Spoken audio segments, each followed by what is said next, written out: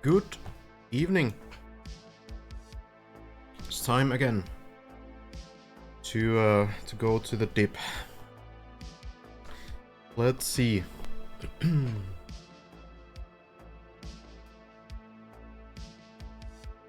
Calheramos, Vanes, Red, Koda. Welcome.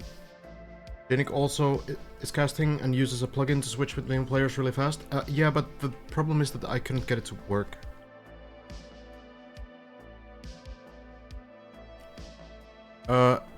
It doesn't work for like a bunch of people. I mean, online spectator, that might be a different plugin. I can check it out. It hasn't been like a huge problem, you know. There's a new plugin update. See what that does. I do wonder if I should still...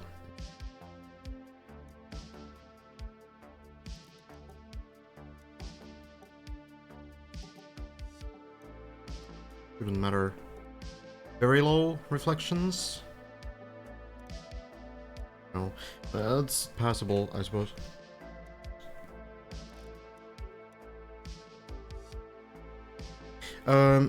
Online spectator, you say, or something.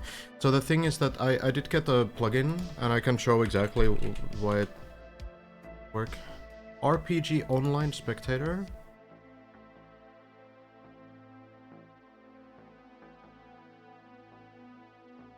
This thing? Been broken for a while. Okay. Hello, Zertrov. Hello, Batu. Pack is playing today for a bit. Okay. Gonna be hard to catch up. But it's gonna be interesting to see. So, here's the thing. I did install this plugin here. And I can join the server and I can show exactly what happens. It's not great. There's a password now, right? I heard about that. To reduce the amount of people trying to connect to the server. They can't connect to the server anyway because there's a whitelist, but this reduces the amount of people trying to connect to the server and then like getting auto-kicked. So, but here's this plugin. Not great, is it? Like, what even is this, right? What is this window? I have like no idea what's even going on. So this plugin doesn't seem helpful. So I'm not gonna use it for now. But it's by Snixtho, and apparently Snixtho will try to update it in the following days, so it might be possible. Hazard is pretty far. Okay, without doing anything else right now, let's go into Hazard, because we have another floor 7 attempt here. Okay. Let's get into this one, then catch up with everything else. So, what I know is that Bren has been to floor 8, I think 4 times, maybe 5. So Bren has been making good progress in a personal sense, but when we speak of like collective progress, we haven't got much further. So Bren has actually gotten the new water court. From Hazard and Elcon, managed to get a little bit further. Oh, Hazard will miss this landing. Oh, this looks scary. We'll be able to recover. Okay, so Hazard will take the long route back, and we'll get into that later. But we can check Bren's attempts on the final sections in a little bit. Follow Hazard for now. But yeah, welcome everyone. We're gonna be doing casting today again for the whole evening. So we'll stick to this streamer server, and yeah, Hazard trying wet wheels here and then going in, I imagine. Hello, have fun. Casting thing is nice to watch and great content and all, but I was wondering how much you liked it to do it or not. I probably enjoy this more than I would enjoy playing the map, because... Oh god. Saveable?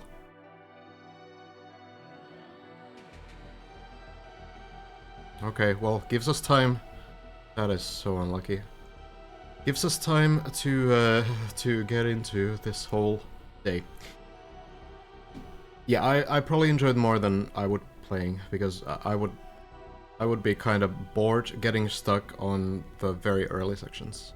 This way, there's like a level of progress from players that are actually not skill checked.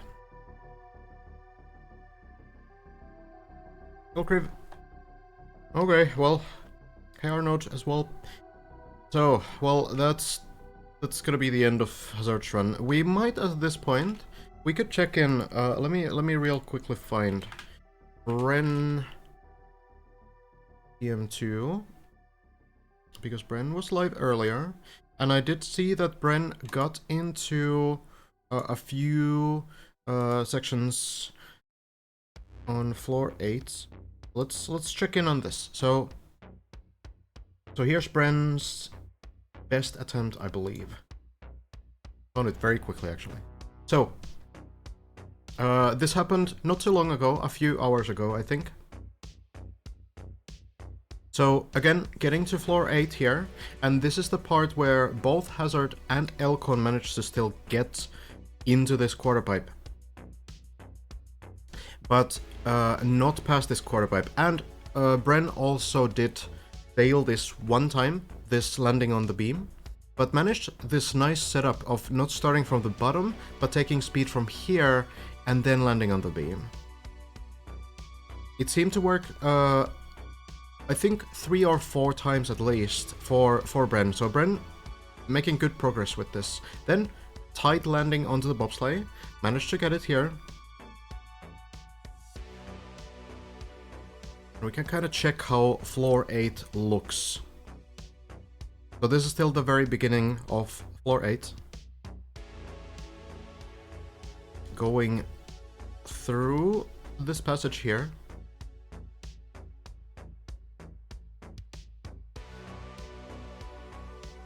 Not too difficult this part here, I suppose. Like, you know, the whole climb thing seems pretty pretty doable, safe, but then some trickier jumps here. Need to make sure you're not too slow. And then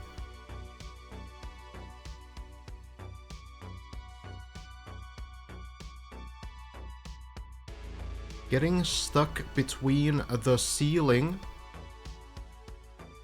and this tight wall right block in this narrow position here, turtled, looks very scary. And it is. This is like a khaki trick, basically, where we're essentially just playing khaki at this point. But Bren manages to do it on this run. This is actually something that I've seen on multiple khaki maps. It was even in one map on khaki remixed on the previous season. So it's not like an unknown strategy, but I think it's like something where you have to kind of know the strat. But Bren has figured it out. Has managed to do it. Unturtled again. And now I haven't seen this next part. So we'll see. Originally a trial blocker, if that's fair, yeah. A lot of these, you know, a lot of khaki tricks probably originally come from trial. There's some trial tricks that are adapted into khaki maps, I know. So maybe more known in, well, I don't know. Could be more known in trial, honestly. I'm just not too far into that world. So, Bren looking through sections. I think this was Bren's first attempt here. So we can kind of go onto the server in a moment. Full pixel art. And check what exactly we have here. Yeah, Virtual did help Bren out initially for the setup. But Bren managed to do it. Seems like you take the tube maybe. It's always hard to know because in a lot of these sections you have like safe ways, not in the sense that you can, not safe ways, that's a bad word, recovery ways. So if you fail something, then you can use one of the parts of the track to get back to where you actually need to do the trick. So it's hard to tell when you get to a new section which way is like a recovery route and which way is the actual route that lets you progress. There's a lot of trying to understand what exactly to do.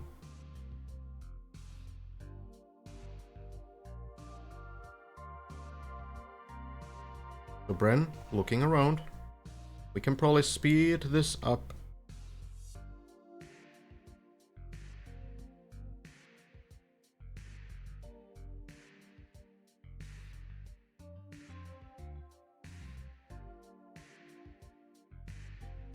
There's some signs. Okay, Bren.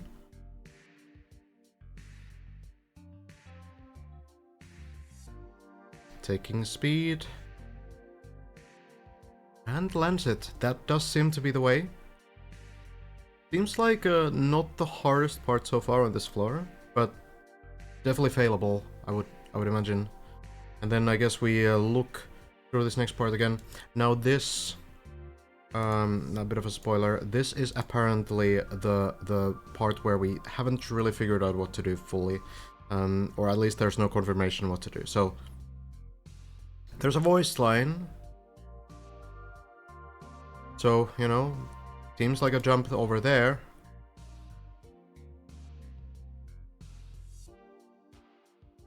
But Bren setting up for this jump.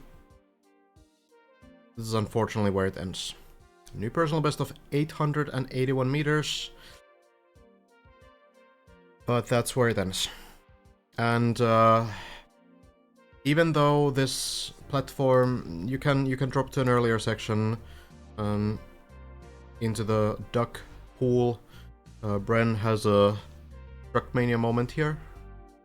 Again, another spoiler. I have seen this before.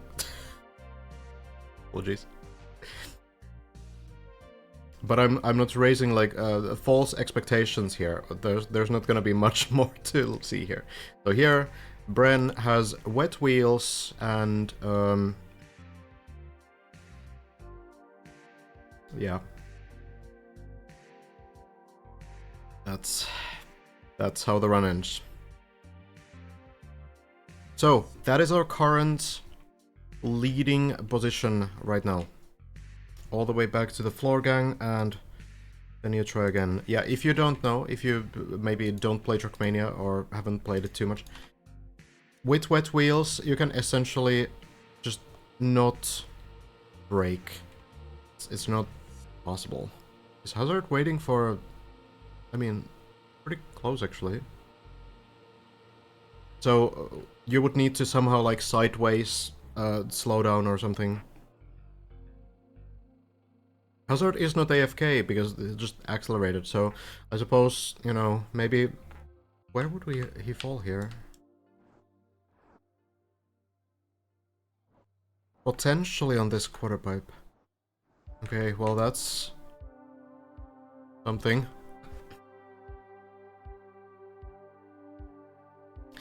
Let's see. Hello Initial and Kendo.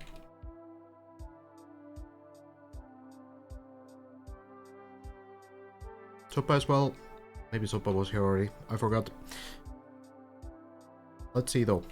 Yeah, Bren getting super consistent on the first 7 floors now. And honestly, I think Hazard is very consistent as well, because Hazard has so much practice there. Only, to my knowledge, has gotten to floor 8 once, but might have gotten more today. But the thing is that Hazard had to redo the final jump of floor 7 like 4 times to get it for the first time. So Hazard has had to do floor 7 multiple times, even though has already passed, only passed it 1 time. So there's like, you know, a lot of experience there. Alright, is the car going to land? Could fall soon. There's something called default movement often when you turtle, go upside down like this, which means that the car will keep moving to some direction very slowly. And in this case, the direction is off the platform. So I suppose there's a possibility that after waiting for a few minutes here, Hazard will be able to continue this run. I mean, it's still like, it takes like 15 minutes at this point to get to this point, so I suppose... Okay, I guess the beam on the side there was something that stopped the default movement. That's probably what happened there. So Hazard notices car doesn't move anymore, and better to restart. So we go again. Well, a bunch of players on the server as usual. Elcon, for example. Let me lower the music a little bit.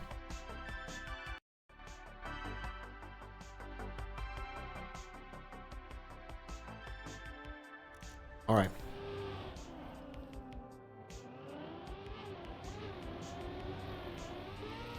Anything interesting happened since yesterday evening? It seems like progress slowed down a lot. Yes, it has slowed down a lot. On first day, we got to... like, you know, the first 24 hours, let's say. We got to floor 4 to 5, somewhere around that area. Then on day 2, we did get to floor 7.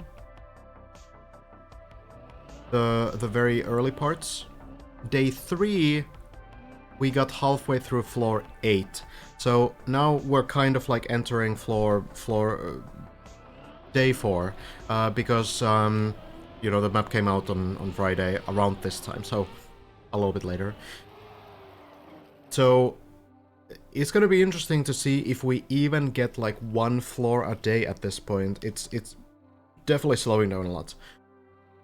Of course, like, it depends a lot on the difficulty of the floors as well. There's probably some easier floors later as well. But there's probably also harder floors, so... I doubt we've seen the hardest floor just yet. But, yeah, so... Today afternoon, or last night, when Bren was on the grind, Bren did manage to get the new record, so... We are a few stunts ahead. Maybe like 5 or 6 sections ahead of Hazard and Elcon.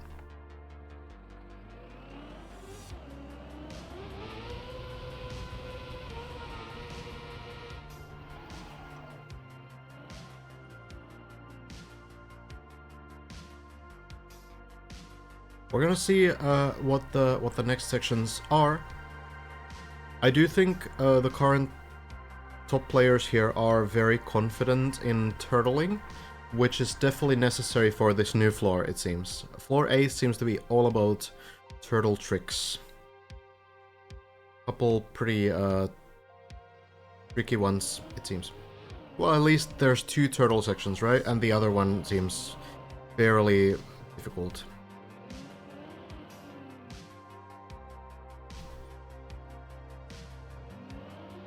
So Hazard, it's hard to say because I haven't caught up with absolutely everyone today, but if we haven't got anything else in the last, like, you know, 12 hours or so, if no one else has done like a new PB, at least up to floor 8, then Hazard would be just a couple steps ahead of Elcon, and Elcon would be also on the beginning part of floor 8. So I don't think anyone else has reached floor 8 yet, but maybe I just haven't heard of it. I'm not sure what Lars's progress is right now. Elcon has the recovery path here. Try this again.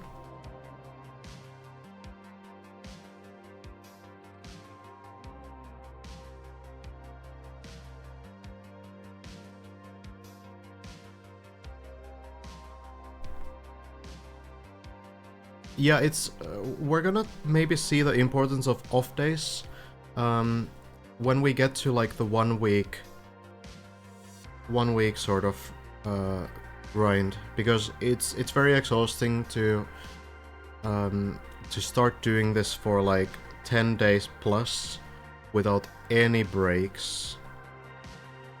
It's gonna be very curious to see if some player decides like, okay, I'm just gonna chill a little bit, gather my energy for 1 day.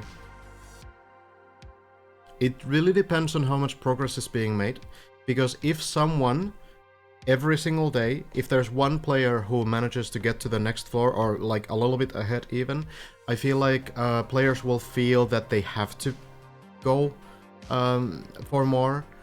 It's easy to get this mindset like, oh, this guy is making progress, I have to make progress too, and then you just go to the server and start grinding.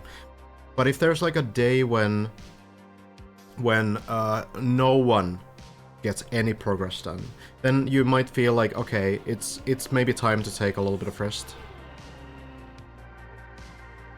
Alcon makes the jump.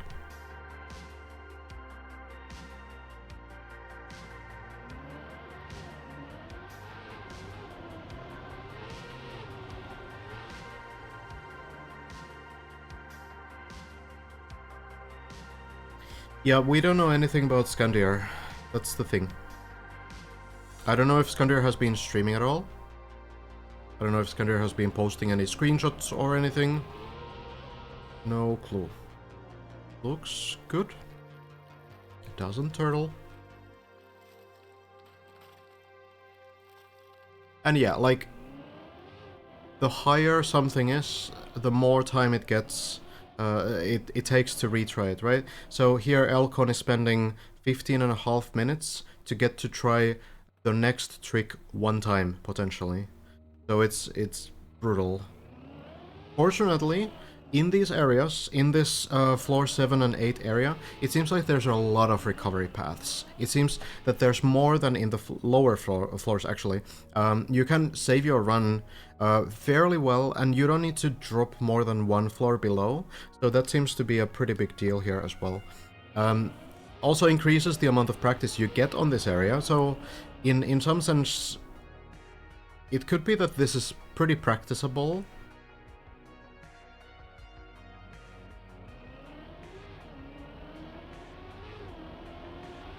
Backward part doesn't get the speed. I think Elcon pressed backwards too early and then got like a weird break thing. There's a lot of stuff in this game that sucks when switching from forwards to backwards. There's like all this like inverted steering, and then there's this thing where if you press backwards at the wrong time, even if you're going backwards, you might slow down a lot. So I think that's what happened to Elcon there. Needs to redo this, but gets the bonus again.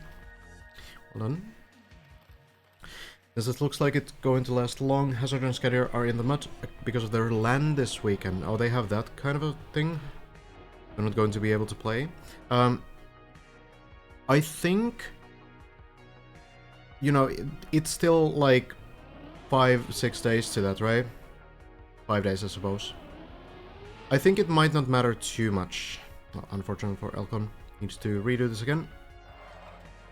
But it is recoverable.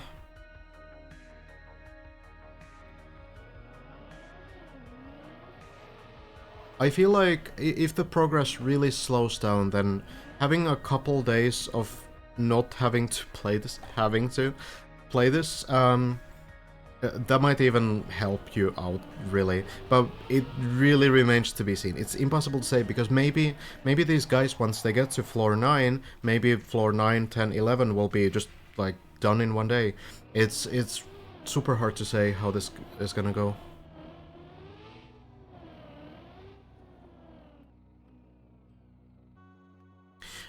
Practice floors, I think, are not released yet. I can't read at all.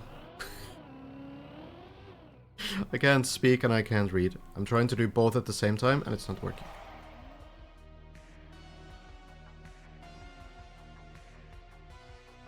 Radio silence from Scan. Gotcha. So practice floors will be officially released at some point when the organizers seem think that it's necessary to release them, or you know that it's beneficial to release them. Corch actually here as well.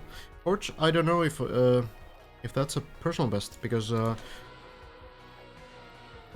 no, Icy Will Turtle. The best thing to do here probably would be to fall off the platform right now, but oh, that's gonna be a tough one. Well, tries to. Looks pretty tough. We've seen this happen so many times. Big danger. Promising run from Corso.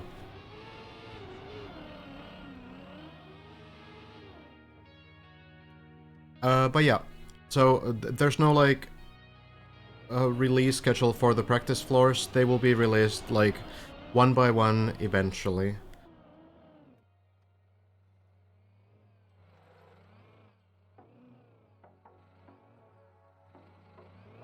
But it's never going to be a floor, I think, that hasn't been cleared yet. So it's always going to be the earlier floors. At this point, I'm not really sure if it would be a bad idea to release like the first 3 floors, you know? Like 0, 1, 2. That would seem fine, but I guess they're waiting. Okay. Elcon. Duck jump soon.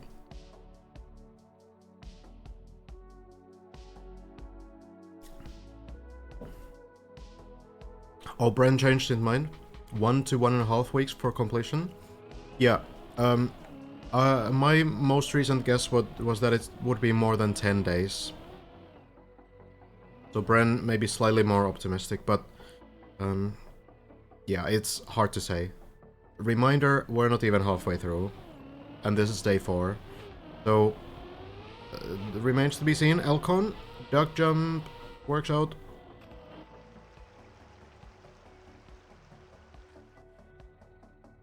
Well, yeah, floor 0, I guess, practice floor, wouldn't really have a other purpose than hunting it.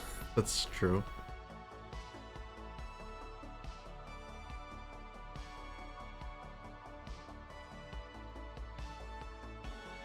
Deep Dip 1 didn't have practice floors during the competition. They did eventually release like a checkpoint version and stuff, or maybe someone else made the checkpoint version. I can't really remember. This time though, they had like I think a much clearer approach to the whole competition, like a much clearer sort of idea of like what you can do as a player and like how you can practice and stuff like this. So it seems a lot more like designed this time. Leaderboard updating properly now? God damn. Do I need to reload plugin? Or is it already this version that I updated earlier? Oh wait, it was here, right? Let's see Elcon first. Try to get through these parts. Backward speed slides.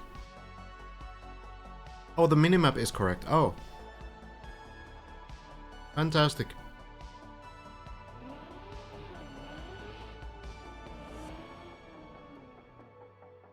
Is it Elcon at 4? Oh yeah, so that's it's not like retroactively updating, right? Because Elcon did manage to get to floor 8.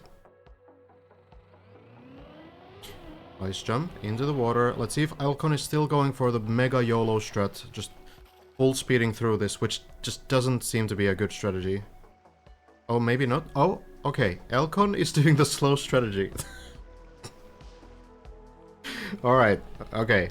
We don't need to we don't need to hold our breath for that one.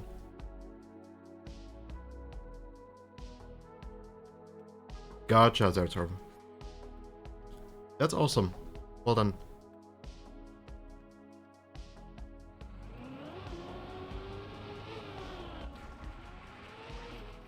Makes the jump through the hole, and now we get to the maybe the hardest part, arguably, of this floor. We have the jump through, upside down plastic, zooping up, landing on this platform. And the stuff after that is not so easy either. Elcon, going. Needs to line this up properly. Is that gonna work? It seems it might be a little bit short. Barely. Just on the edge.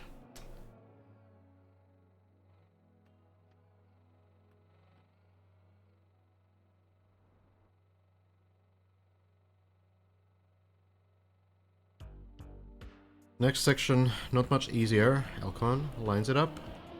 Needs to not clip this one. Gets it perfectly. Nicely done. Plastic bounce into the water next. This one has been working out for pretty much everybody.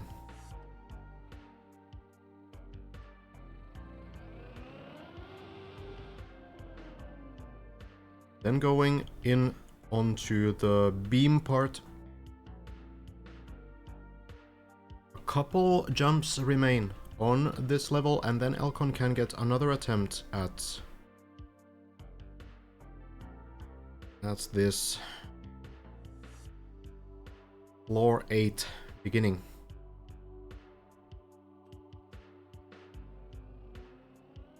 There we go, saying hello to Techie. Oh, going very fast, but seems to be working.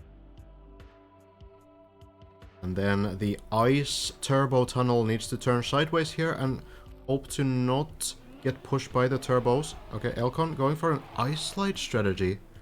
Interesting. It looks a bit wonky, but as for getting through the turbos, that's clean. Works great. A little bit of a new strat. We've seen a couple pretty strange ways to get through that, but that worked out fine for Elcon. Oh. He's safe.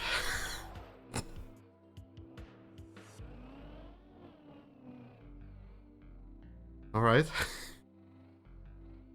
A bit too fast there, actually. Going super far. Seemed like an early air brake, but I'm not sure. So as far as we know, Elcon, I think, is using keyboard overlay, but the spectating just makes it look different, I think. But I don't know. Elcon's stream probably has like a more accurate input overlay. So Elcon is gonna go here, and we'll slow down. Oh! Okay. So Elcon's gonna go back at the top of the hill.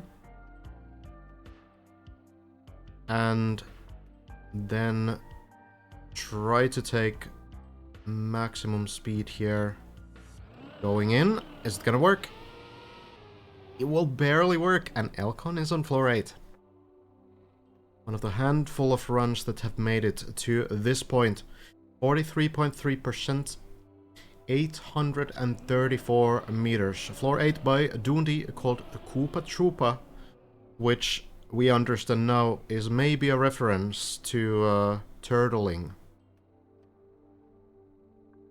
Might very well be. That's what the floor starts with. You need to turn the car upside down and make it all the way to that quarter pipe we see there in the distance.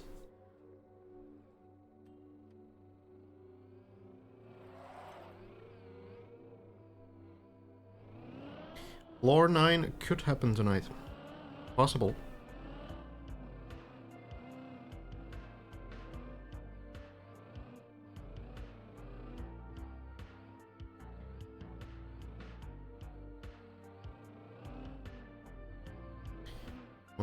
Unturtle.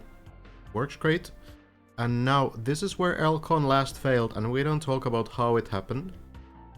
I don't know if Elcon has been here since, actually, but Elcon's first run on this point was unfortunate. So, we are hoping that when Elcon starts driving from here, it doesn't go backwards.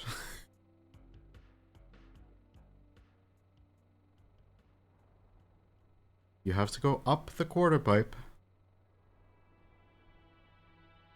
And then what Bren found out earlier, the only player to find out a strategy for the next part, was to go here. And Elcon is adapting that strategy as well. So Elcon stopping here, not trying to do it directly, but instead taking speed again and then trying to land on the beam. This is not easy to do.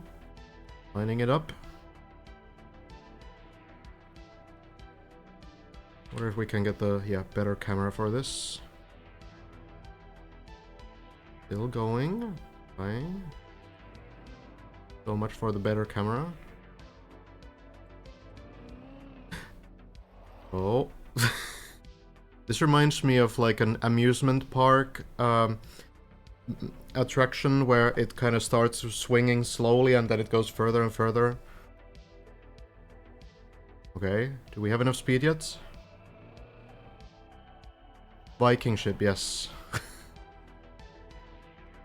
Okay, seems like we're gonna take a moment to rethink the approach.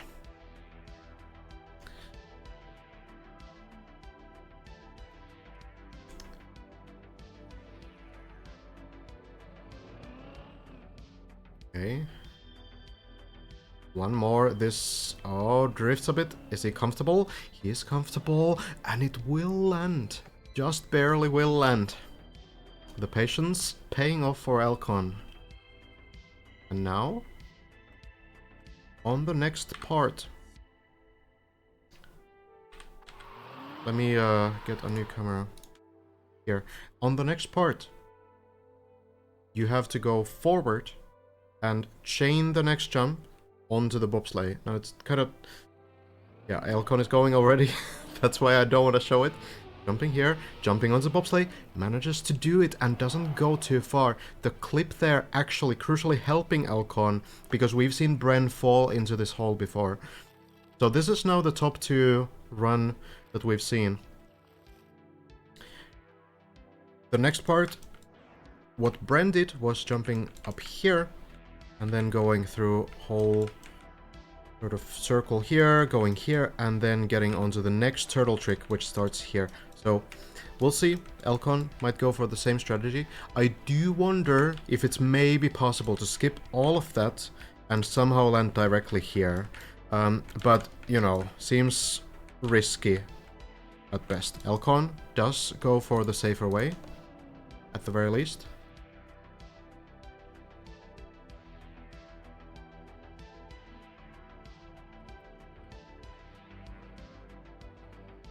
So this stuff, basically just a patience test. And yeah, Elcon is being patient. I think at this point, when you're this high up, even if it's only 45%, you're going to kind of make sure that you don't fall down for no reason. So now, needs a little bit of speed, lines up on the ramp, turns to the left, jumps, lands it. And at this point we will get to the next turtle part, which is a very cursed section indeed. So, going in, dropping onto the platform, and now Elcon has to start a turtle from this platform, squeeze between these 2 blocks with 1 wheel, and go all the way over here, and then continue the turtle on this platform. Now, we've seen this being done. Bren, currently the only person to make it to this point, and currently the only person who managed to do this 1 time. Elcon might be the second one, starts the turtle, needs a 45-degree angle, gets it, and now... is the car going to be stable enough to get to the end? Close. Elcon's through. Elcon's through and will manage to keep the turtle going.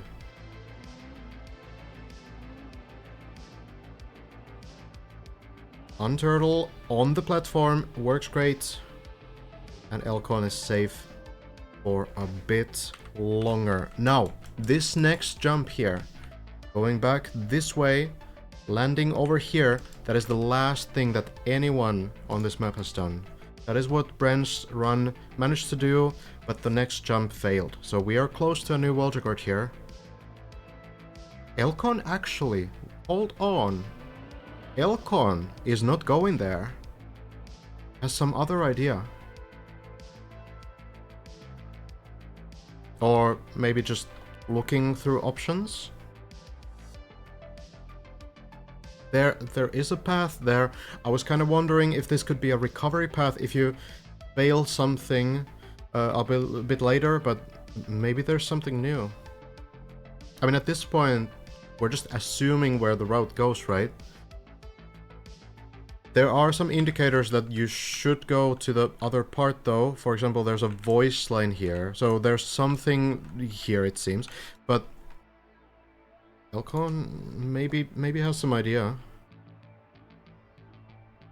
There's a ceiling here as well, so it's difficult to say.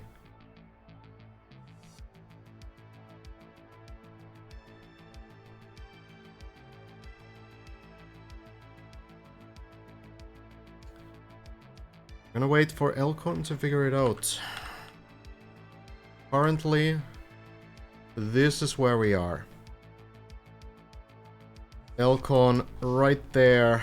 The tower will continue all the way up there. And at the top awaits the crown. I think our journey there will be fairly long, but players do seem motivated to get there. Elcon on the move.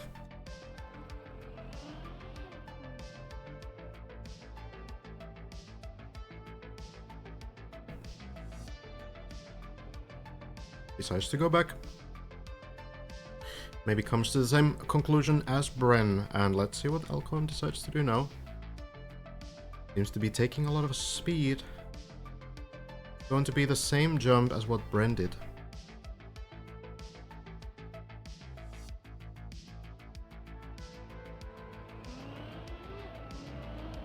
Lines it up. Not comfortable with the line or the speed. I do wonder if this is recoverable. There's a beam here, and I'm worried that for Elcon... Where did Elcon go? Oh, driving back. So I wonder if Elcon has to go back, because you might need the speed from the platform. Yeah, I think Elcon needs to do the turtle again.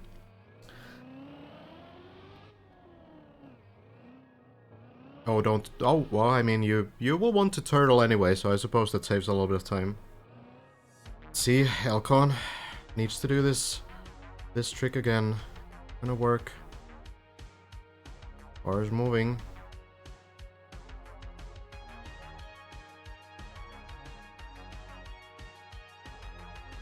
And the turtle is stable. Now just needs to unturtle onto the platform. At the very least, Elcon is getting some extra practice on this.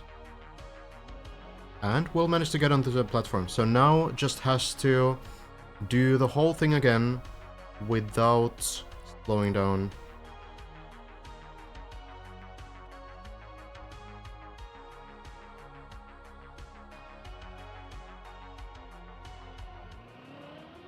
Let's see. Accelerating. Oh, clips the landing. Round 3 it is.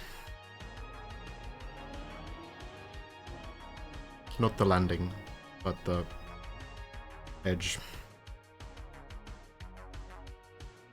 Hack and Hefest apparently also playing.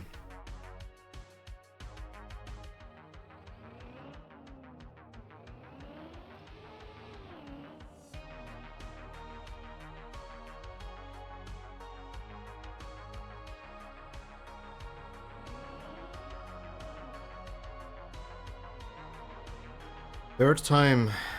Let's see, Elcon in position. And the car moves on.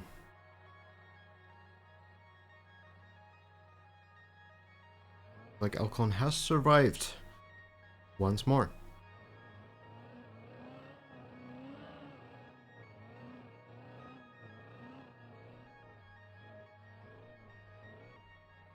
And the Unturtle perfect yet again. Third time's the charm. Worth mentioning that Bren did manage this jump on first try. Might not be that big of a problem once Elcon gets the hang of it, but anything new is going to be scary. Now committing and lands it. Lands it onto the grass, and this is now a tied world record in terms of progress. The last section anyone has been to. Bren's idea here was to go onto the quarterpipe, jump up, land here. We'll see if Elcon takes the same approach. It does seem like a pretty rational idea. Bren did not manage to do the jump though. Landed a little bit off. The height seemed to be enough, but let's see. Elcon committing to it.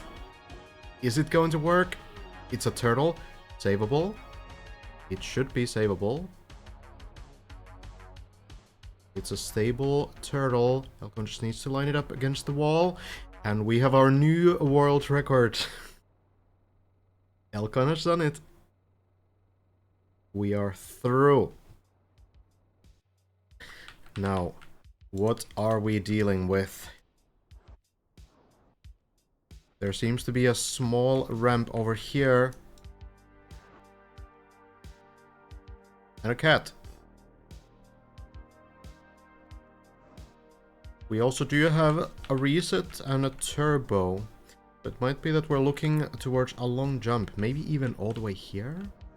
Hard to say how much that would...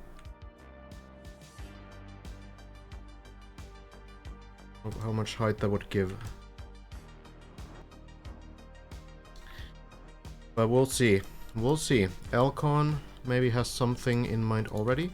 That seems to be like a pretty rational path. I don't know if that could be a recovery path as well. It's possible, but I don't really see anything else either, right?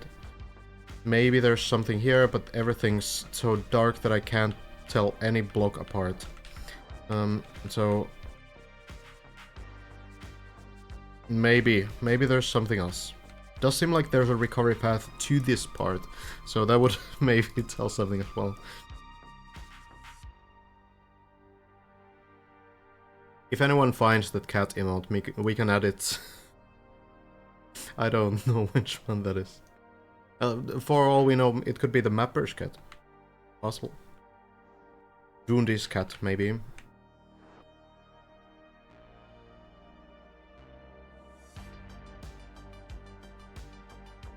Because we're waiting for Elcon. Going in, and it is going to be the downhill. Carefully falling to the right from here, that would be the end of the run. Makes it downhill. Now to the cat jump.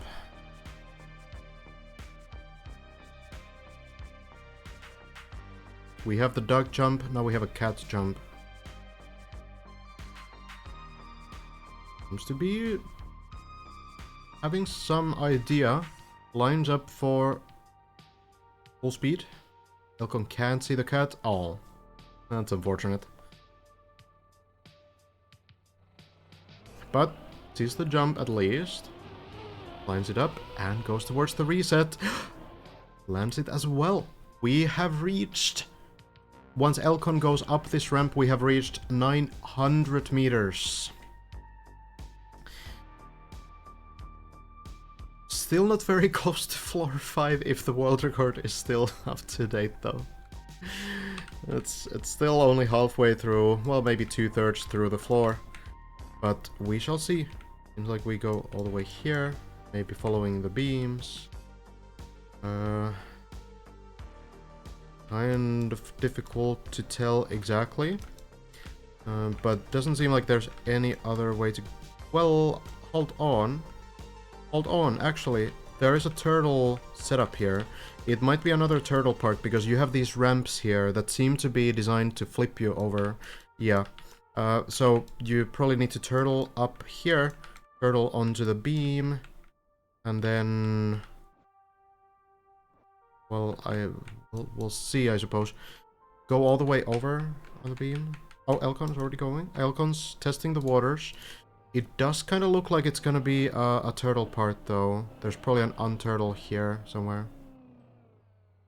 Okay. Elcon might have to make the trip back. Yeah, we see the unturtle right ahead. Elcon sees it now as well. So back we go as well, unless Elcon has some mega idea.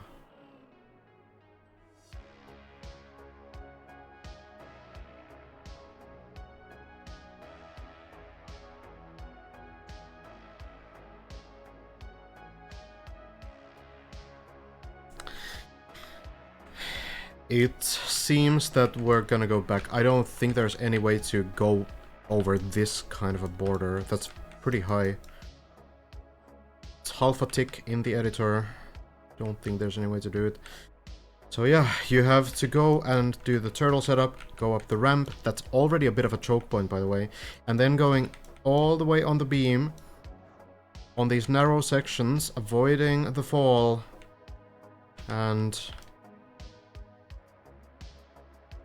yeah, Elcon maybe wants to still... No, Elcon is going back, so... Suppose we're just gonna try it the normal way. But we did reach the 900 meters now, officially. Alright. This doesn't look very easy at all.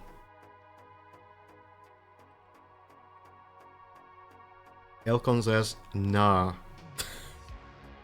Can't blame him for that reaction.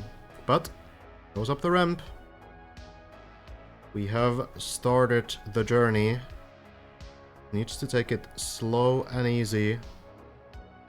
Not fall off the platform. Make sure you get these narrow sections precisely. And don't let the turtle die. Needs to keep swinging back and forth. Elcon still keeps the turtle. And now needs to unturtle onto the platform. Does it. Like every single time Elcon has. This should absolutely be savable.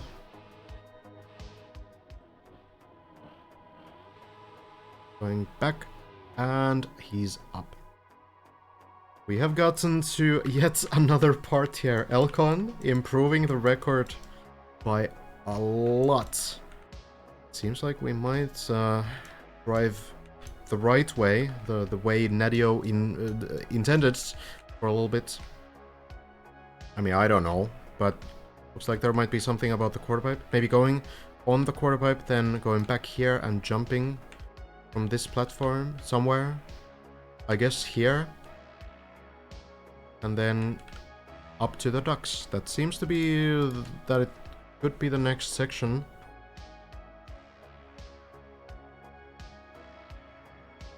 Hazard getting to floor 5 now. We'll follow Elcon now.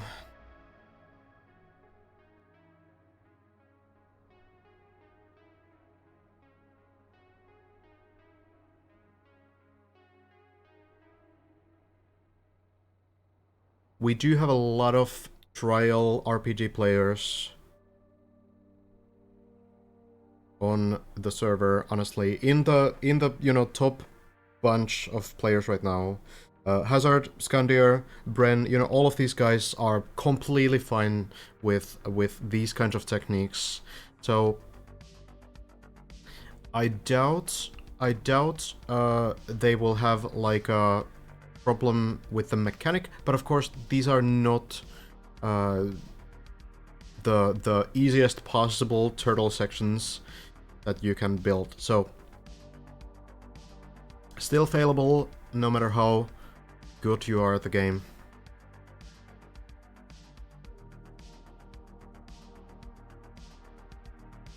Suppose Elcon will be looking for some baits, making sure that the route is what it seems.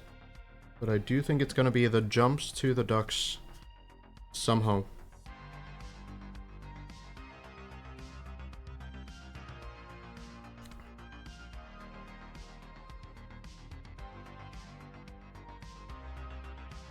Bren was looking very fast on the first 7 floors, that's true.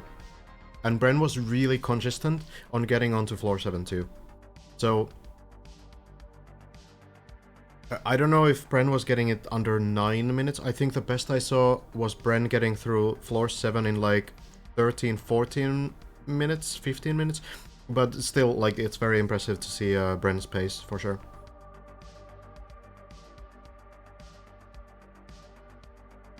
Alright, Alcon. Are the strats there? Hazard? Slowly but surely, making progress as well. On floor 6 right now. Seems to fall a little bit, but that could be just a trick.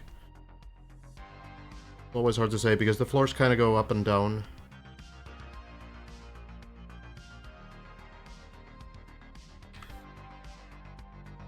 It does seem to me that you go here, jump from the sausage, then go up, turn around on the quarter pipe. You can jump up as well.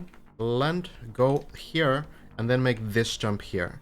And then it seems that you continue to this direction, right? There's a pool, there's some ducks, but of course you want to look a little bit further too. You want to make sure that this is not a recovery path, which it could be, you know. I'm not gonna pretend like I know the map, so there could be something else to it. It does look like it's something, you know. Maybe you're supposed to jump all the way to somewhere from here, so that could be something that Elcon is looking for. There's a landing here for some part. Again, could be a recovery path, could be anything. It's a bit of a pathfinding challenge, this one, it seems, but maybe Elcon has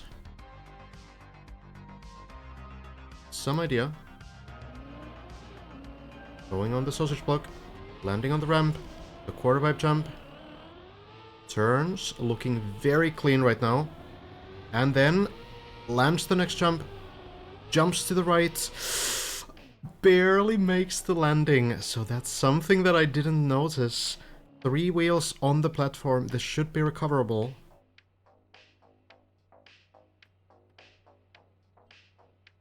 Should be possible.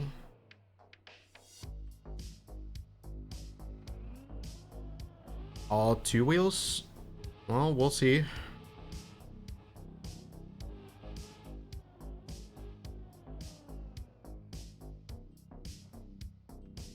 Elcon surely knows these tricks, though.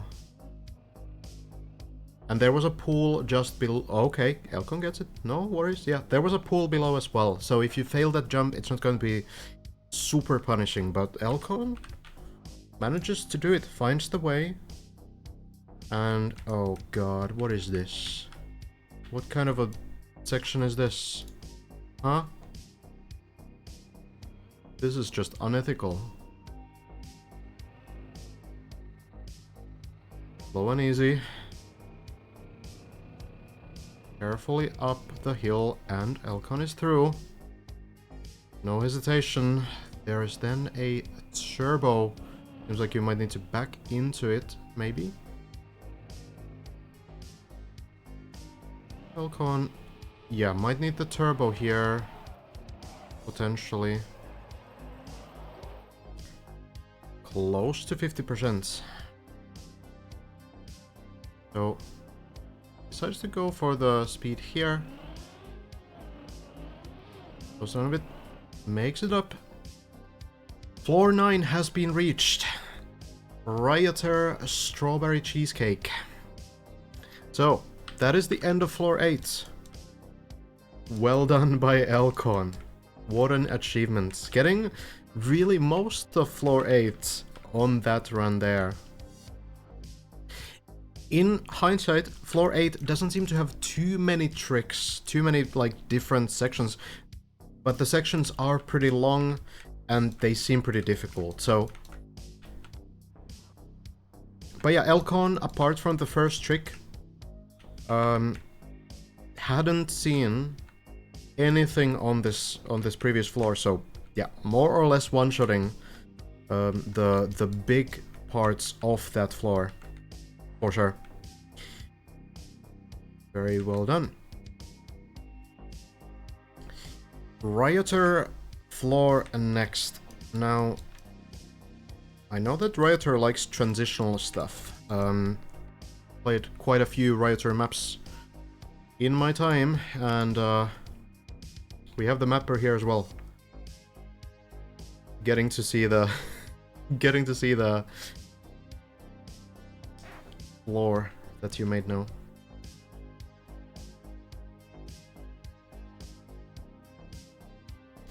Hazard, in the meantime, by the way,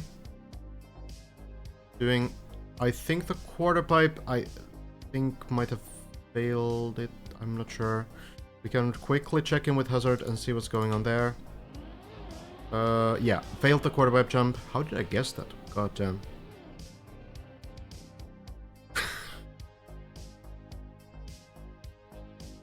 I'm just looking at the height go up and down. That's what it felt like. So, seems like this floor though, if we take a quick look around, seems like it's gonna be very road-based. We seem to have some plastic blocks. I'm not sure if that's gonna be scenery or if it's gonna be the roads, but it does seem like we have a lot of ramps, a lot of jumps, quarter pipes, and very like old school type transitional stuff perhaps. So let's see if that's gonna work for Elcon. Hello, J-Dog.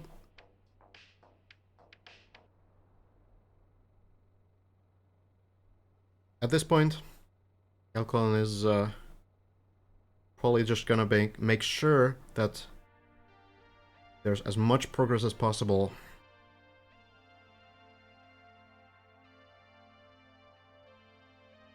We are pretty far. We are halfway through in floors now.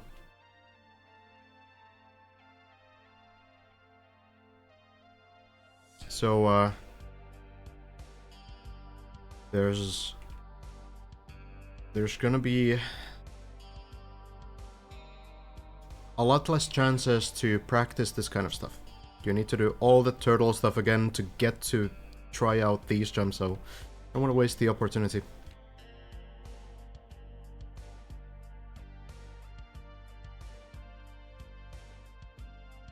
Elcon has no clue. Gotcha. Seems like these last few floors have been a little bit pathfindy. Hazard, making some progress as well. Looking to get another attempt at floor 8.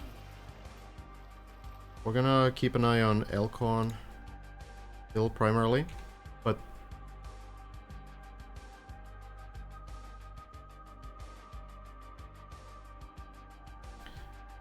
don't want to miss these first attempts here.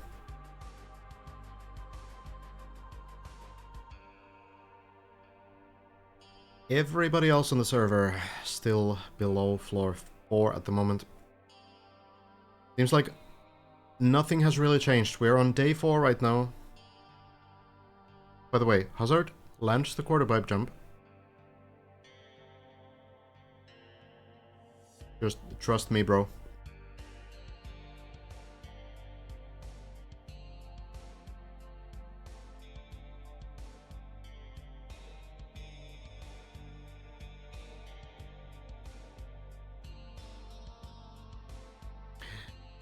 But has failed something. Oh, wait, hold on. No, maybe? Huh, what happened? Okay, now I don't know what happened.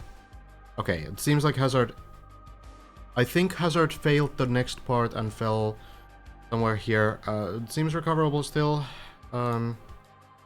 Or maybe it could have been the quarter pipe, honestly. So Hazard, Ron is still alive on floor 7, but Elcon, the only player to ever reach floor 9.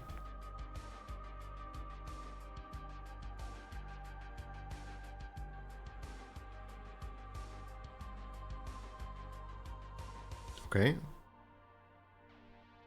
Half a meter forward. Car is shaking out of tension.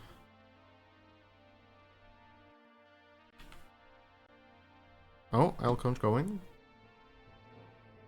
Maybe he has some idea.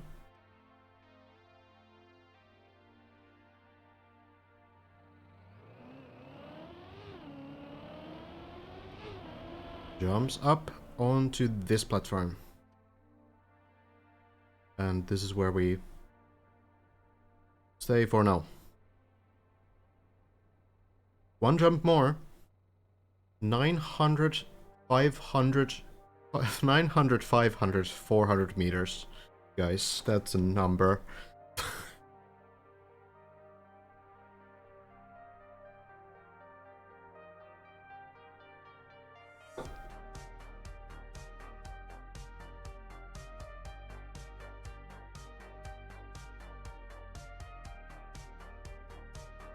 The turbo here seems to be like a recovery path. I do guess that you need to chain this stuff.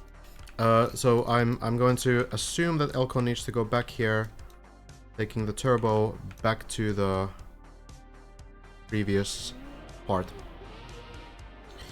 Seems to be pretty safe as a recovery, so very close to 50%. If I'm looking at this correctly, that you do chain this part, you go here, and then you chain this jump somewhere, this might be the 50% point. Could be where it happens. And that's gonna be 1,000 meters as well.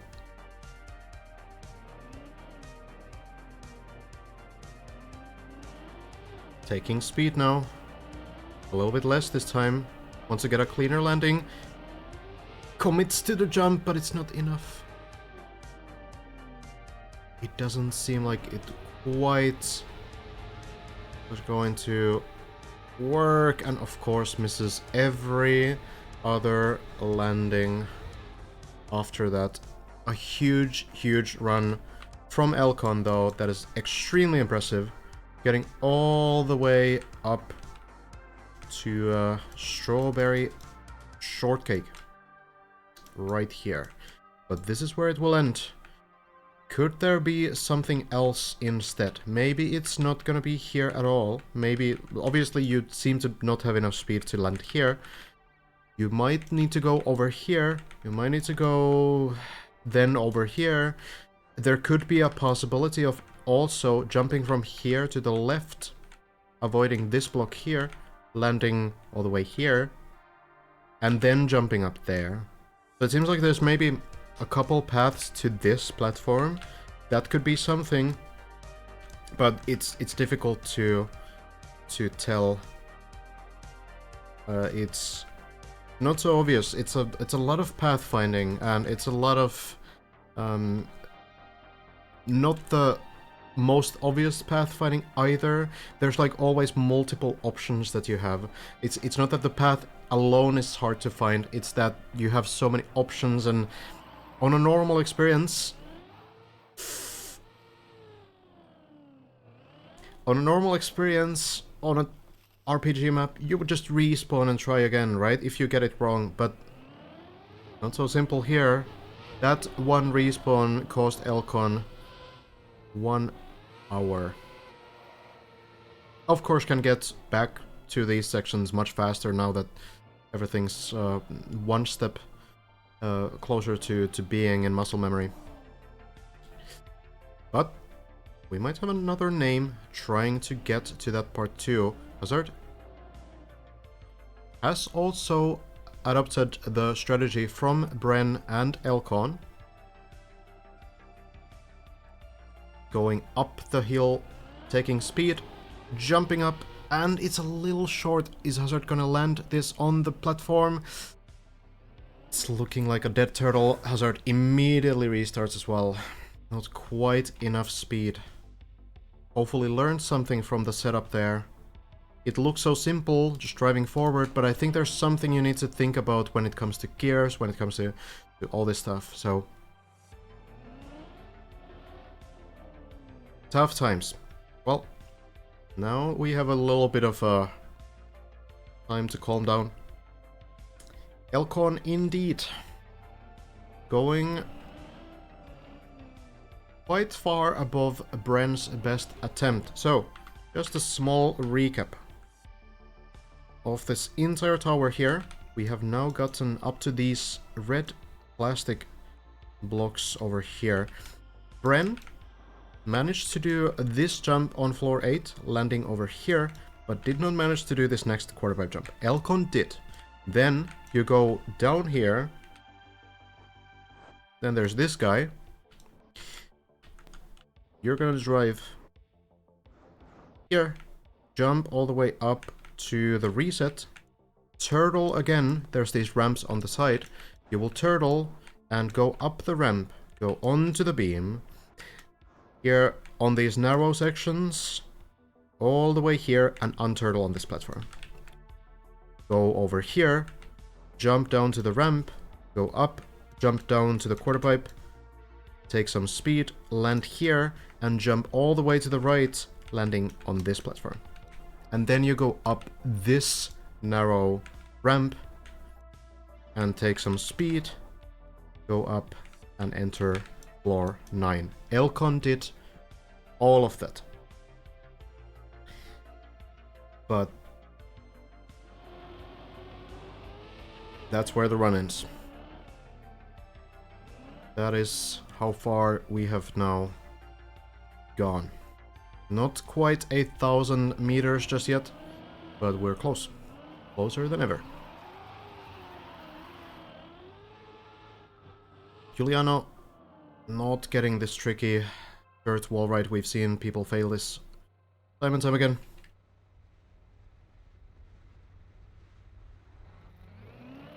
I could probably do that, Nenka, yeah. Now that no one's even on floor 4, I can, yeah, change that setting because the game demands it. Yeah, I didn't even realize that it needed to be on very low. Also, it's not even a water surface. How does it make any sense?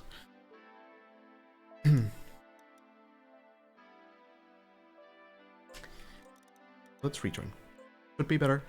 I might improve my FPS as well.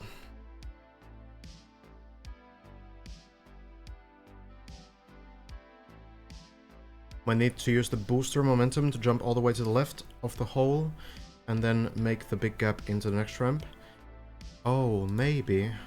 That could be an interesting idea, actually. So, what you suggest, if I am understanding this correctly...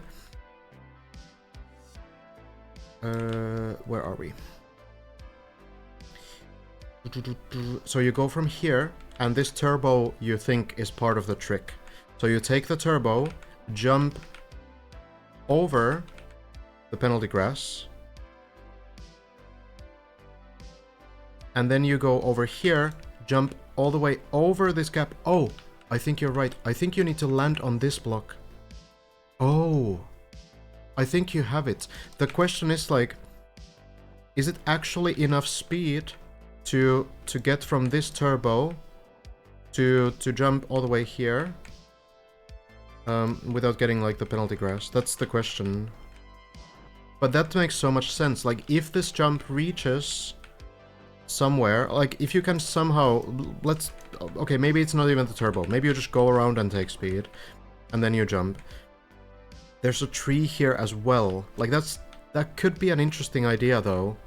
Getting here, keeping the momentum, and then jumping all the way, landing on this block here, and then landing down here, and then chaining all of this, jumping from this ramp to who knows where. Probably somewhere over here, though. It kind of looks like you might want to bounce on this block get onto the plastic maybe. Then maybe go here. Maybe go on this block. Maybe land on the beam. Go here on the beam. Perhaps down this and then here on the beam. Does that make sense? Maybe. Gonna be a while before we see anyone get there again, I think.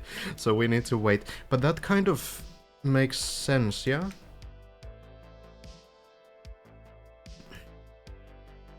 Is the gate on the platform not usable?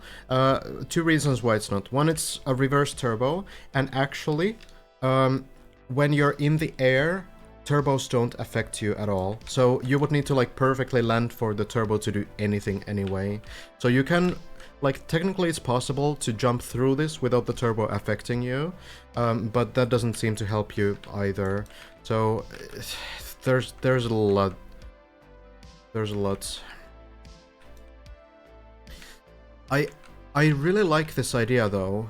Going here, chaining this, jumping here, landing here, then here, jumping up.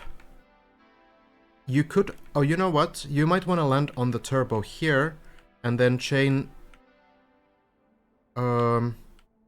Maybe you don't go on the plastic. Maybe you go and land on this turbo, and bounce to this, and then go here, and then go back on this turbo, and then go on the beam, and then go around to this place.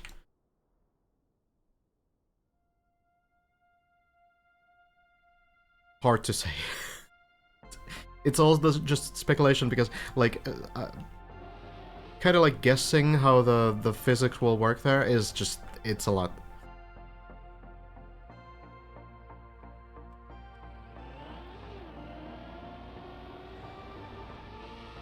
The turbo, yeah, the turbo seems weird. There's two possibilities. Either it's a bait, or it is part of the next trick.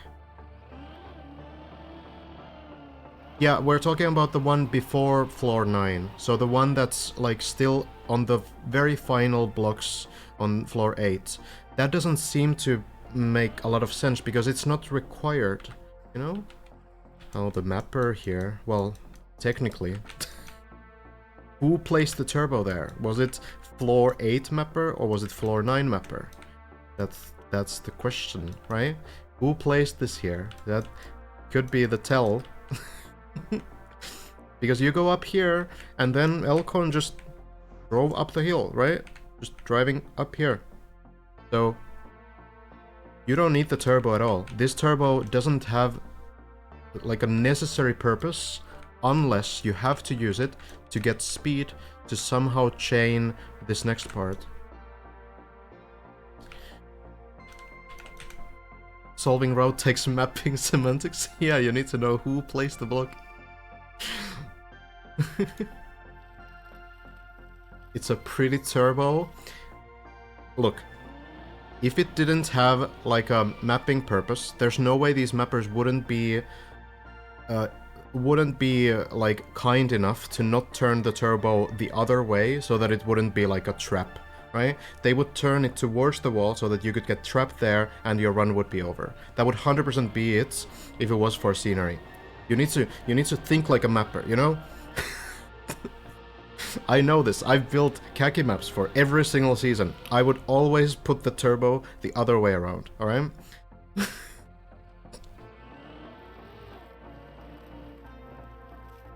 No, I would never do that. I would always build only easy and fun khaki maps. It is plastic behind the turbo, yeah.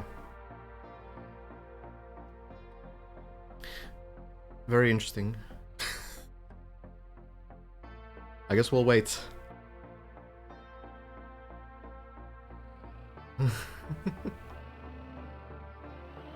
Misleading turbo is less troll than trapping turbo. Yes.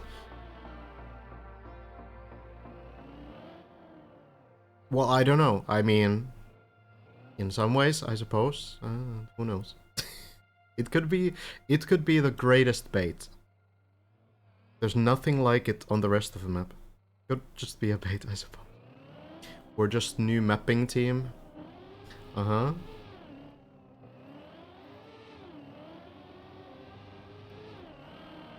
Oh, hope you get well soon, Balza.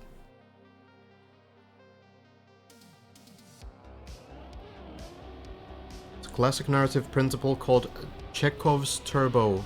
Don't place a turbo in Act 1 if you don't intend to use it in Act 3. Yeah, you got it. Exactly. This turbo will be the one plot point where everything will link to this turbo later. Gonna be the most important block on the map.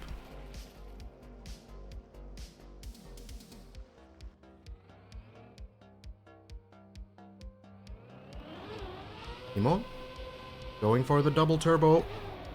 Oh, going for it, gets the line. This looks pretty promising. Bouncing, and gets the landing. I don't know what Simo's personal best is. I'm not sure if Simo has been to floor 6 yet. But making good progress, for sure. And I think Simo will probably do pretty well on floor 6 and floor 8. So it remains to be seen if the floor 7 stuff is up Simo's alley.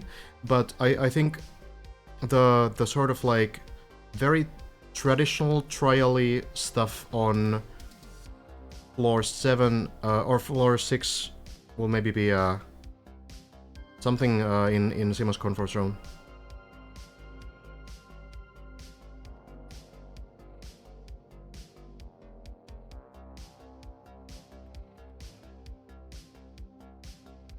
Passed the double anti-booster precision on floor 6 and then failed the part after. Gotcha.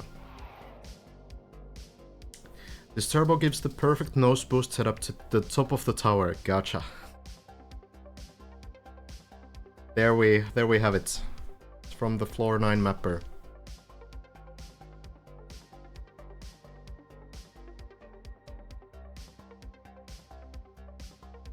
Good progress from Simo as well.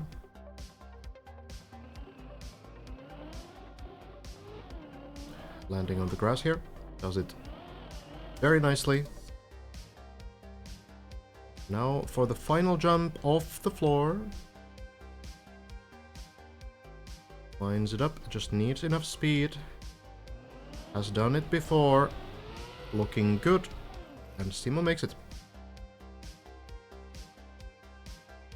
It feels a little bit silly to get excited about these floor 6 attempts at this point when we've just got to floor 9, but this seems to be where the map starts right now. This seems to be the beginning of good runs.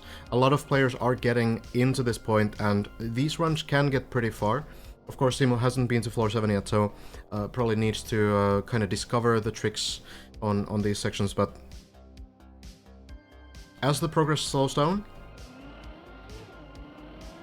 the floors like this will become so important to get consistent on.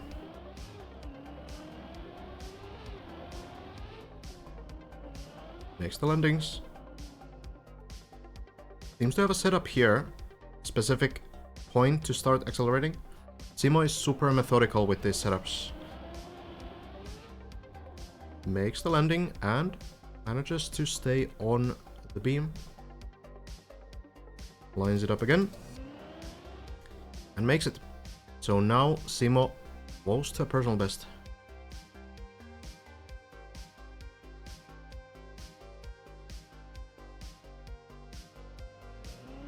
Needs to dodge these turbos. Takes first. Second one successfully avoided as well. So now Simo is very close to a personal best. Needs to jump down, lines it up, jump down and do these transitions here. In.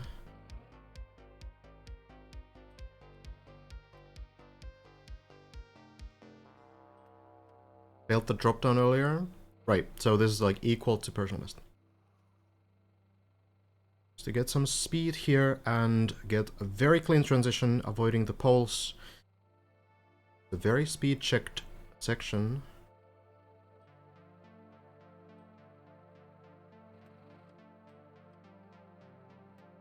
We've seen players put the back tire on the light. Some people start a bit further ahead as well.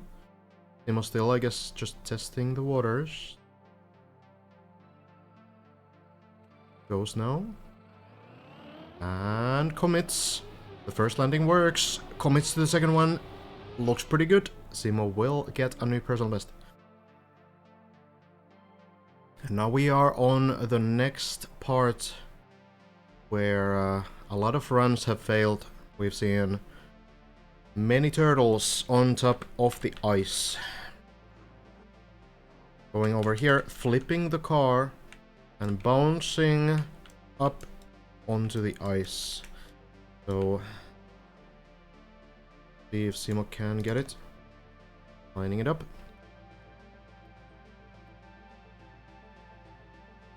Congrats, Hype. I'll deal with that soon.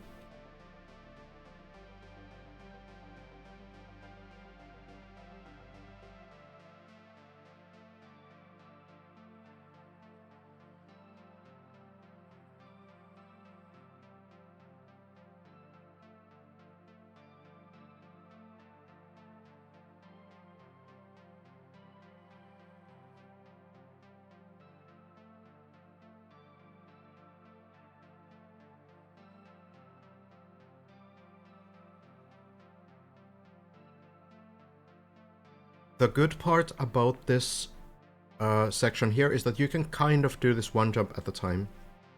There's basically like, after every trick you do, there's going to be some way to recover.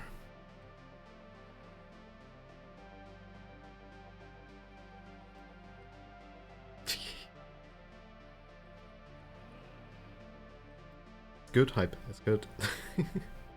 Redemption arc after 6 years.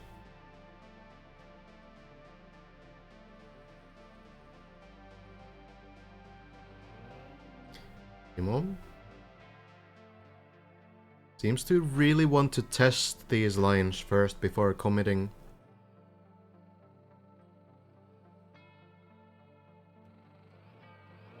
But now, I think we're going in. Flips the car, bounces up. This looks promising.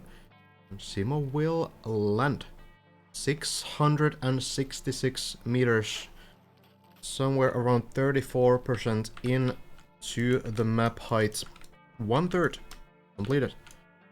And next part, landing here, jumping up. Landing on this platform and then going over here. And we have some more stunts coming in.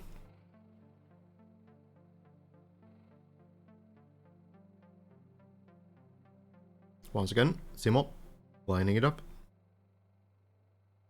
Needs to go between the poles. Now this is recoverable if there is a mistake. You can drop down onto the turbo there and make it back to the previous part. As long as you don't fall all the way down, you will be able to recover.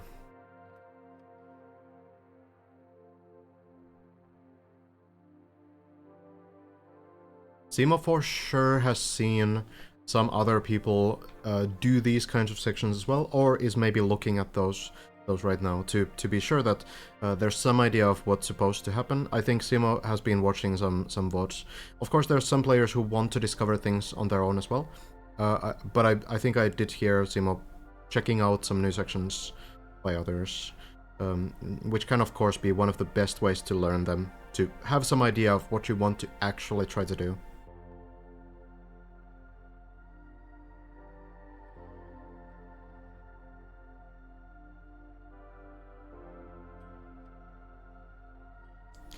Backing up, taking the start position, lining up the car precisely against the wall. Testing the line again.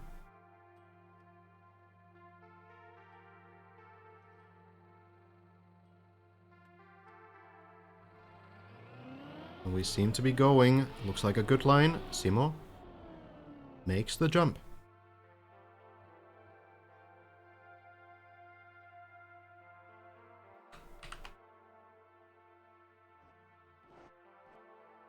Landing on this platform is the next part Timo going for it and lands. Now can rest for a little bit again. Going through the turbo here. Landing onto the quarter pipe. Going around on the quarter pipe and then going back down here. Below. Up. And then you hit the plastic here and land on this platform. Then jumping from this wall right thing all the way to water. Or if you're Elcon and want to save 5 seconds, so you don't need to dry the wheels, you can also land an unturtle on the road.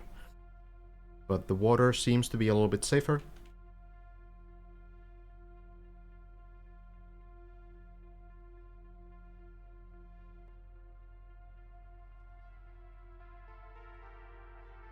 It's a couple more critical parts to this floor, but Simo is about halfway through it, I think. Jumping through here next, and then the backwards part through this platform and getting all the way here. And then another wall ride, the dirt onto the water. And then there's only a couple more jumps, beam jumps that we've had before as well. And then the duck jump there. Finally, a wet plastic platform section there. Timo, ready to try the first one of these.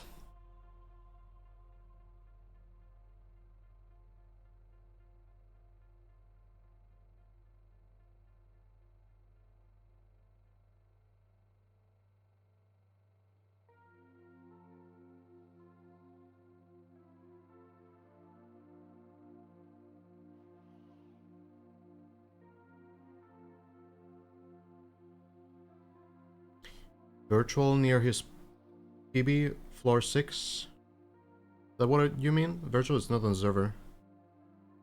Is he playing in solo?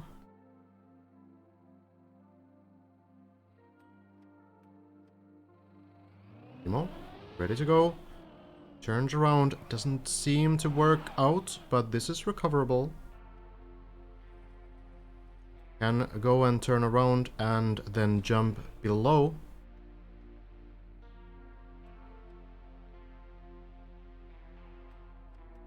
So, just jumping on this platform here and going up here, and then you can try the plastic bounce again and go from there. This will be important, important practice for virtual regardless.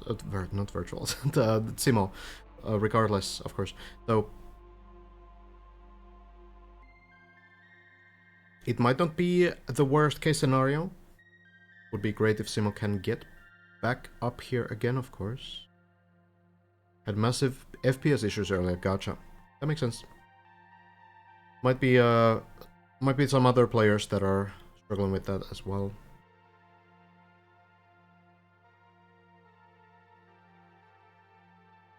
Timo really making sure that the strat is there, but I think we're ready to try this. Taking the speed, going backwards. And jumping onto the platform. Nice and easy. And up the plastic. And we go again for the bounce. This is a personal best run for Simo, yes.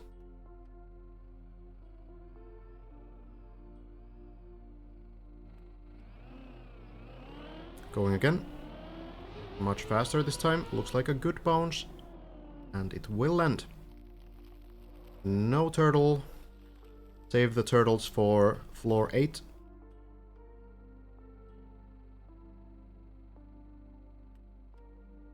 Lines up the next one. Goes in. A little bit to the side and will hesitate.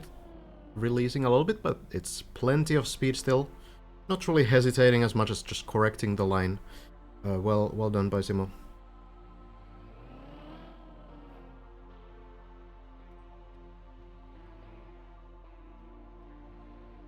And we try this again.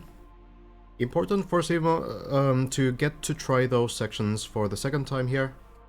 So a little bit of repetition will get here much more often now. Now, knows what to do. Maybe learn something from the previous attempt. Jumps and rotates. Looks a bit better than last time, but we'll have to take the recovery. Once more.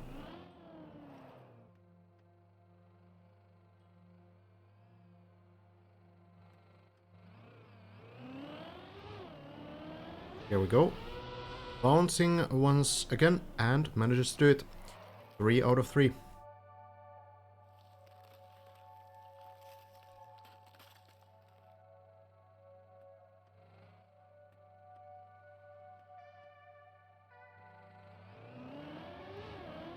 Lines up, gets the next jump perfectly again. You can really see Simo's experience as a trial and khaki player on these kinds of like precise sections. Doing very, very well.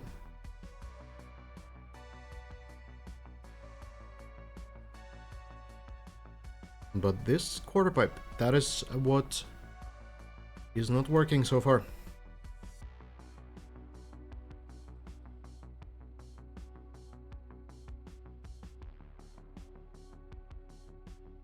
Rethinking the lines again. Now. Going in. Third attempt. Turns around. This one looks a lot better. Will land and looks to be enough speed as well. Simo is through to the next part. Another turbo gate over here. Jumping onto the wall right and landing on this section here.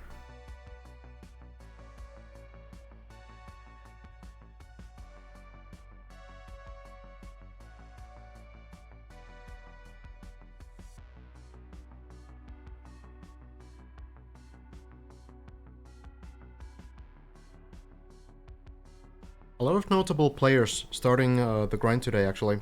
Well, we'll see if they are committed to grinding it, but at least trying out the map. We see Hefest, Pack, and Granadi all starting their journey today, as far as I know.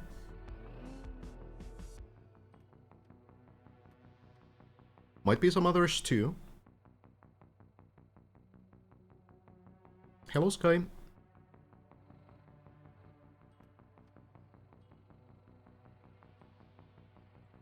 Seems like Simo is ready to try this for the first time now. Once again, lines this up, and I wouldn't be surprised if Simo will again test the line before committing to it. Checking out, this is how I will drive, this is where I'll go, and now, going back.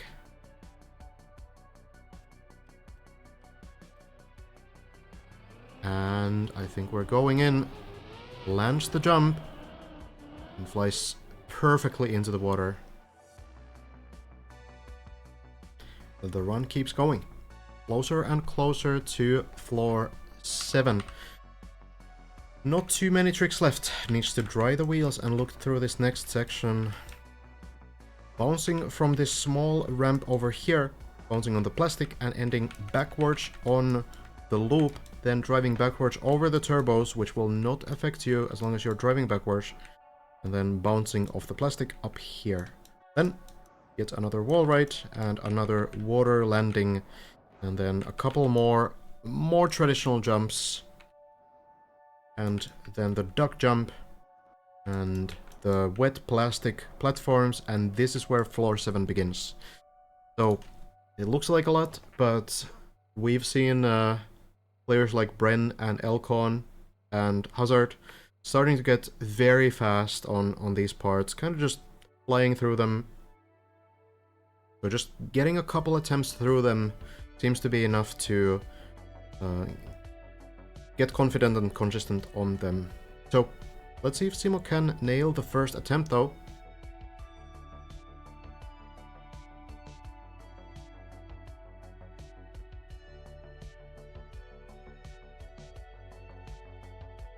Do you think Hefest, Pack, and Granadi actually try to compete for prize money, or more like just for fun? I have no idea.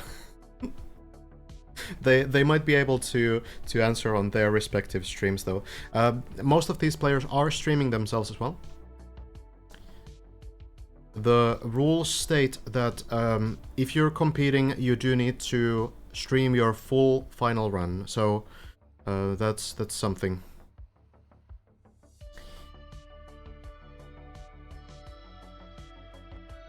The map is not officially validated. Actually, I don't even know why I have the plugin on.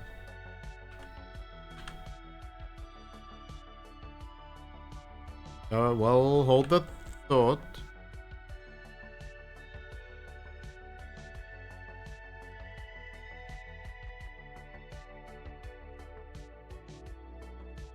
Oh yeah, it's 543210 validation as well. Dimo, going in. First attempt, no lining up this time, just goes for it. Has good speed. And the bounce works just fine. Simo, one more obstacle. Cleared and close to 700 meters. Now, let me disable ultimate metal. There. We don't really need to see the metal times. That's not really the point.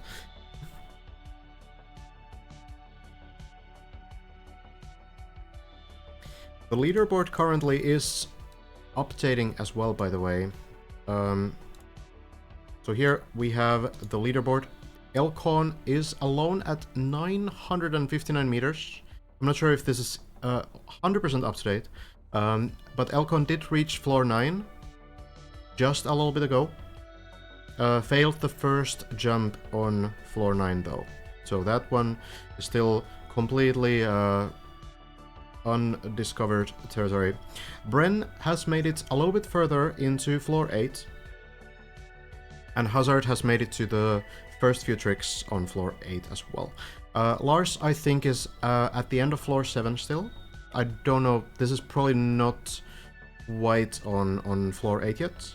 And then Korch right now on, well, not on 5th place because Simo is here higher on the scale again. So it's probably going to be updated at some point. Once people set new PBs, it will be 100% up to date. Gotcha. Good to know. Of course, there are players like Scandier, and we don't know where Scandier is, because not everyone is playing on the server, and, you know, not everyone might be playing with the plugin either, so... Fair enough, Search yeah. Lars failed the last jump on 7? Gotcha.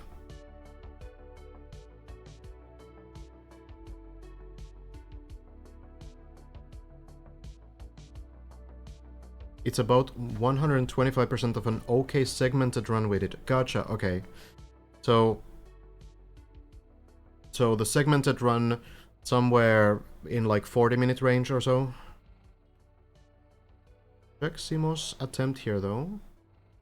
Has discovered this next jump combination. Taking as much speed as possible. And now he's ready to go. Lands on the first wall ride. Then needs the dirt zoop to work, and it will. Simo? 3 jumps remain. And he's on the very final plastic part of this floor. So, jumping all the way here. Jumping all the way here. And then, I suppose it's 4 jumps technically. This is a jump as well. And zooping out of the side of this into the duck pool. So then, with wet wheels, you need to somehow navigate these platforms here. And then we're on to floor 7. And that part is still pretty well discovered at this point. People have found out the tricks. They know what to do. And Simo also has a lot of different strats to choose from on certain sections. So this run could go far.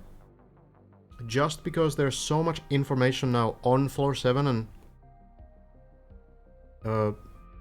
it's sort of understood what you need to do to recover some attempts as well if you make some mistakes. So let's see how Simo manages.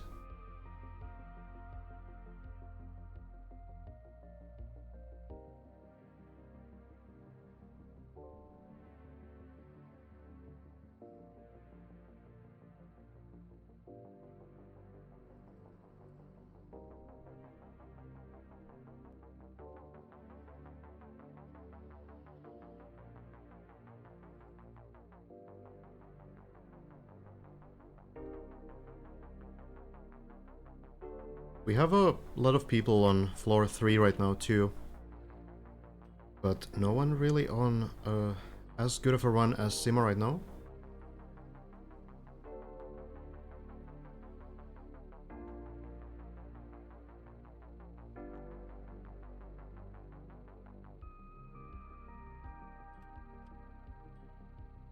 Backing up. Takes all the speed in the world.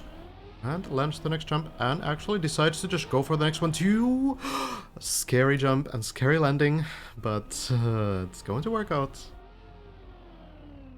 So now for the duck jump.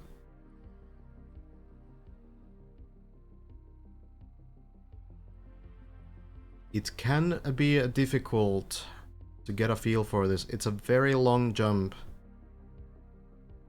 We've seen people fail it, and if you fail it, it's likely that you fall all the way down.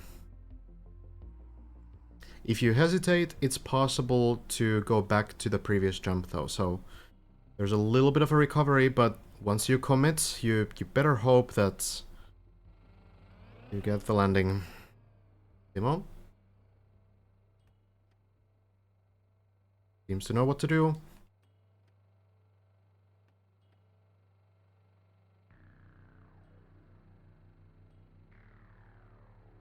It's not like it's hard to understand what to do, just hard to execute.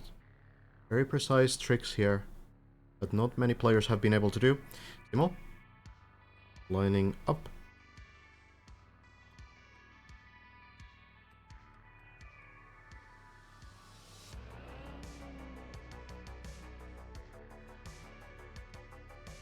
Maybe trying to find a setup for the speed.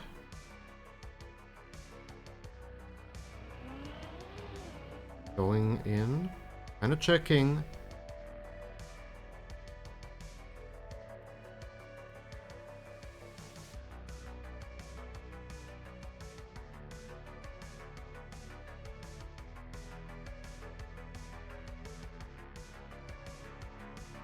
Goes all the way back now.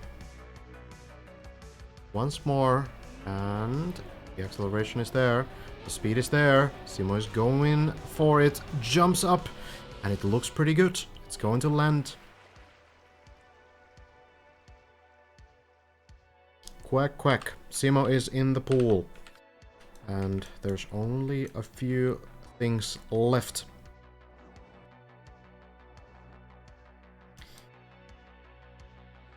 It looks so trivial. But you have to remember you have wet wheels. So navigating these kinds of jumps is going to be a lot harder than it seems.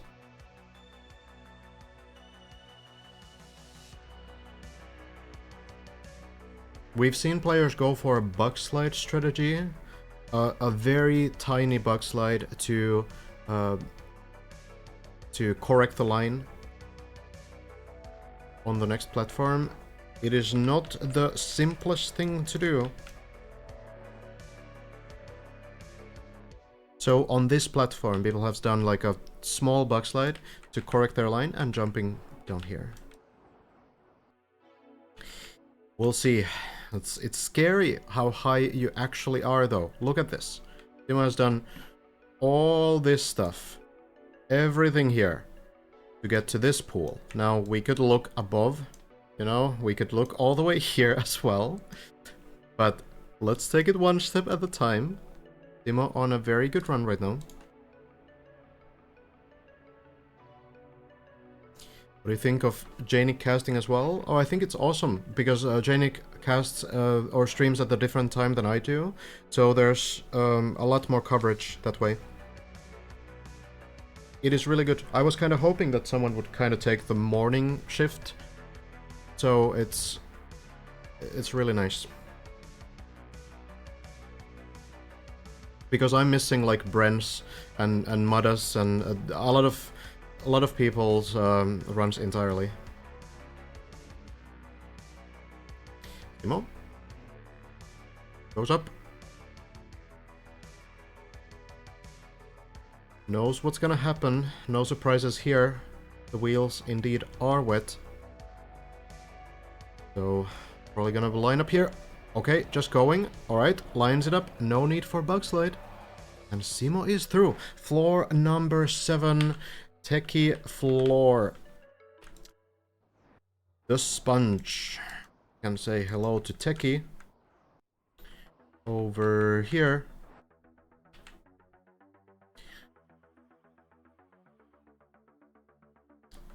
Let's see how Simo manages. It's a bit of a tough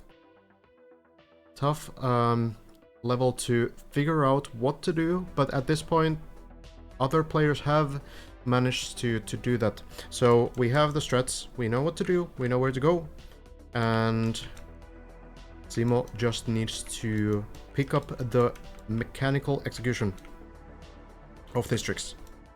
Going all the way up here, jumping into the water, going around the hole, jumping into this water, going here, driving all the way up here, landing here, and so on.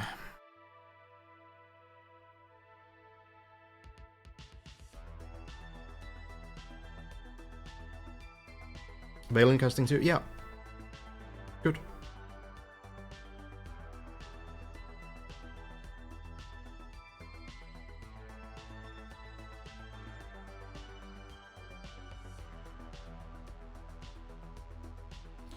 Simo maybe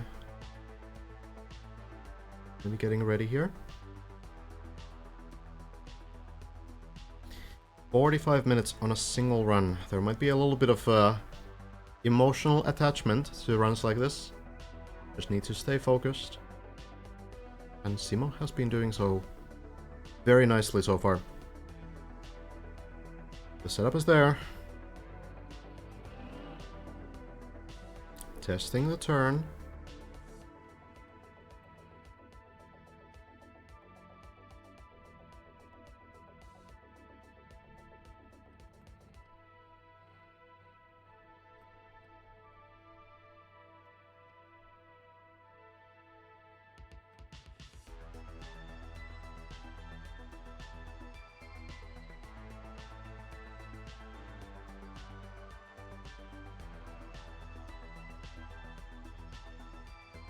Making sure that the speed will be right. That's mostly what it's about. Bit of a speed check. And Simo is going. Jumps and lands. Now for the backwards part. Some speed slides backwards, meaning that you drift very slightly. You gain some speed, get a speed boost from doing a very narrow drift, and you might have seen it forwards, especially in full speed maps, but it also happens to work backwards. So you go line up here, and at about 70 speed you can start speed sliding over this plastic, and you can get enough speed to make this jump over here. Should be smooth sailing on this platform after that. So we'll see if Simo can get the backwards strategy down as well.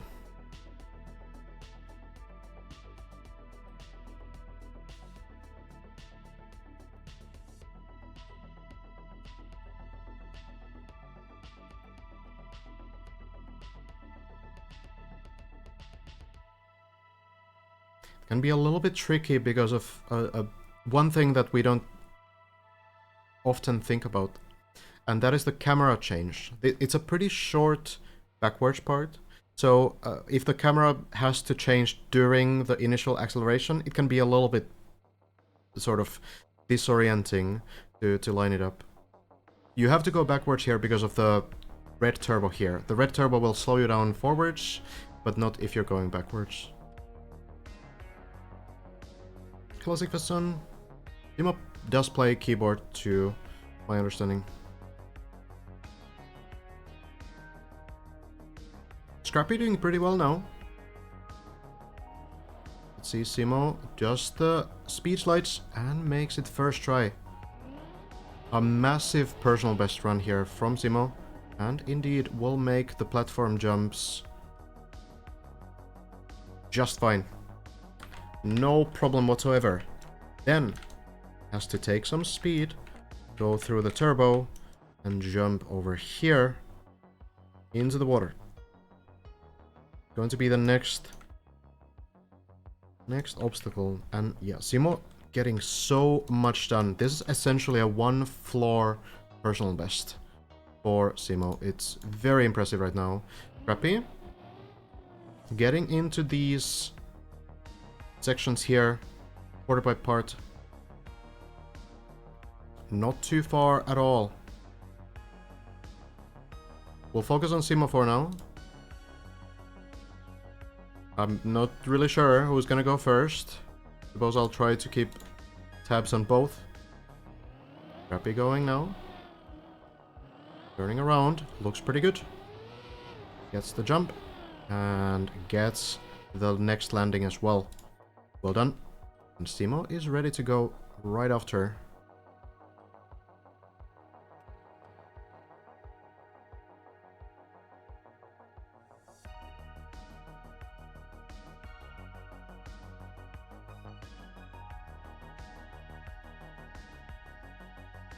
Is he?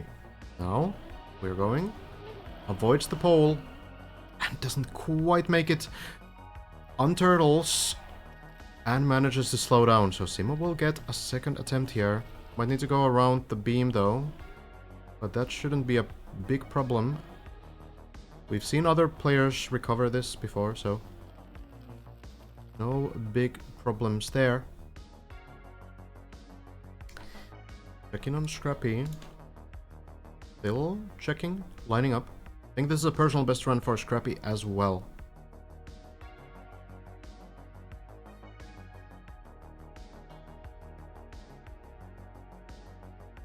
Let's check how Simo manages to dodge the turbo. Oh, already has done it, so very soon personal best. Gotcha. Hello, Illuminati. Simo ready to go again now. Avoids the pole. Jumps up, avoids the block as well, and makes yet another jump for the first time. This is about 1/3 through the level, perhaps. Something like that. Many hard parts remain. This next one seems to have been fairly safe for players who have taken it slow. Elcon tried a few times to just zoom over it like there's no tomorrow. That did not seem very successful overall. The slower strategy seems to have been pretty consistent for other players, so we'll see. We'll see how Simo manages. Scrappy. Scrappy has landed in the water too, so making good progress. Perhaps already on a personal best, or maybe it's gonna be the next jump. Yeah, Simo here hadn't even been to where Scrappy is right now on the previous run. So Simo has done that jump and all things after that on this personal best run for the first time. Ready to go now.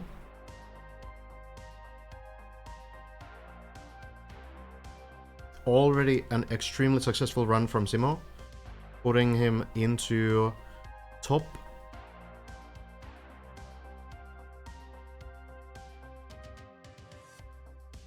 I think top I guess the leaderboard is correct. I guess it would be top 5 officially on the server at least.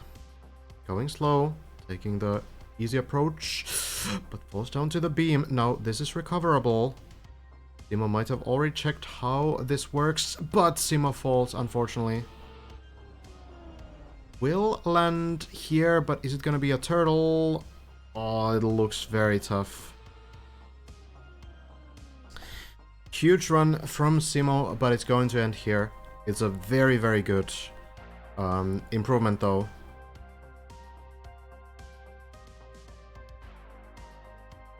So, Simo getting just a lot done on that run, learning so many new things, and I think once Simo gets to floor 6 again, he will get through it as well. Being able to really understand those on first attempt, all of these tricks, seem to have no issues with almost anything. The quarter pipe turn on the middle of the floor, that seems to be a little bit problematic, but saved it a couple times, got some extra experience, and managed to improve a lot. Crappy.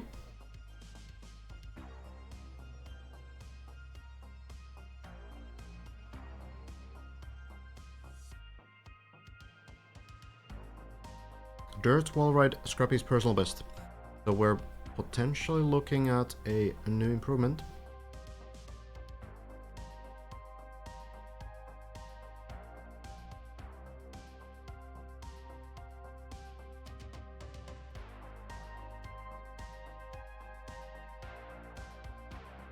Probably knows what to do. Goes in now. Jumps on the platform, clips a little bit, but looks doable, but no.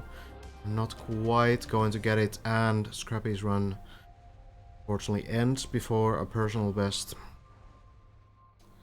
Bounces nicely onto the level 1 ice, but it's not much. Much indeed. Oh well.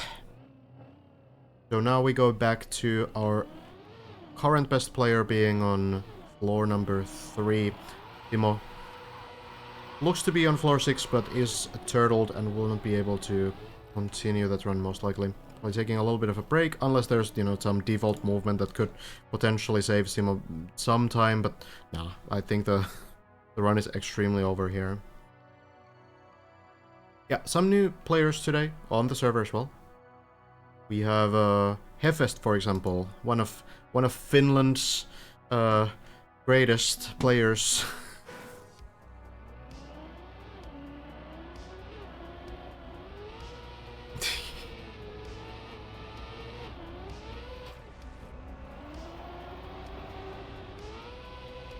Discovering the map for the first time. Some people Finland for Hefest.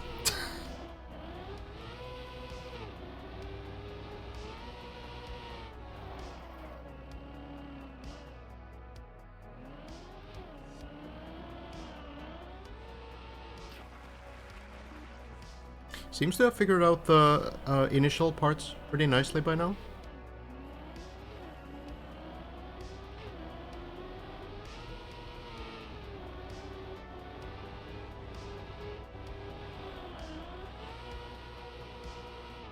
Doing pretty well. We have Giuliano and Spoder still pretty high up too, but I mean, not really in the area where we've seen these runs go today. So we're gonna wait a little bit until some people get some runs going, I suppose. Here's the full tower again, and it's big. It's very high. Let me do a quick badge change for hype here before I forget.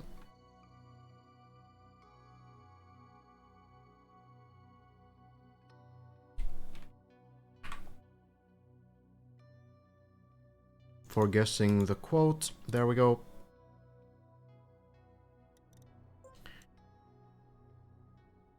Yeah, we are over here, just waiting for players to get to floor 5 and further.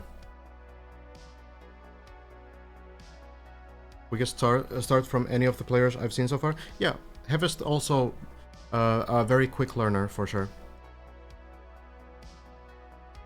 The finish is over there. There's a crown. We're not gonna look through the sections there too much. We'll discover them together with the players. But this is the finish. That is where the players are trying to get into the crown over there. The big one. Big map.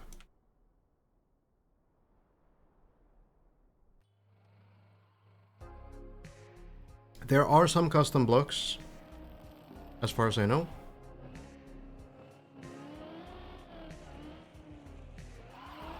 Not that many though. A lot of it is vanilla.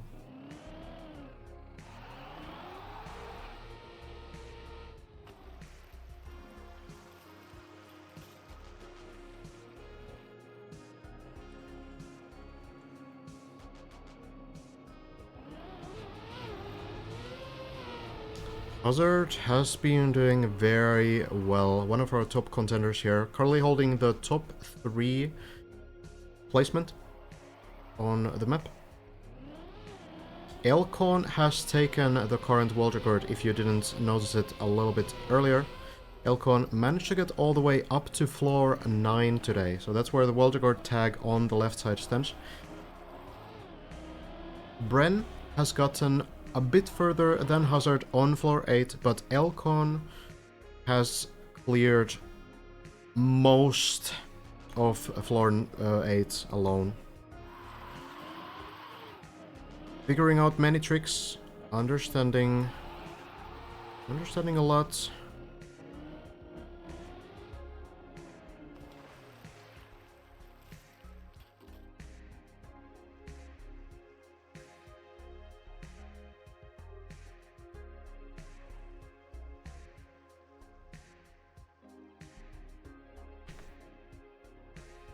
Floor 3 we've seen so many times at this point.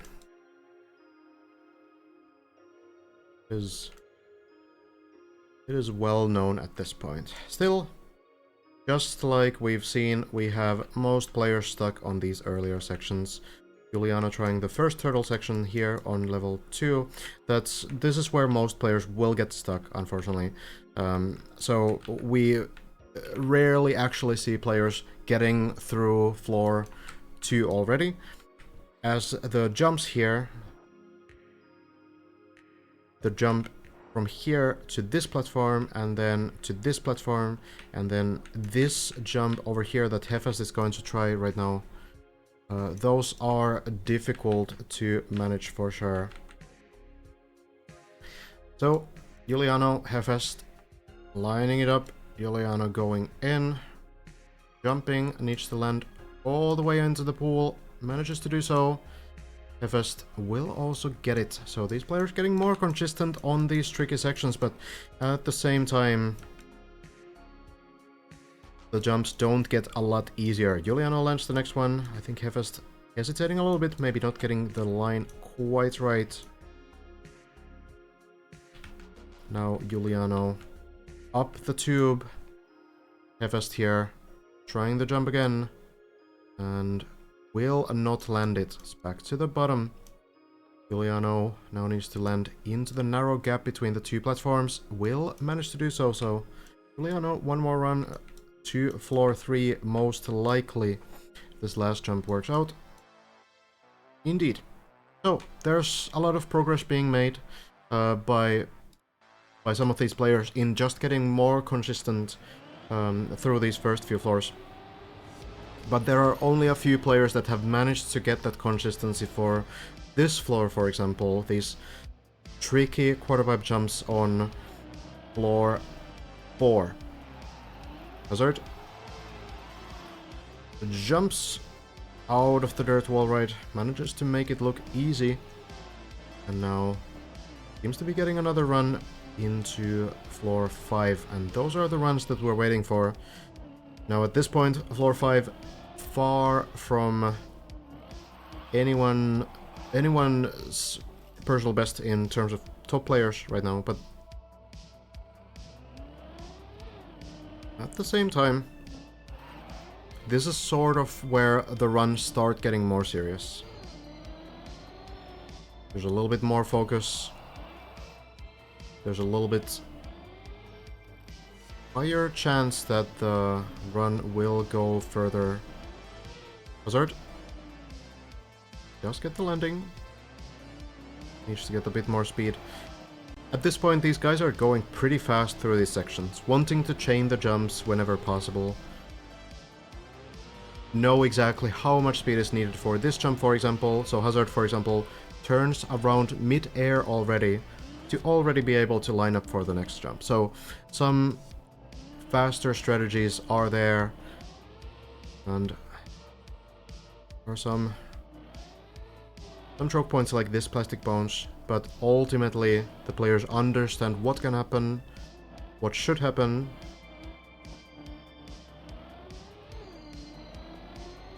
This nose plastic bounce is definitely less consistent than the roll, the sideways roll. But it might be easier to set up. Might be a little bit easier to not have to deal with the specific timing of the barrel roll. So many players do opt for this one. We do also have a bunch of players that go for the barrel roll strategy there. Elcon, Scrappy, both are going for that one, for example.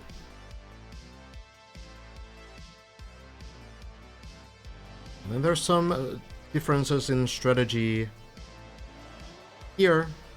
Hazard going for the dry wheel strategy. Elcon, to my understanding, still the only person that's going for the wet wheel strategy, just driving up the hill, which looks much easier than what it actually is. There's a reason why no one else is going for it. Hazard getting to the hardest part now of the floor. Has to make this double turbo jump. Gets the wet wheels from the pool. And then, no hesitation, goes for the jump. Has to turn around here with a brake tap. And now, very good lineup from Hazard. This looks to be working, and it will land just fine.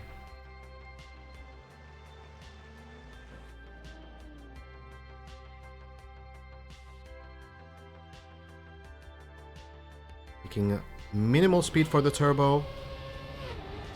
And now landing sideways. Onto the grass, no problem whatsoever.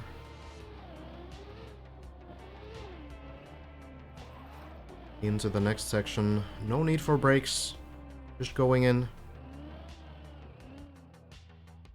And down to the final jump off the floor, clears it easily.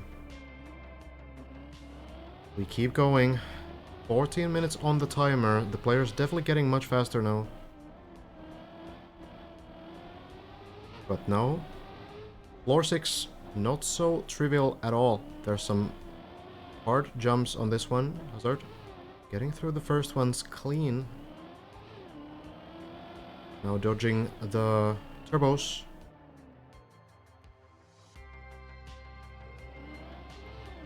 Lines up quickly for the next transitions. Makes it look so much easier than what it actually is. Ready to go for the next plastic bounce. Pretty much immediately as well. Looks to be working. On Hazard. We'll continue. A little bit earlier, Elcon made it all the way to the very first jump of floor 9. So Bren still maybe 1/3 through floor 8. Elcon managed to clear everything after that. So Hazard does work with the benefits of knowing what to do on the later parts of floor 8 as well now. Certainly has seen, or if hasn't seen, then will see Elcon strategies when the time comes. Hazard has probably been through these obstacles at least 10 times already. So this 6th floor is becoming very, very, very clean. No need to really think about the angles. Goes right into the next part as well. Gets the turbos. Gets the wall right. Oh, a little bit of a sketchy line there maybe, but manages without big problems. Then one more jump here, and we are into the duck jump.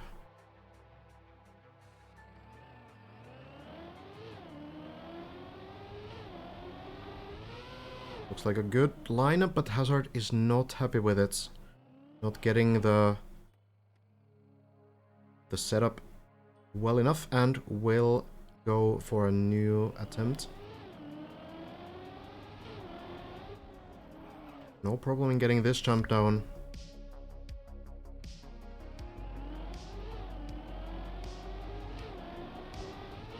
Next one, Hazard is happy with that and goes for the jump. A very clean jump indeed.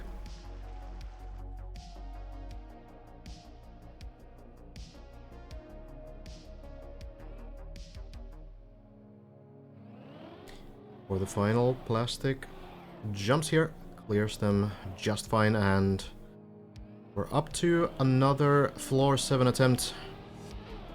Hazard has been through this so many times at this point. Not only getting through it, but practicing these jumps many times. Backward speed slice. Gets them well. Goes directly into the next jumps. Lines up the next jump. Next to the pole, jumping over the border into the water. Now for the slow strategy. This is what we saw Simo fail not too long ago. Simo got a massive personal best. And actually is already on floor 5 as well. Oh, Hazard having some issues too, but makes it up faster than expected, honestly. We've seen some players getting stuck there for minutes before finally getting up or falling down. So Hazard can relax a little bit. Jumps next to the hole, but doesn't quite make it. Is this savable? It might not be. It will indeed fall right next to everything, and Hazard needs to go again. It is a scary jump through the hole. Difficult to avoid falling back down. But a good attempt from Hazard for sure.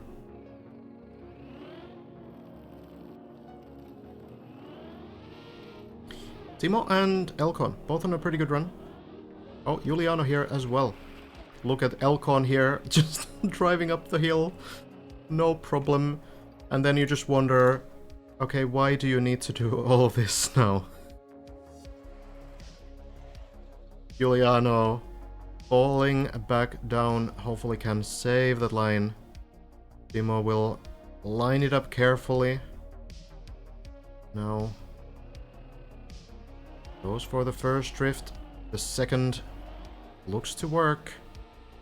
Should get grip, and Simo is up. Yeah, and Elcon makes it look so ridiculously easy. It's fascinating. The problem with it is that if you lose your speed at all, you will most likely just end your run there. The problem with it is that you have wet wheels. The other guys are going on the grass to dry the wheels first and then try to do this strategy.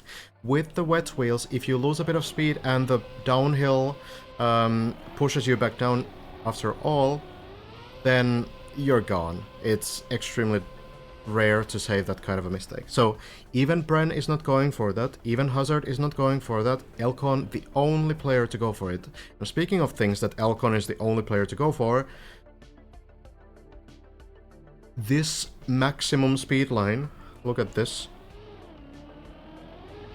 Smashing into the ramp, getting this two-wheel setup, and landing. No problem. Seems to be fine for Elcon.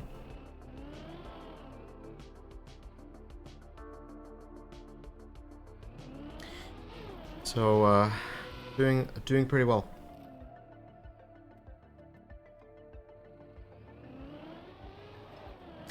Up to floor 6. On this caster format, instead of having to skip streams all the time, I'm glad if it's useful.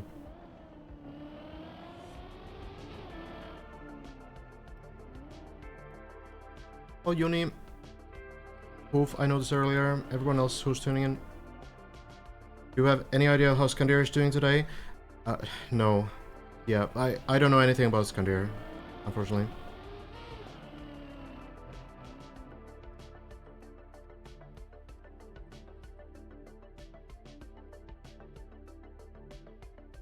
Desync issues? Okay, well, if it's fine for everyone else, you could try to Control F5, perhaps.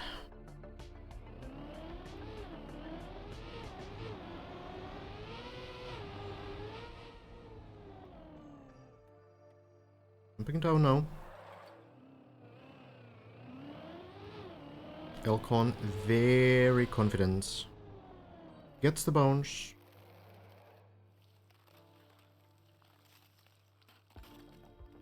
Simo, Giuliano are still playing as well. I think Simo just went to the big turbo jump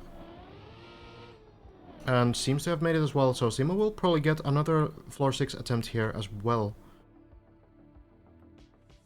And Hazard, by the way, already back to floor 5 as well.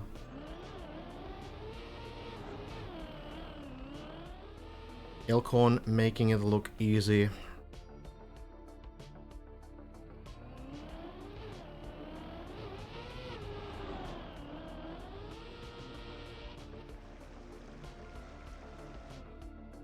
Is your voice and game audio on 2 different Twitch audio channels? Twitch audio channels? I don't think so. I don't know how that would be possible. But like, they will be on different channels on OBS, of course. The mic is a different audio input than the in-game audio. But if it works for everyone else, I doubt it's on my end. Maybe it's some Twitch stuff. Klobam, you're not playing any deep yourself? Nope. Just covering the progress of others. Elcon, close to the ducks. Just change it, why not? Yeah, just go for it. But this jump will not work. Will land on the turbo below. This is maybe recoverable. Yeah, there's a small ramp here. So fortunately, Elcon will be able to get back to the plastic bones here. At the same time, Simo is a little bit higher up. Not further ahead, but higher up. So Simo, doing these jumps for the second time now. Got a massive personal best just before, but this time has too much momentum, or maybe the wrong line through the hole. So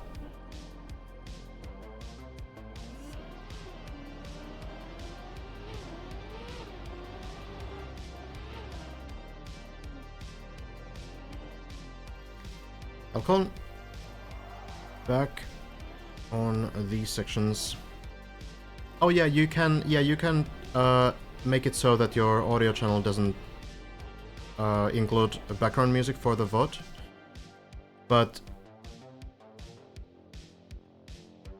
that shouldn't still cause like desync. I don't have that on anyway, because it's gonna be like the mic input and then the picture as well. I'm not sure what it could be. Could be some Twitch moment, but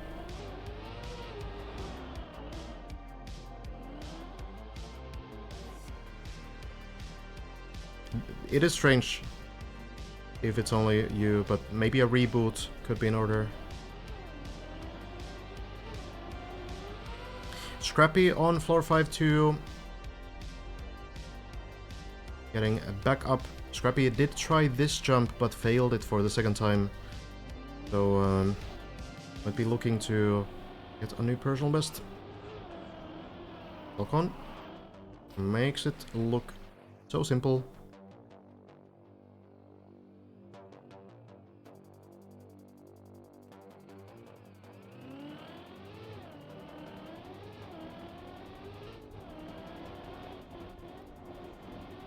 Elcon really, seriously, is just chaining everything. But it works out. The duck jump, why not? Works just fine. Now, how is this flickering? Explain this flicker. What is going on here? God damn it. This one too. What's going on? Mappers. This could be honestly a game thing as well, though. Might not be duplicate blocks. Yeah, it is Z fighting, of course, but I'm not sure if it's because of duplicate items or because of the game. It's a game issue. Yeah, fair enough. Fair enough. Elcon floor 7 now. For I don't know how manyth time. Hazard we see below trying the duck jump. Elcon currently the world record holder.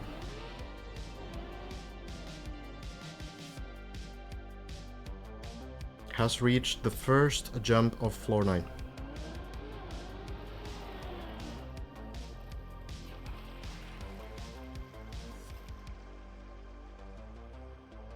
Maybe we'll see another clear of floor 8 here.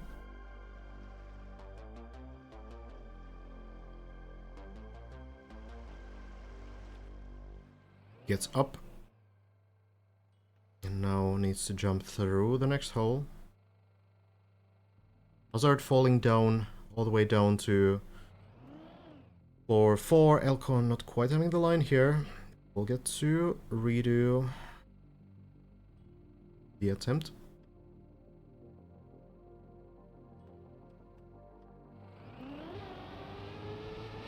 Jumps a little bit to the left.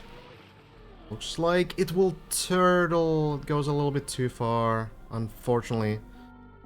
It's gonna be a new attempt for Elcon as well.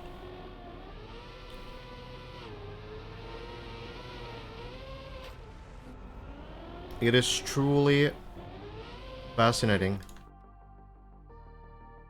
how many times that jump has turtled, even with the water landing.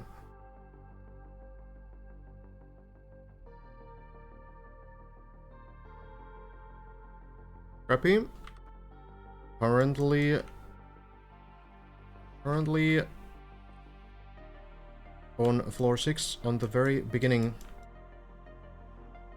Has reached all the way to this part, but has not cleared it. So Scrappy pretty close to clearing floor 6 as well. Getting towards floor 7. We'll see if this run maybe gets Scrappy there.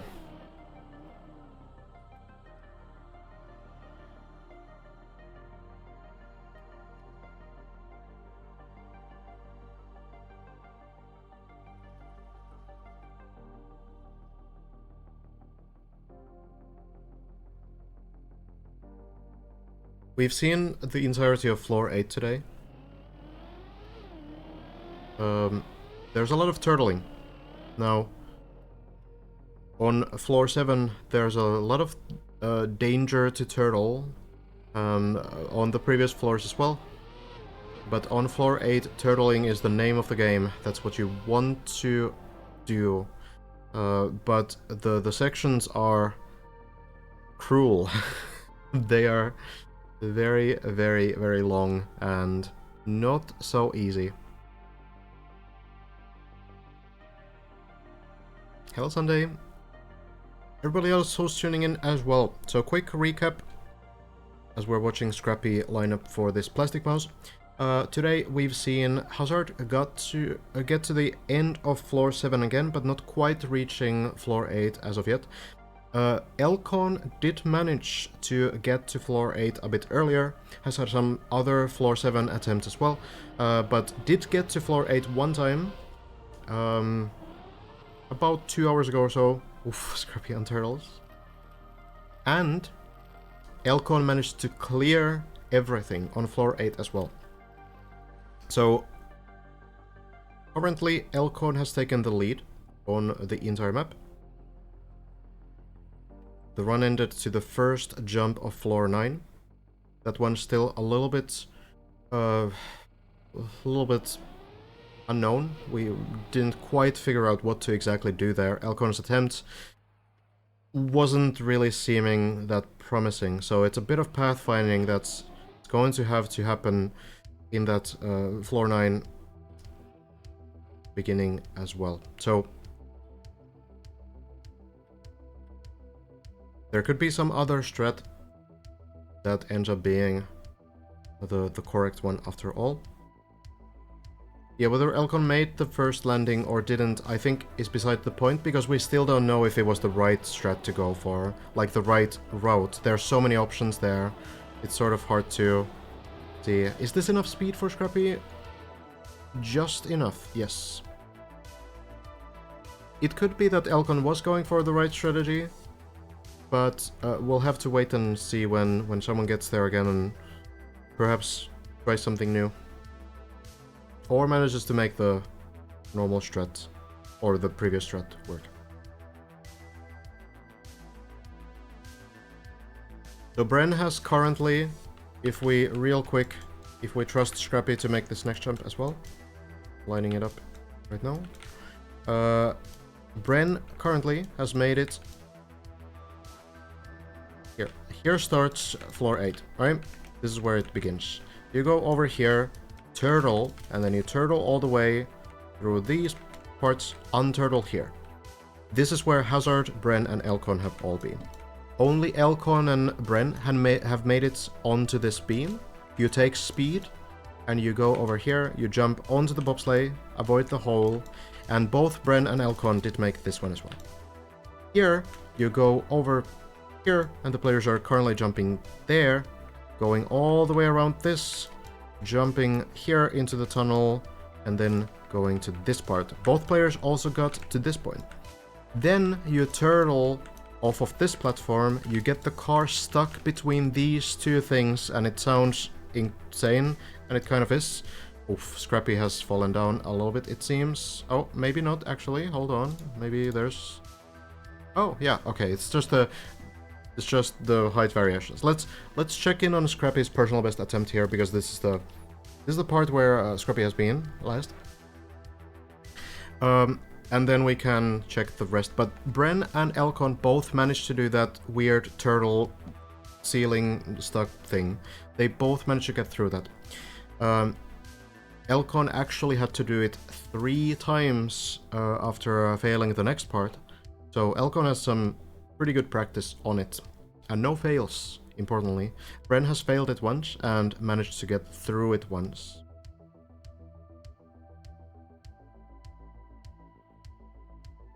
The numbers are maybe correct, disclaimer. Failed twice, okay, so yeah. The numbers are close to correct, at least. It's hard to keep track of absolutely everything, because 24/7 there's something happening, someone playing. Hello, Jero. I'm pretty good. What about you? Driving in the gap is not as hard as it might look. Yeah, it seems to be that it's fairly consistent, but it's very scary. You know, it's cursed. I wouldn't be surprised if there's a chance that sometimes your car just gives up there. So maybe not like mechanically difficult, but it seems extremely wonky, let's say.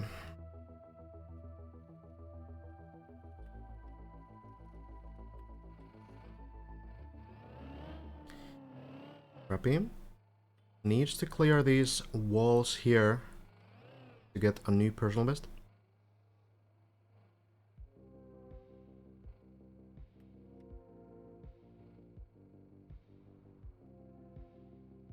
Knows what to do for sure. Has tried this twice. So...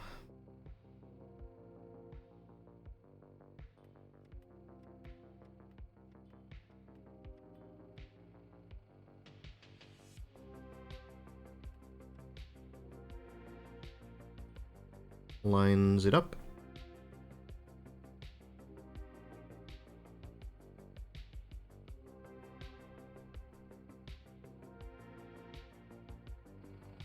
And we are going. First jump lands. The second lands and now needs to get the correct angle. Scrappy makes it, but... Okay, doesn't miss the water. That was what I was afraid of, but you know what? It works out. Because if you jump over the water and you turtle there, then that's gonna be run over pretty much. But that barely hits the water, bounces off the curb as well, so no problem. No problem at all. And now Scrappy is on a personal best. Needs to do these next few narrow sections. And then we have the duck jump all the way into the pool, very close to floor 7. And we've seen other players like Simo a little bit earlier one-shot everything here. So there's definitely a chance that Scrappy manages to get to floor 7 now.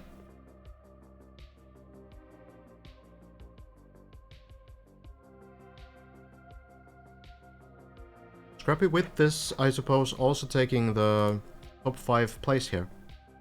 708 meters.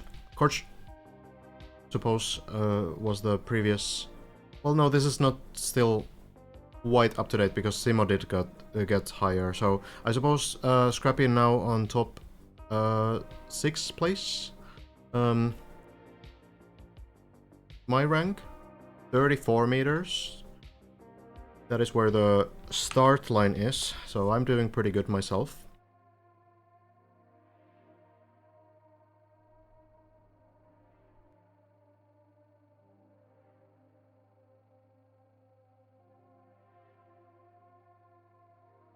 Simo is on a run too. Doing these same jumps and actually might be overtaking Scrappy here. Not quite.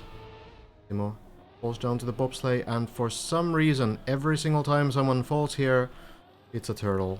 Every time. Simo has to restart.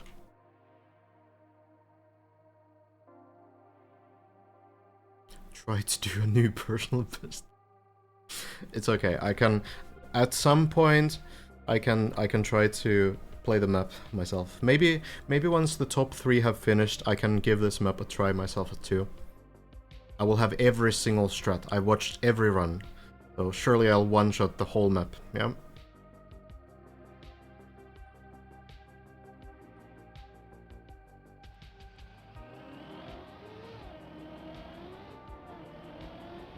Scrappy, ready to go. I just managed to get the duck jump. Simo got all the way to the water hole on floor 7.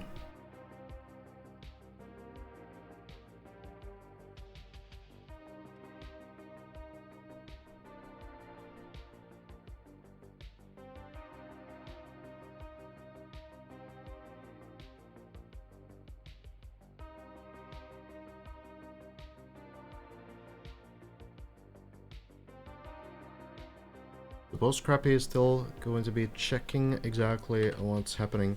Everyone else is falling down now, and we have a couple players, Grenadier and Massa, on floor 4. Grenadier making pretty good progress for the early times of the grind. Doing pretty well. Maybe Grenadier can catch up.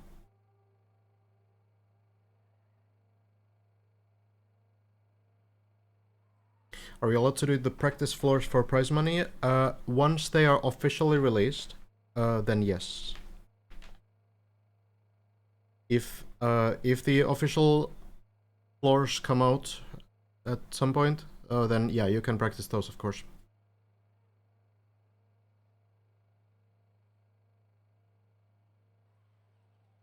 Oh, 0 to 2 are out. Okay, gotcha. Well, for these top players, it's kind of whatever. It is really not that important because everyone, Elcon, Hazard, Scrappy, Timo, Bren, everybody, Scandier, all of these guys already know those first 3 floors inside and out, so it's not a big deal for them, but for players that are trying right now to get more attempts to floor 4 and floor 5, and maybe the players who are just now joining in on the grind, maybe some very good players as well, like Granati for example, they might benefit from being able to practice those floors in like a segmented way.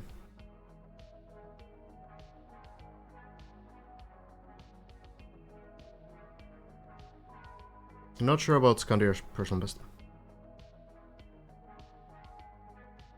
But I've heard somewhere in floor 7.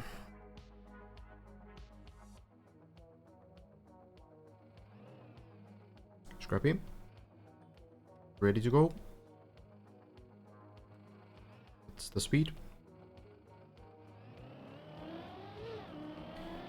And slows down a bit too much, not liking the line, and will redo the attempt.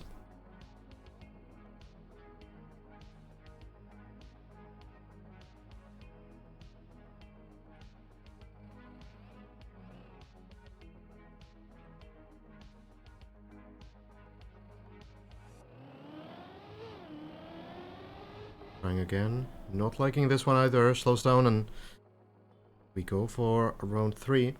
Getting some experience in the feel of the turn and just checking how it's going to work. Once you commit, there's no going back.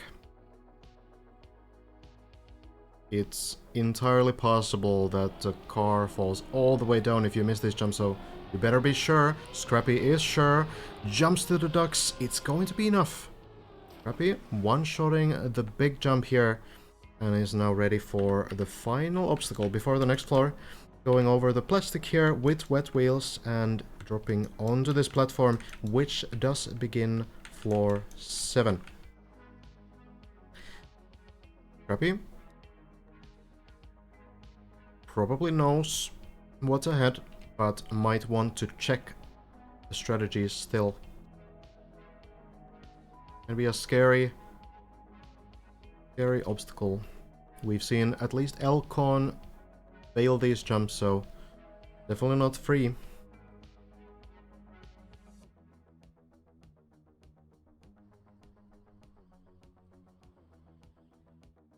Lars also on the server, by the way, now going up on floor number 4, which is one of the big choke points for these higher floor players right now.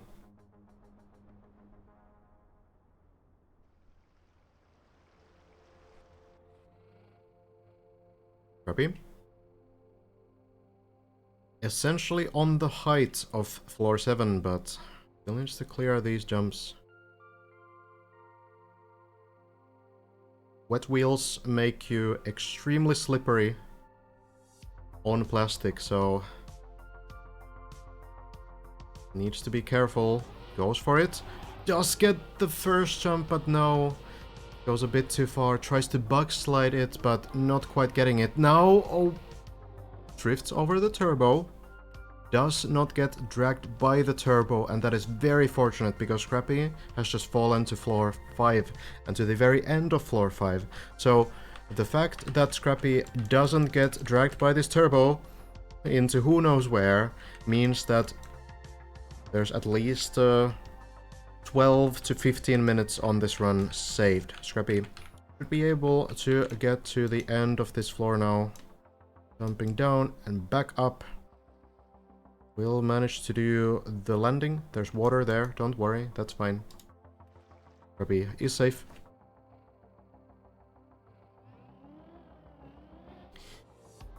So the run does survive even if the attempt doesn't quite get to floor 7.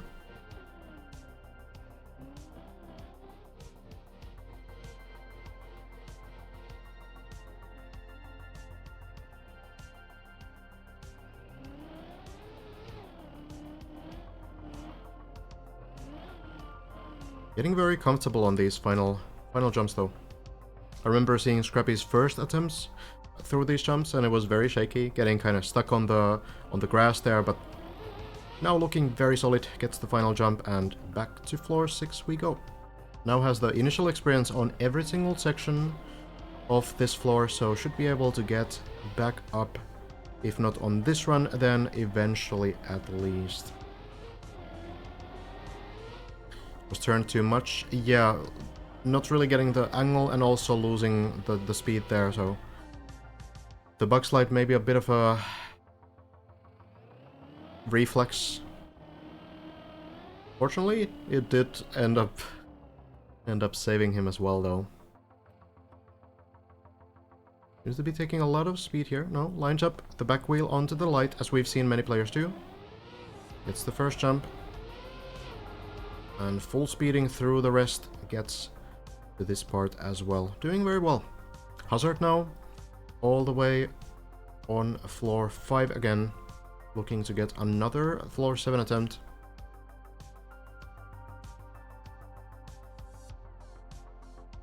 Who has the most falls? Probably someone who's permanently stuck on floor 1 or so. Much faster to fall down from there. Oof. And the later floors. No, Scrappy. Oh no. That is unfortunate. The plastic bounce, not plastic bouncing. Of course, turtling here as well. No, the car does flip, so Scrappy able to continue at least, but not getting another attempt out of that. We will turn our eyes towards Hazard. Currently doing the hardest trick on floor 5. Gets the line a little bit to the side. This will be a little tough. Bouncing somewhere. Back to the bottom, I suppose.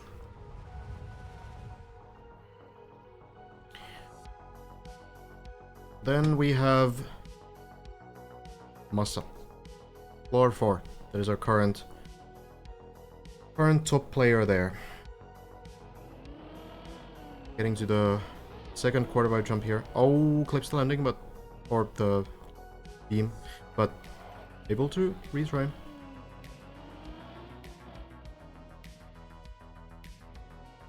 Would they have 30 hours on the map? Good point. There's probably someone who has a lot of time and hasn't gotten past floor 2 yet.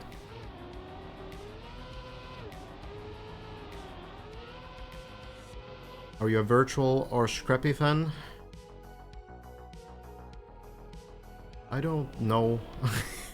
Not really a fan, I guess. Feels kind of weird. Word. Considering, you know, I know virtual personally and stuff, that I don't know if I would use the word fan.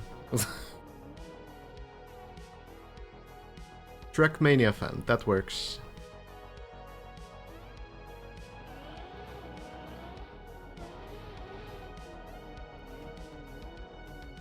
Virtual Stan, that's me. Uh-huh. Come on now, you're doing fine, Massa. No reason to get upset.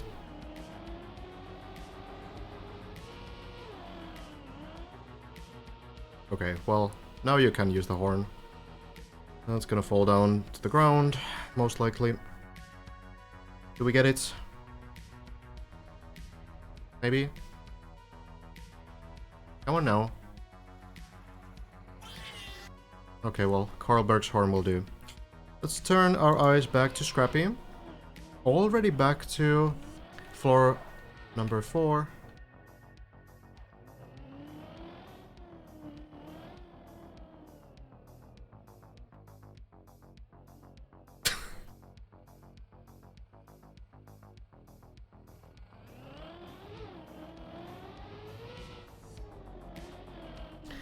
Lars still climbing as well. Haven't seen a super good run yet from Lars today.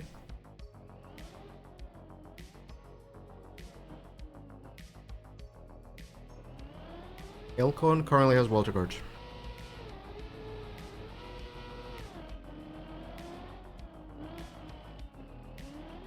It's not fully up to date, but Elcon's run there is up to date, so about 100 meters above Bren, and that is purely for clearing floor 8. So yeah, I could actually continue at this point. I've started it so long ago that I don't know if anyone remembers, but just to show again, let's you know, just go back.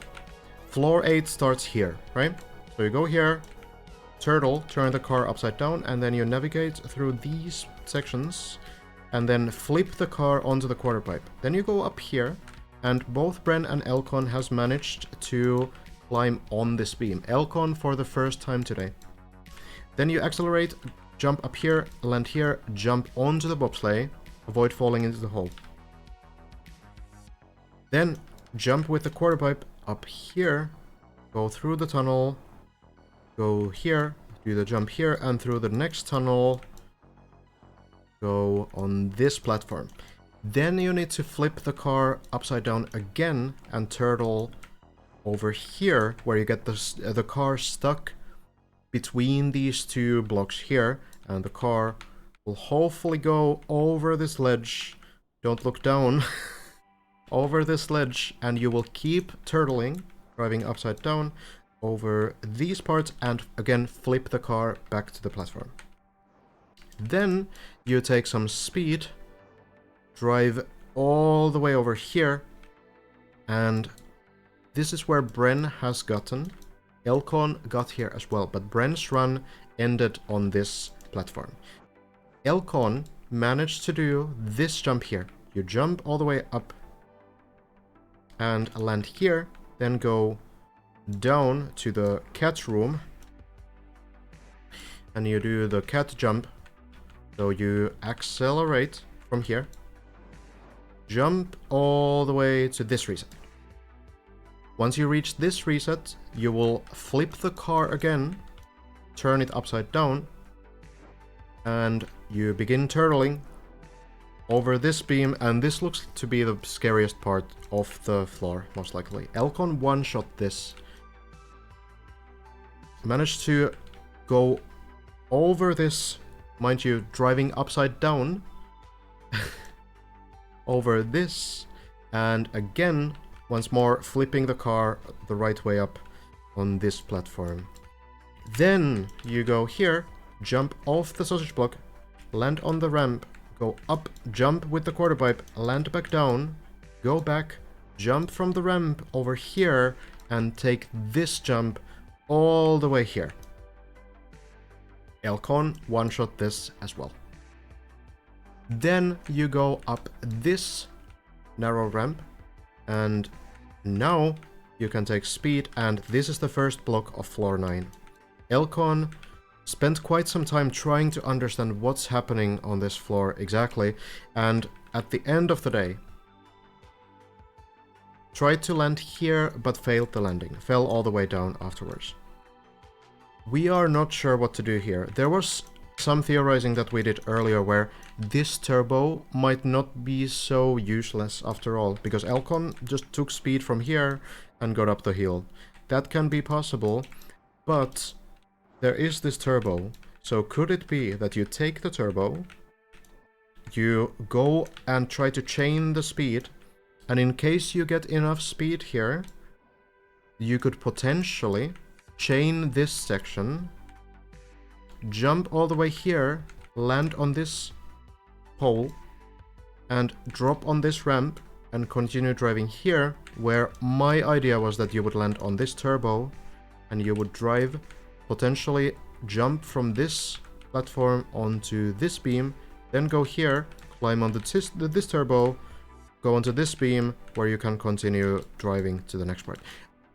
Who knows? I might be completely wrong with that. But the question remains, what is this turbo? It will push you back once you take it, and there is also plastic here. But I don't know, like there's a light beam as well. I don't know if you really hit the plastic. But I'm not sure what the turbo really is for. So this is a bit of a mystery. I don't know if we have the right strategy. Elcon essentially just tried to accelerate from here, land on this block here, and try to land here. That did not work. So there might be something else. It's going to be pretty interesting to see the next player reach that part and see if we can get a bit more information on what's happening there. Can you show clip? of Elcon trying that. I don't have it, but maybe someone else does.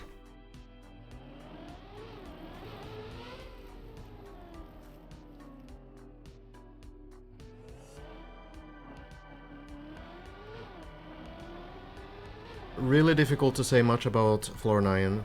What we know is that the name of the floor is Strawberry Shortcake, and it's built by a Rioter. I know that Rioter likes a lot of transitional stuff, kind of old school stuff as well. A very cool building style, and a pretty noticeable building style as well, I think.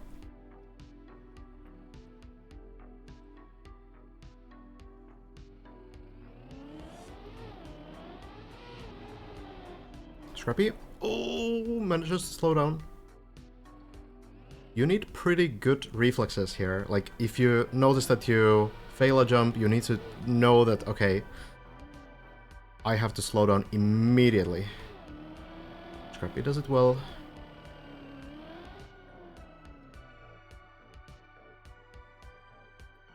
A lot of people on the server. Lars getting onto floor 6 once more as well.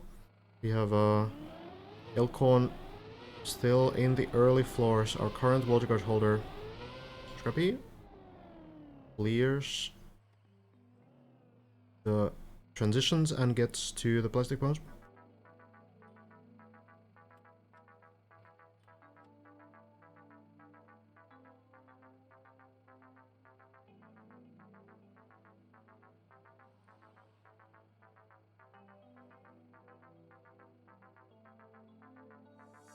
Still waiting for people to find the dev route. On what? Stop vague posting. We have like half of Deep Dip 2 mappers on my chat just vague posting all the time. Saying like, oh, I wonder if there's something interesting about this block here. Okay, yeah, I wonder too. Lars not managing to flip the car enough. Will fall down.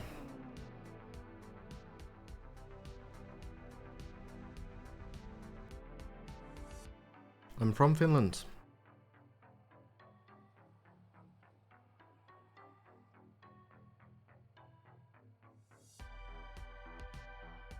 Hazard, I think, taking a break right now, by the way. Kinda looks like it. On the first parts of the map there.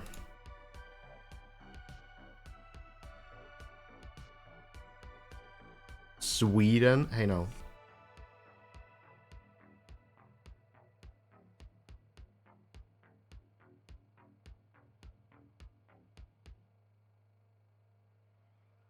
Let's relax. No need for such insults.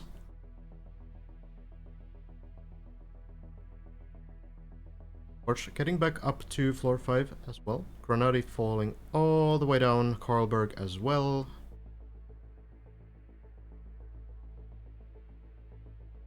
Wally I haven't seen play yet either on the previous days. I could be wrong, but if it is the first day, then pretty good progress.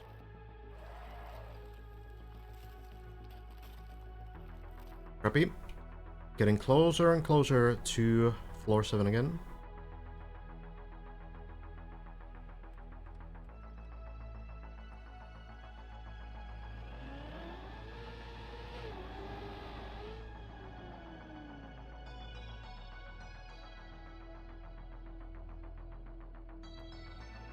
These jumps seem to become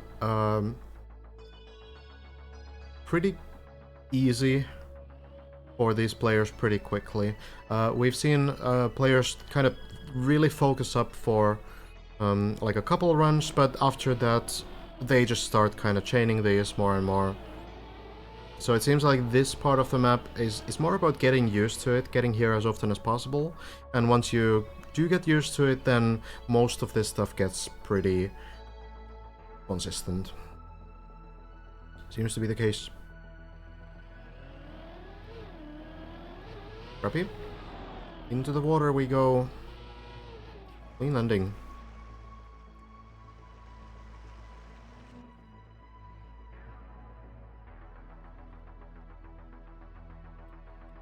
Thought Dutch. That's a new one.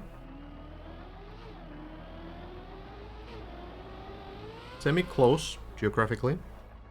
Across part. Boink. And we are up. So Scrappy did manage to clear this jump last time for the first time. Knows what to do now.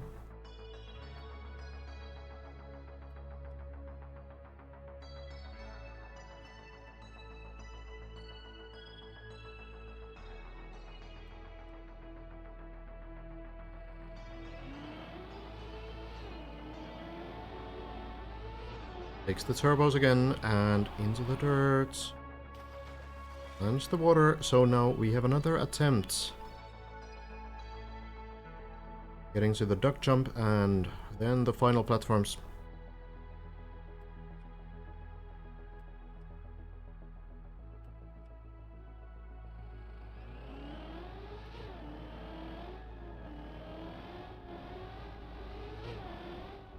Gets the speed, gets the landing. Now for the ducks. Very close once more to a new personal best.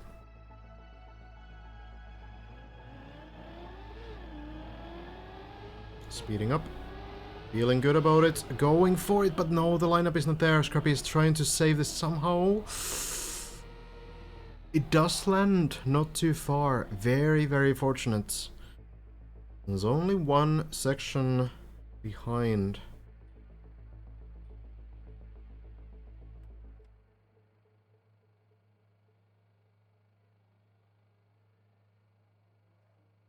Scrappy maybe needs to take a small breather after that one.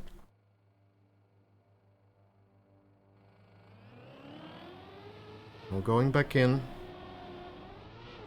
Turbos again. And the dirt wall works out again, getting valuable experience.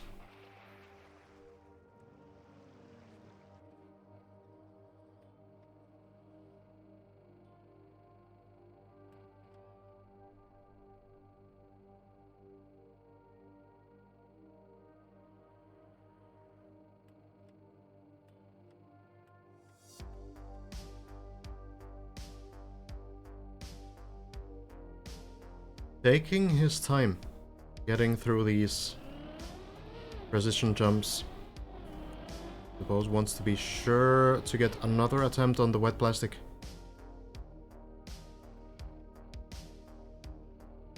What would that emote look like, Valze?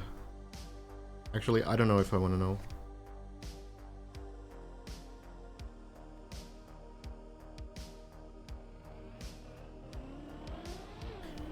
Next attempt by Scrappy. Speeding up. Good lineup. Will go for the jump. Is it enough? Looks to be enough. Into the duck.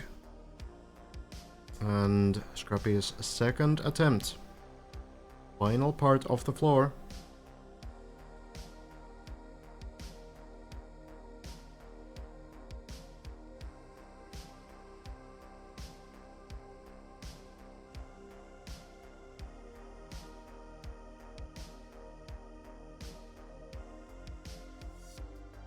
Some final quacks before leaving the pool and into the slippery platforms. Very difficult to get these lines right.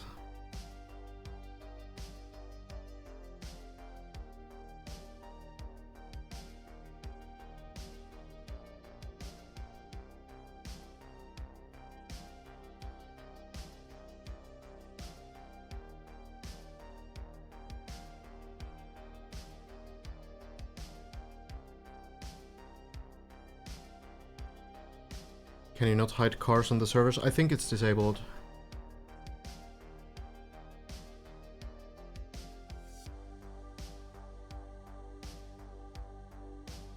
Well, Scrappy cooling down in the pool first, I guess. Oh, now going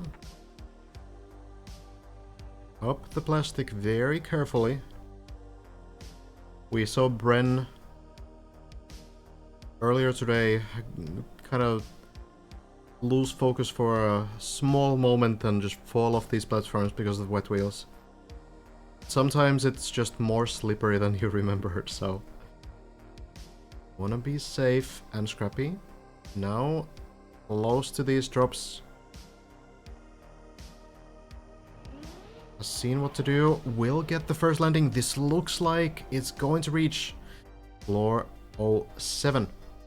Take his floor, the sponge. Scrappy has reached a new personal best. Next, we'll try the wheels. Getting the water out. Needs to jump over here. Then the backward speed slides going up. And all kinds of stuff. There's this one is a very diverse floor. I think there are some similar tricks, like a bunch of water things, a bunch of pools, but I think mostly it's all kinds of tricks in the same floor. I suppose there's a lot of plastic as well in some sense, but yeah, it's not like a floor where one skill set will excel necessarily.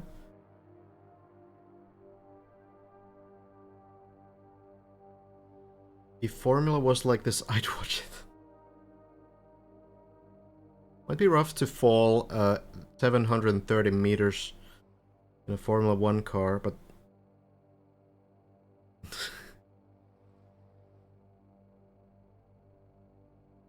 Are you leading in the casting competition?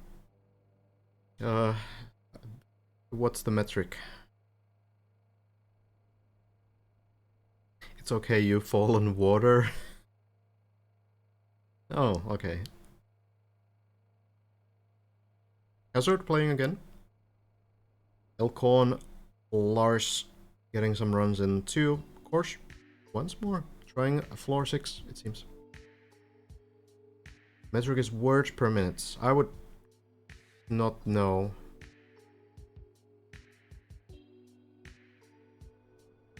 Probably not leading. I'm not sure.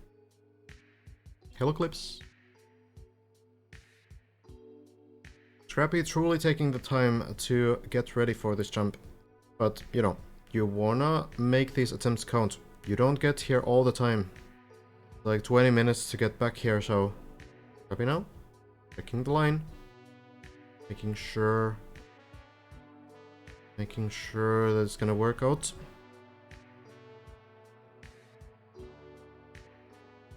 Now, for the acceleration.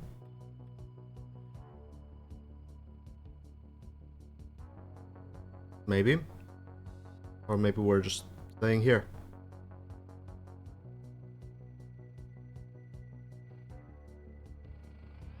Now we're going. And goes to the left of the jump. Not working out, and this will end Scrappy's run. Fall all the way down, maybe to floor 3. Not quite able to land it, so go all the way back down to floor 2, to the middle roughly, so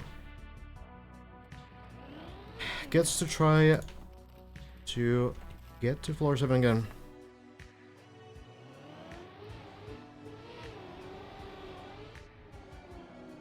Torch, close to floor 7 too.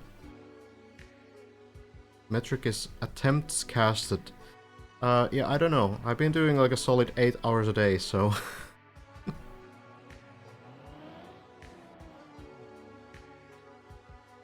Maybe.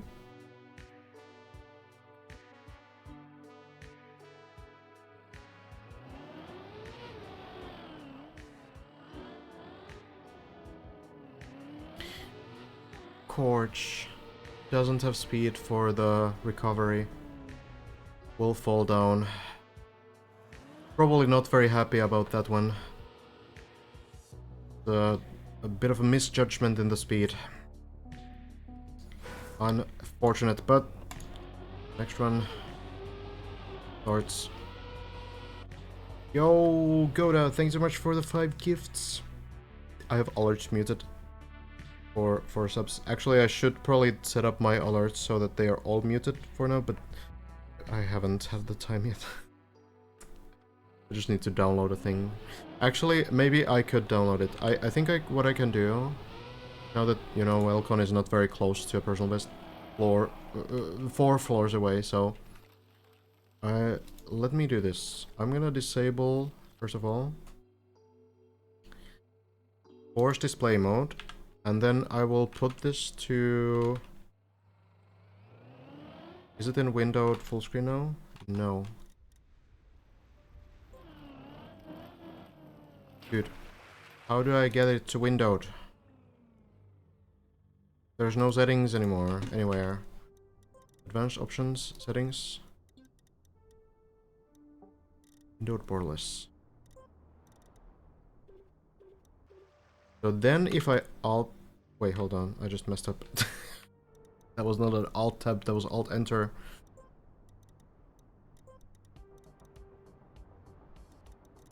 I tried alt enter, but I just put it to windowed. This will work, alright. And then if I alt tab, it should still keep going, yeah. And now I can...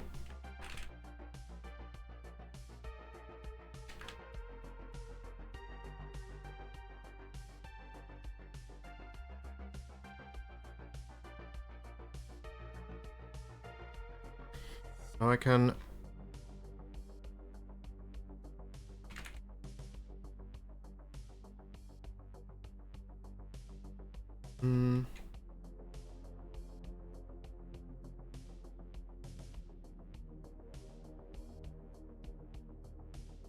Set things up a little bit. Dude, where do I do this? There's like a separate app where I can specifically mute mute alerts with one click.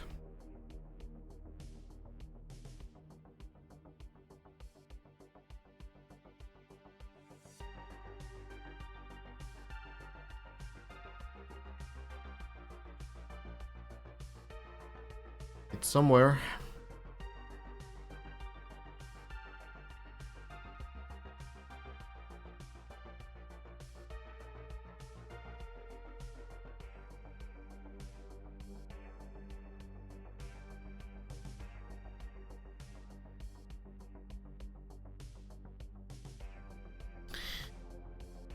Do you try to submit the map for DP2?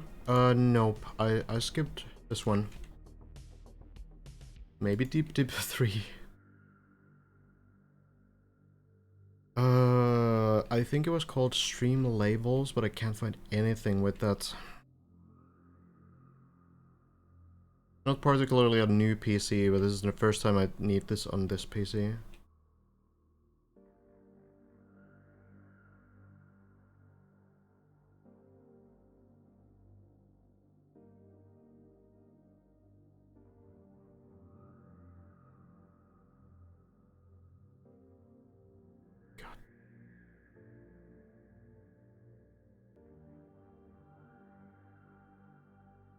Everything's so difficult to find.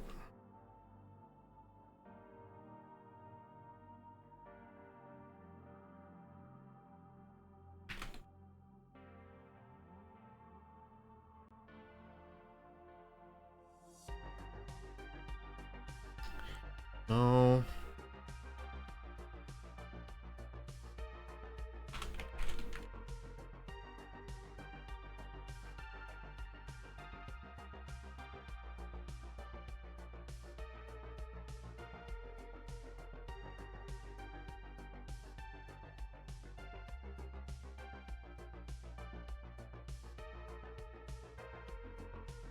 Okay, well, maybe I'll check later. I can't find it. Like, never existed. What I can do... Okay, I can do one thing, though.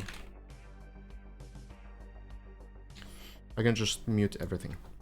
Just set volume of everything to 0. That'll do.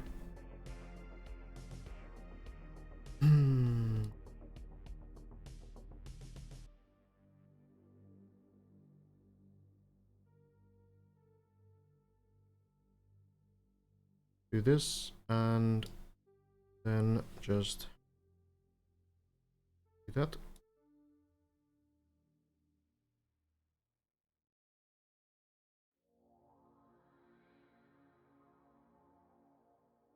Do that.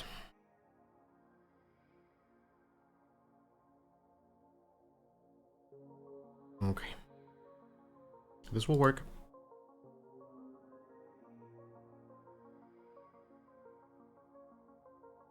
Okay, that'll do.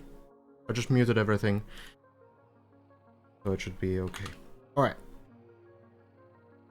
And then let me enable this plugin.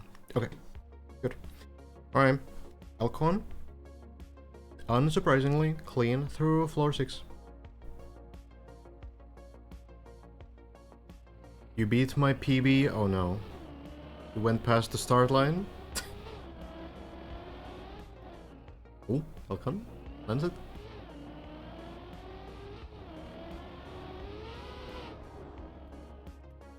You're on a server with only streamers, just ask in game chat? No. I'll let the guys focus on the gameplay, you know? I can figure this out myself.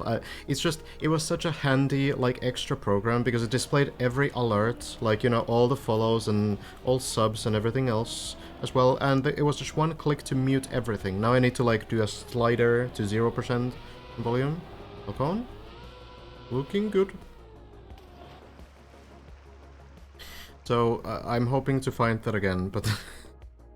but yeah, most likely, streamers have no idea what to do. So, you know, just from experience, generally speaking, streamers have done everything one time. Okay, Alcon, so slow enough.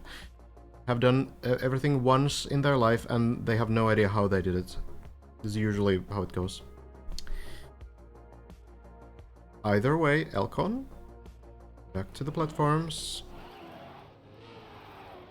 And save... safely onto floor 7. Not so safely, but manages to land.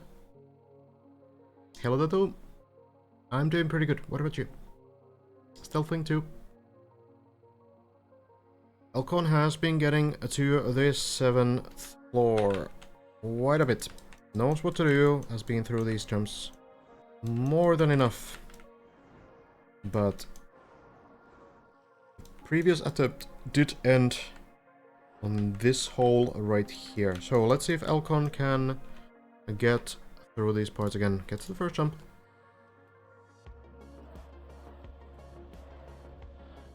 Beat sliding, getting the landing. Hazard also, by the way, Lars and Hazard both on floor 6 now, so maybe one of these runs does get to floor 8. Alcon jumping in, and Alcon has stopped doing the full speed strategy on the hole here. Going very carefully now. And it works out just fine. I will say that this is just the better strategy. I know I'm just, you know, talking as a player who has never tried this part, but just based on what we've seen before, it seems like this is way more successful. So, Alcon safely through that hole, and then there's the next hole, which did cost the run last time. Needs to jump a little bit to the left, and this time manages to land into the water and not falling back into the hole. So Alcon will get to try the plastic under, well, what do you call this? Upside down loop thing. It's a very good line here. Is this going to be far enough? It's going to be very close, but actually lands very clean at the end of the day. So very confident. Has figured out the line pretty well.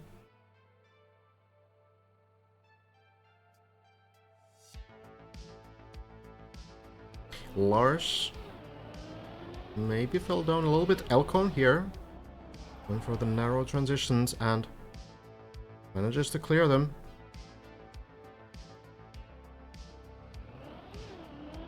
Plastic Bones here hasn't given too much trouble to our top players.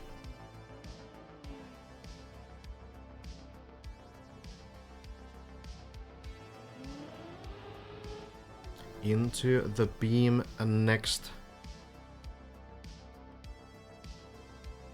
Checking Techie here. Bonking onto him. And then into the turbo tunnel. Elcon has a very interesting strategy here. I'm not sure how consistent it's going to be, but Elcon is basically going slow into this and then doing like an ice slide approach over the turbos. It seems to be pretty good overall. A little bit scary with that boost there this time, but manages to clear it. And then we go up. Needs to be careful not to go too far. Very clean. The air brake is on point. And Elcon should be getting to the final jump of the floor now.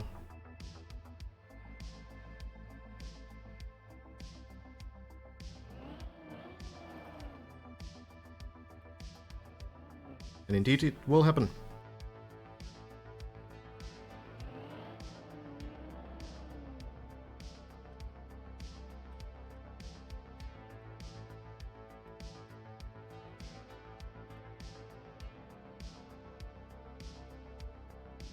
Up the hill we go. Elcon's approach here and manages to get to floor 8. We have another run going pretty high. Hazard, by the way, fairly solid as well. We can really quickly check as Elcon is setting up for the first turtle there. Hazard will be landing the jump as well. So we might have 2 runs simultaneously on floor 8, which has not happened yet. Let's see how these go. Elcon probably getting ready. Okay, Hazard making the transitions. Elcon now on the turtle.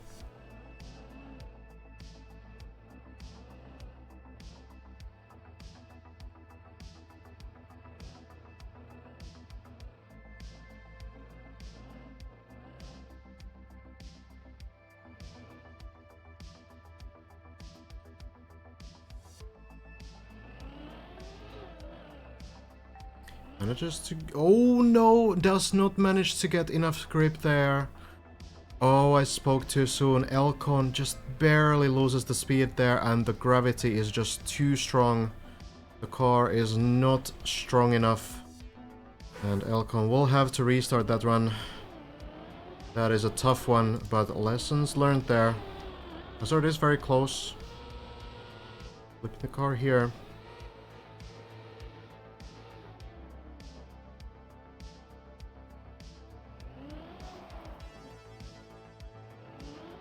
A bit of a missed input there, we could say. Hazard is going for the slow setup here as well, climbing up the floor. Now, the last time Hazard was on this jump, it did not work out, so maybe there's something more that has been learned this time. Maybe starting the run from a little bit lower, and will indeed do so, and this time it works. So Hazard seems to have figured this out and is now very close to personal best. We'll just directly go for the turtle. Flips the car. Knows exactly how this works. Has played enough trial to be comfortable with this upside down car position. Flipping the car onto the quarter pipe. And this is the last place where Hazard has been. So now needs to go up here and try to do this directly last time, but this time we know that Bren found a setup for this where you do take speed like this. And that seems to be a lot more successful. Hazard going for it and gets the landing. Very clean onto the beam. And this is a new personal best. A new personal best and a top 3 run currently.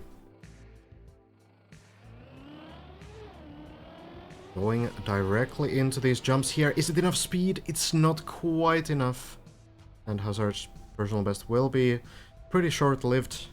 This jump, Bren has failed 3 times, I believe. So it is not an easy speed check at all. Down we go. Hazard has a bit more experience on floor 7 now, getting closer and closer to getting these floor 8 attempts working, but there's some tough sections around here. Scrappy immediately falls when I switch to him. That's tough. Massa will manage to do the dirt wall right, so another floor 5 attempt here. Lars has also fallen, and previously it kind of looked like we had so many runs going deep into floor 6, floor 7 even, but now we're all back to the beginning. So quickly it changes. Bren essentially has gotten... We go over here, floor 8. So Bren has cleared this jump, has managed to get this quarter pipe jump over here, and then you do the tunnel here, go over here, jump to this tunnel, then you turtle on this block, go between these two blocks, continue driving here, turtle all the way here, unturtle on this platform, take some speed, and land on this grass. This is where Bren got. Elcon has done everything else after this as well. Jumping from the quarter pipe up here, going into the cat room, taking speed from here, jumping with the turbo onto the reset, then another turtle, going upside down here, over the beam, through these narrow passages, and unturtling onto the platform. Then jumping on the sausage block, on the ramp, flying around, landing back on the quarter pipe, then jumping here, and taking this platform jump into here. Uphill, turning around, and going here. This is where Elcon got. This is the beginning of floor 9. And we don't know what to do there. We have no clue. Well, maybe some clue. Ultimately, we just haven't figured out what to do there yet, though. Elcon tried some kind of a jump, didn't really work. I think we're back to zero there. Have a little bit of information, but not much to work with. So yeah, Elcon was the player to get to floor 9. No one else has been able to do so.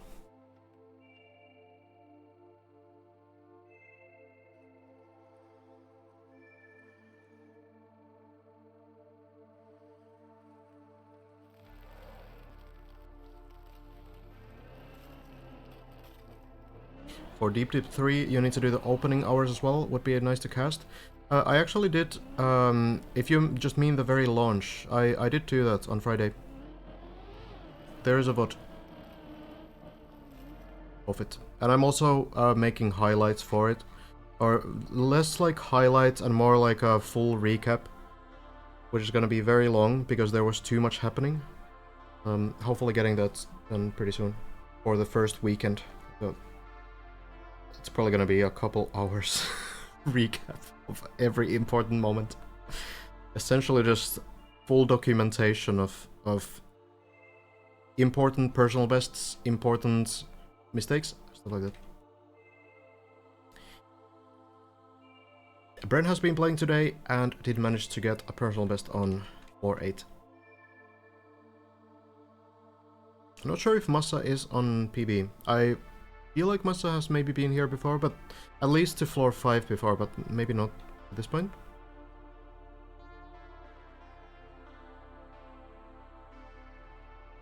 Yeah, I think the competition will be over before the checkpoint version will come out. But apparently there are already the floor practice parts. Oh, this looks dicey. Should flip. This looks like it will flip. Oh god. Oh no. Oh no. Oh no no no. Unlucky. Very unfortunate. Plastic things. Alright then. Well, this looks recoverable. Just need to go back to the beginning of the floor over here and try again. So, yeah, there are apparently, we can really quickly check actually to make sure that it's the case. So in Deep Dip 2 practice. There's a campaign here. So we do have a couple floors here. We do have floor 0, floor 1, and floor 2 are available to practice. So players will be able to get some attempts in if they want to get a bit more consistent here. The thing is that our top players are already very consistent on these first few floors, so it's not really going to benefit them. But if there's, for example, someone who's just now starting the discovery, then this could be helpful for practice to catch up to the others.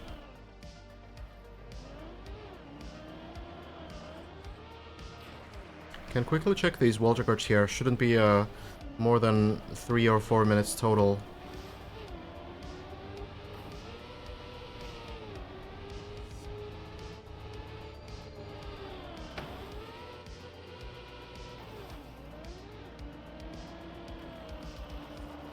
Lane is a pretty well-known trial player. There's the ending.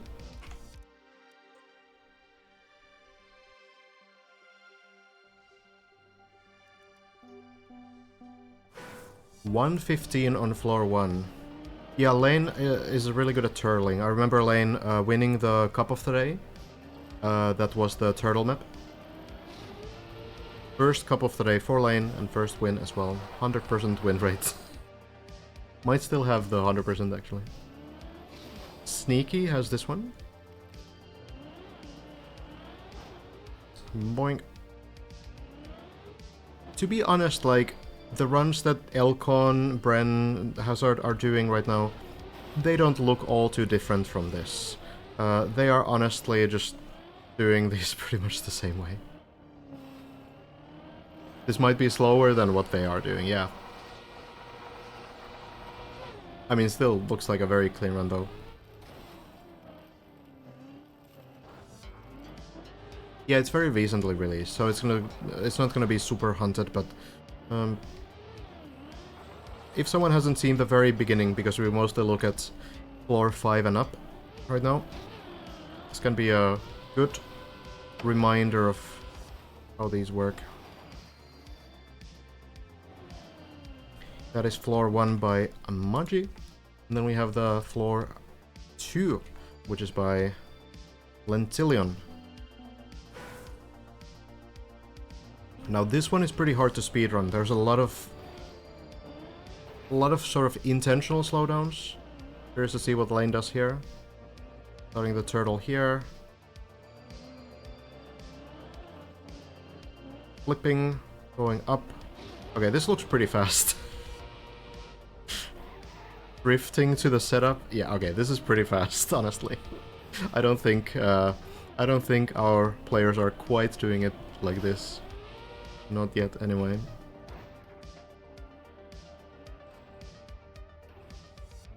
No setup, just goes for it. Bonking. Directly starts playing here.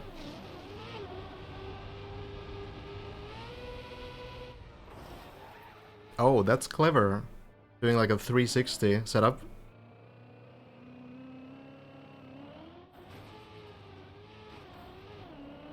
And then into the quarter pipe. Curious what this looks like. A direct jump, maybe? Not quite, okay. Getting a little bit of speed and jumping up. I mean, it's a good run. It's a good run. But of course, very different from playing the full map. You don't really want to try to save like 1 extra second if it means that you increase your chances of falling down by like 90%. Not really beneficial usually.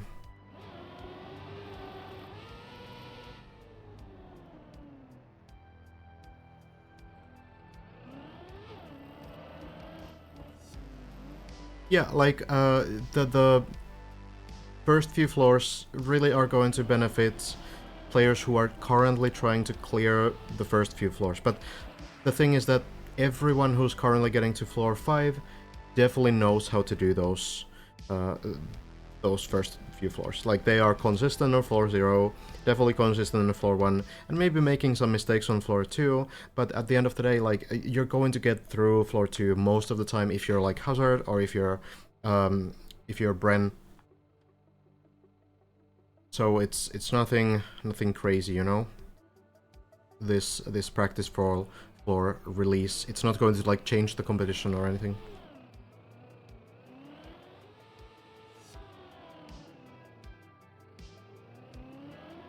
Have yet to see a single reactor and a single magnet and a single bumper, yes.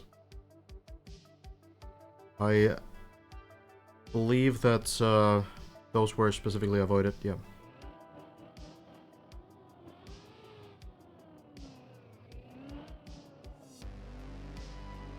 Still a very diverse map so far.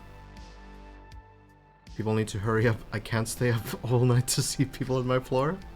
They're trying, but it's getting harder, you know? Oh, Juliano, not making the line, but no, this is in time.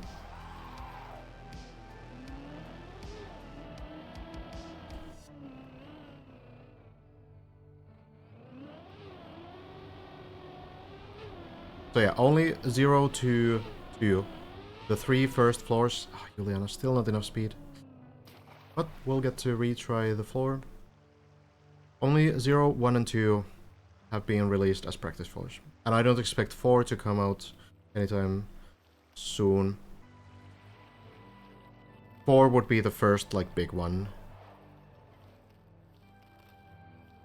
It's one where a lot of players are still struggling. Wheel drying strategy here.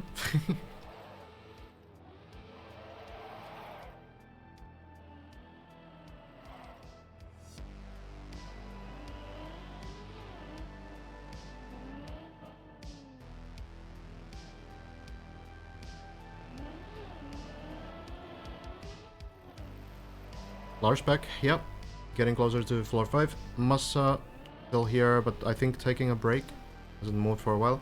We have Hazard here, we have Scrappy here, Lars getting closer, and then a bunch of people on floor 4 as well. I see Javi there, Sami is there, and Sake pretty close too. So many players getting runs going now.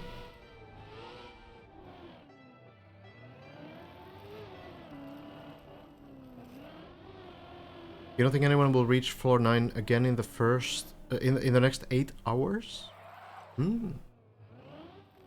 That's a prediction. Oh, Juliano, careful. It's ice. You never know. You could be right though. Like the progression definitely getting a lot slower now.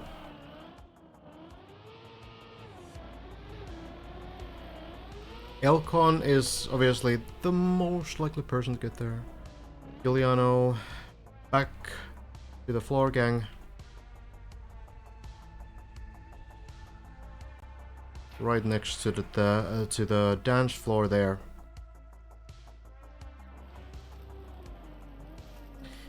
And Scrappy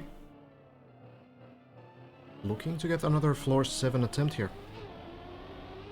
Virtual just PB'd. Where is he still on run? Did you get to floor 7 yet, or still on floor 6? Playing solo, I know. That's why I'm asking these questions, because I can't check. I could check on the stream, but I want to keep the game open. Scrappy, feeling much more confident on these jumps now. Spending less and less time to set them up.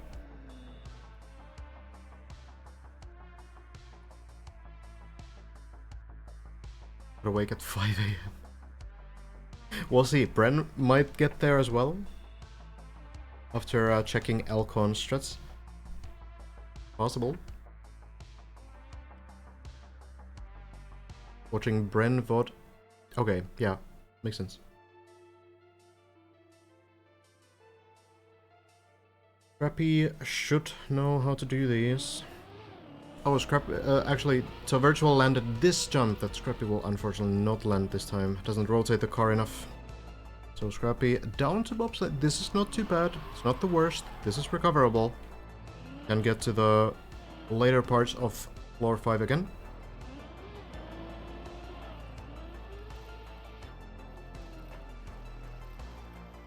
And check in on Hazard, who is actually in the same place.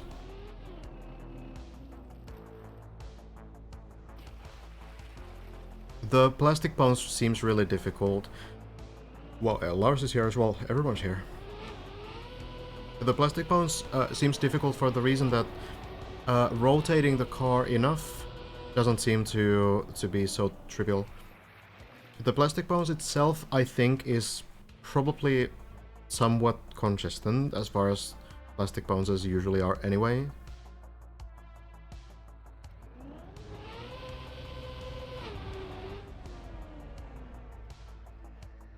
But yeah, setting up that perfect upside down landing, that's seeming to be pretty hard.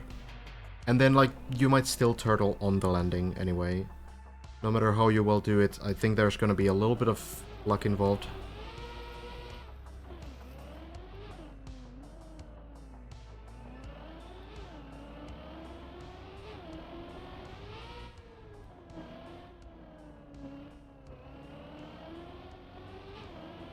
Scrappy, Hazard, getting into those sections. It does seem like Lars did not manage to do those final sections on floor 5, so has fallen down. Elcon climbing quickly back onto these parts as well.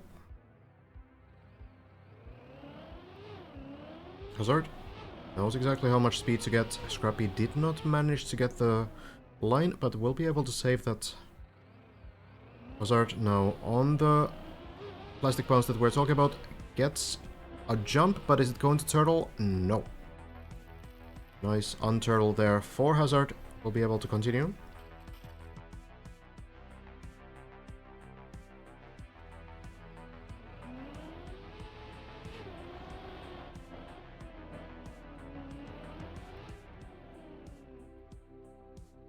So Virtual apparently is in this spot as well. Hazard showing us how it's done. Turning around here, jumping back, and the plastic bounce up.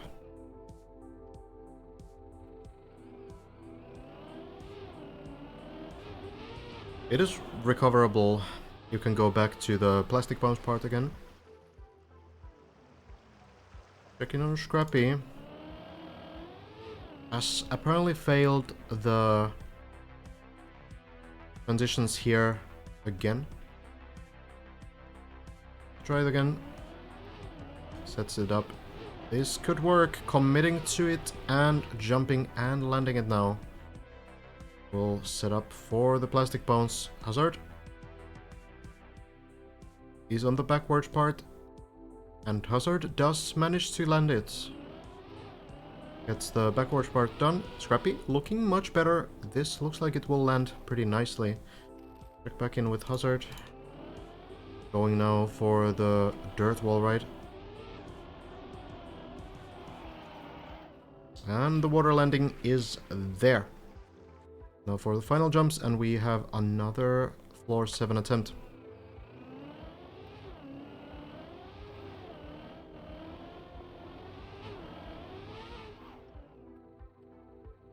The line is clean.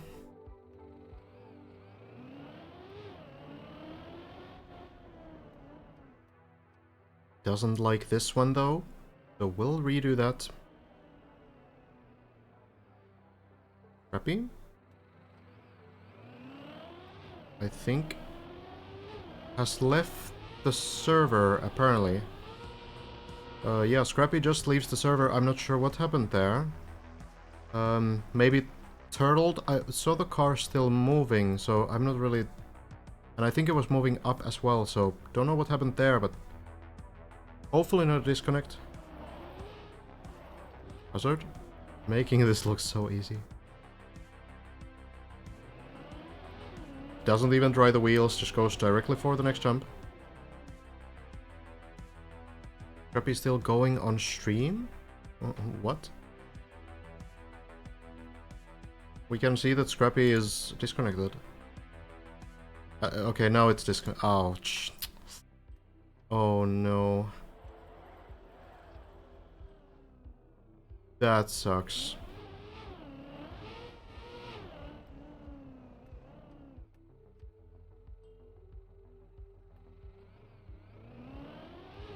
I would be mad as well. Very close to personal best.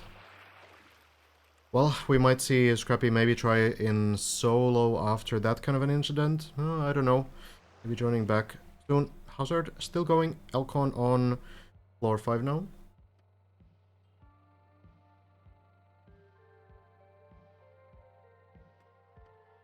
Even the second time. Ouch.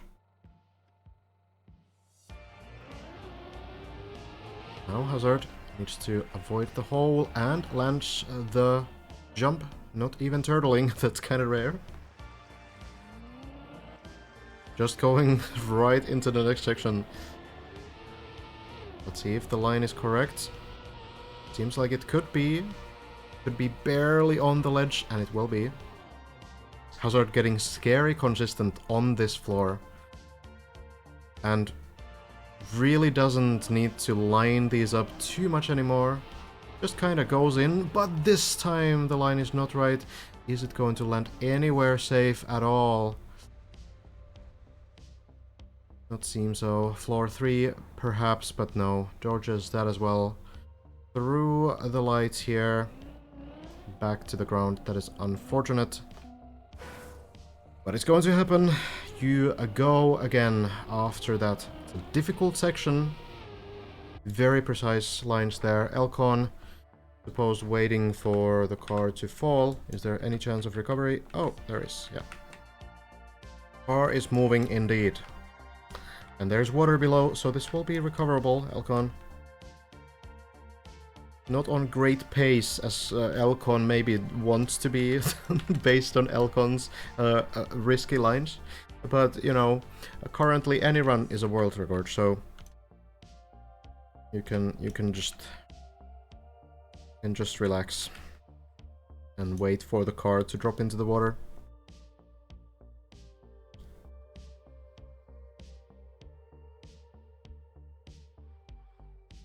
Minus 800 fall is that is an achievement in itself. That's true. Any finished run is a world record. That's what I meant.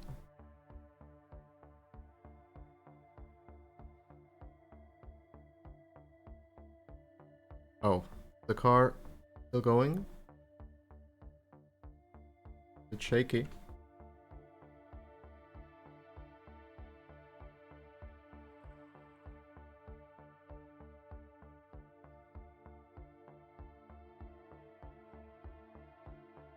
I don't know if it's moving.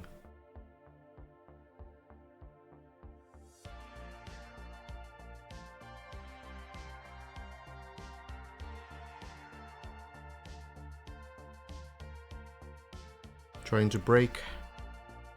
Trying to accelerate. Next, probably trying to turn the wheels.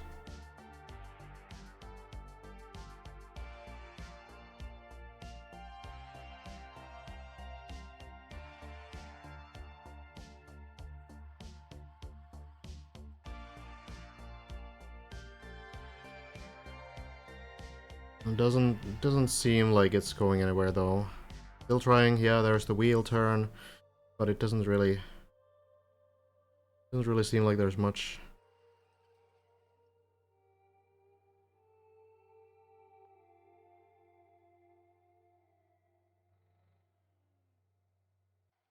Yep. Elcon gives up.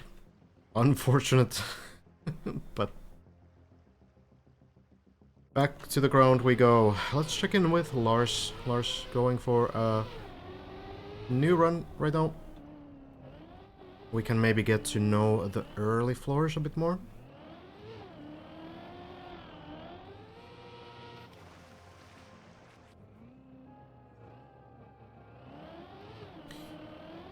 We can check the virtual personal best actually. Well, has apparently fallen on floor 6.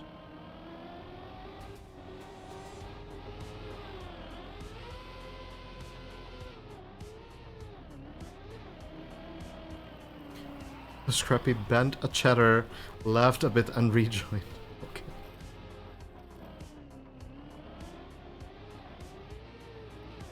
Alright then.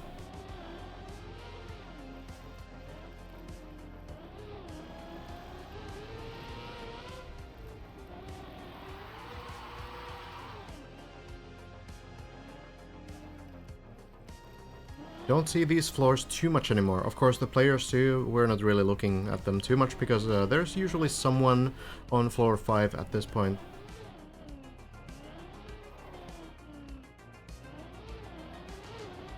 Oh no, of course, Rival. It's just funny. not the comment necessarily, but just the course of actions, let's say. Hello, Argo.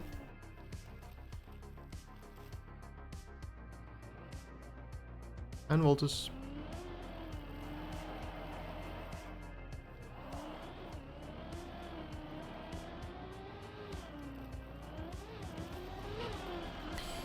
There's the first floor. Lars looking very confident. Now going to floor 2.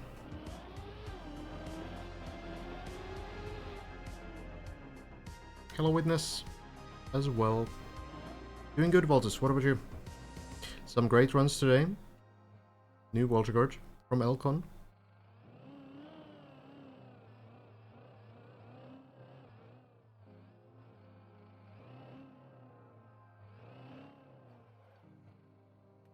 Hammer Strike, hello, hello.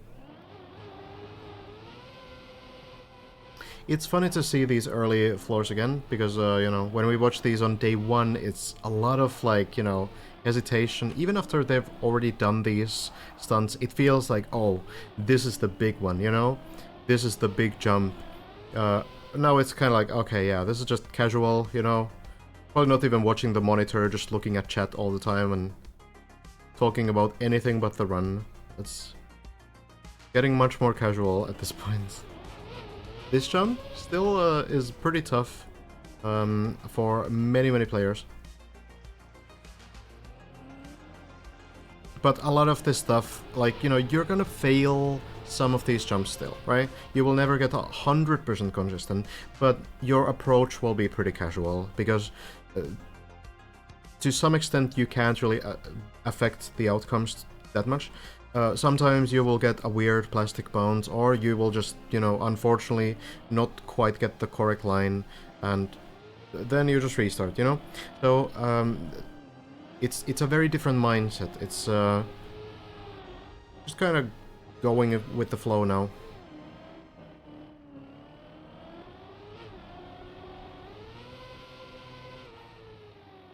Elcon has reached floor 9.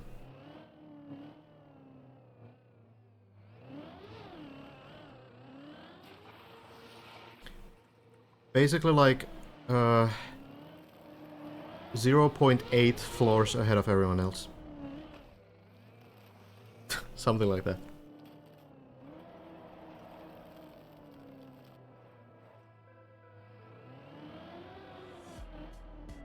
Didn't get very far on floor 9, as in didn't clear a single jump there. That looks very pathfinding, looks very tricky to understand what to do there.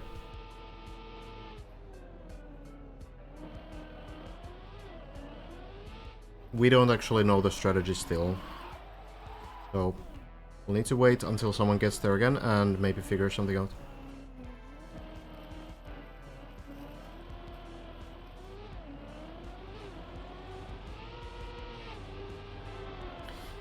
Bren, I think, based on history, will get to floor 9. I will probably not be streaming at that point anymore, because it's probably gonna happen in several hours only, but...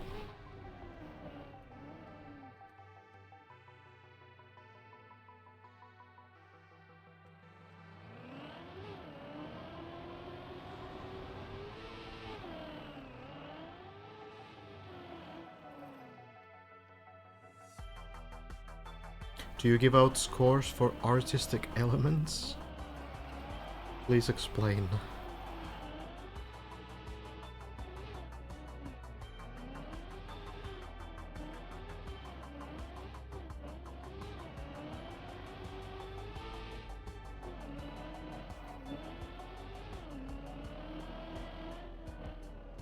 No, I do not have anyone providing coverage when I'm not streaming, but there will be Janick tomorrow morning to stream, I assume.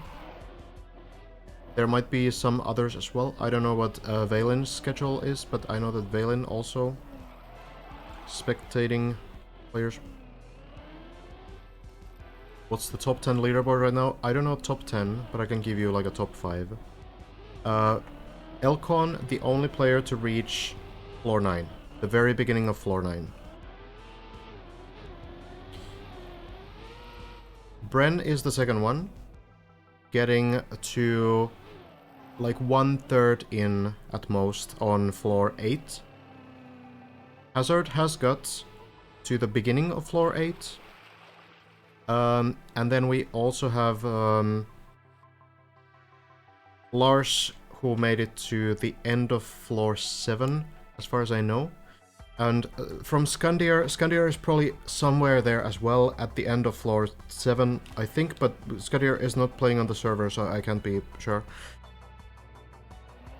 Then we have a couple players getting runs into floor 7, like Scrappy just recently got to floor 7 too. And a bunch of players getting very close to floor 7. Like, Virtual has been getting deeper into floor 6, and also Korch got pretty deep into floor 6. Also, Simo, actually. Simo, I need to remember, did get pretty far onto floor 7. It's on somewhere around in the middle, so I think Simo is top 6 right now. And then it's probably Scrappy, and then Virtual, Korch. Maybe someone who I'm forgetting as well.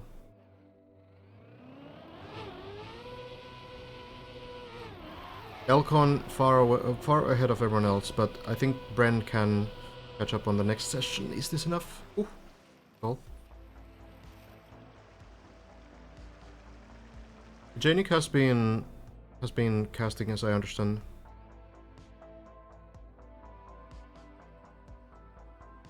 If you can get some of the early level makers in an interview, that's actually a cool idea. I'll see if I can manage. The thing is that I don't know how much they wanna, like, still talk about the early floors. I feel like even if a floor has been done, they kind of want to not reveal too much about it. But I could ask someone. I could ask Sparkling, maybe, to jump in at some point.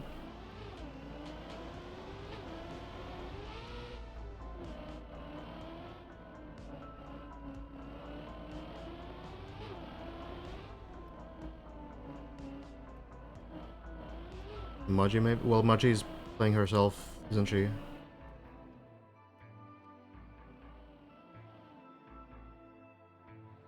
I mean, maybe.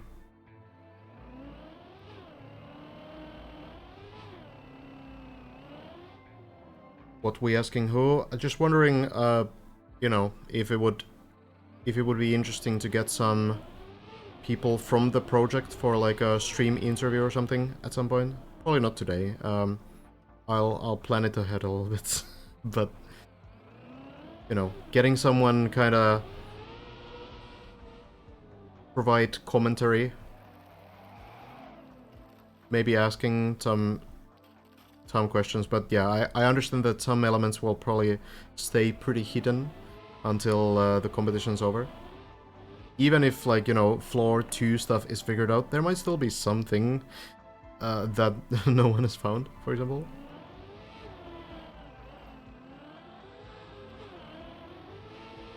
Scrappy back to floor 5, Lars back to floor 5. Hazard here.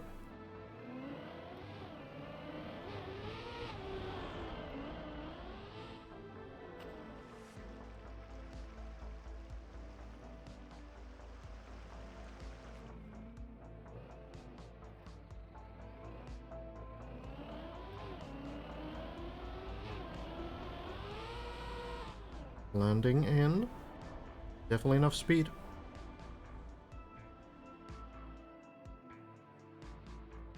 Yeah, sure, Voltus, like, they wouldn't need to answer the question, but I don't want to put them in a position where they might accidentally reveal something that they don't want to. Hazard down onto the bobsled, doesn't turtle, so recoverable. Fortunate landing.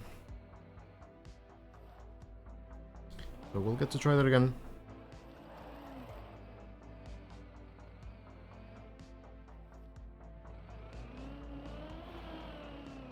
Working with Scrappy and Lars joining forces here.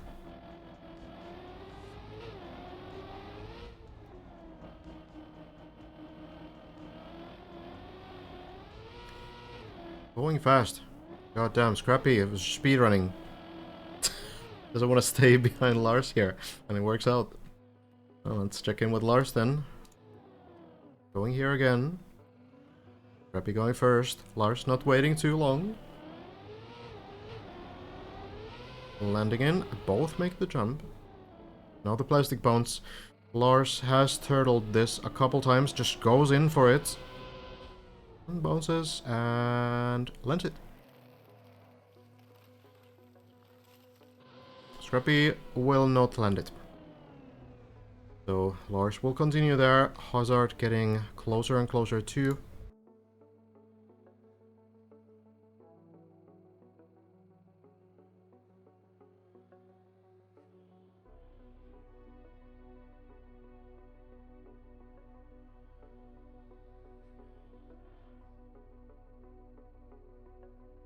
Lars has been through these parts too, so shouldn't be any surprises there. Hazard slowly but surely getting back. Don't have to ask the question. Yeah, but like, look, surely you understand the issue if there's like a lot of mapping related questions that need to be avoided. And I'm specifically bringing them here to ask mapping related questions. Sounds like it would be very awkward.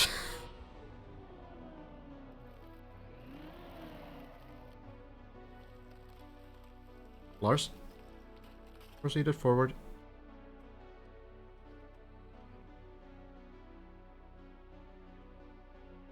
Hello, Theoloza. Wish the plugin would show the PB of the guy you spec. Yeah, I made the request earlier, but we'll see if it's doable. I can tell you though, Hazard has been to the beginning of floor 8, Lars has been to the end of floor 7. As far as I know. At least to the middle.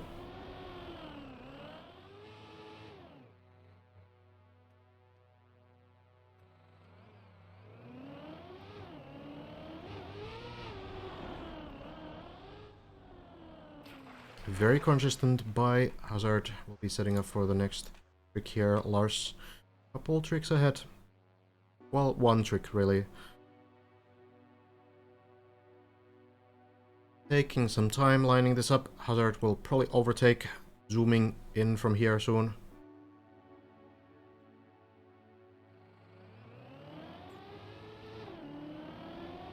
I think he did do so off camera. Lars gets the landing. And Hazard will follow.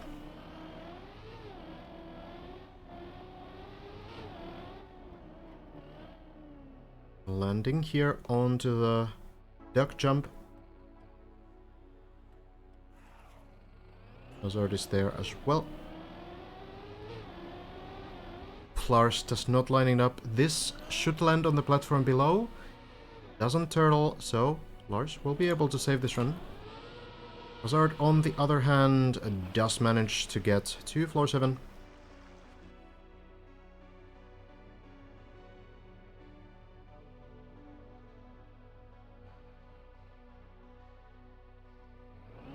Yeah, if the final floor is seriously the hardest one, then because of the lack of practice that you get there, because you need to do 15 floors before it, it's gonna be really rough. might take several days at least to get from 15 to 16. We'll see though. It's really difficult to say.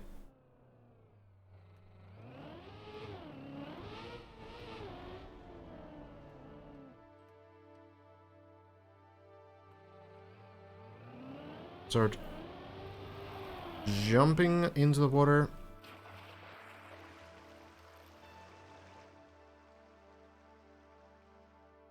Then carefully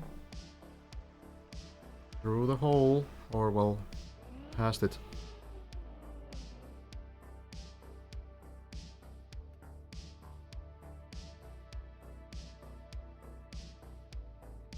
What if the floor 16? What if that's actually just khaki 290? What if it's a double flag bounce?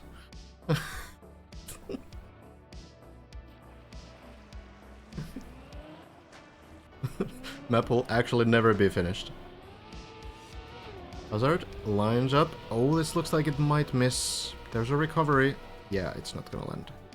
If Hazard can land it nicely, at least. So we'll be able to recover, going back to floor 6 again. Would be worth a Cam 7 whole tower. I feel like it's good if we keep it a bit of a mystery right now. I don't want to look too specifically into the later stuff. We'll discover it when the players get there. How did you know? Well, actually, it's probably not the case because, you know, the flags are down here, right? There's the Greek flag, the famous Greek flag from the khaki maps. And, you know, I don't really see, like, a bounce here, so... I think it's not the flag bounce. Maybe you placed, like, a custom flag, though. It could be possible. Where are we again? Or... here. So Hazard doing the recovery here. Going for the ducks again. We'll land it.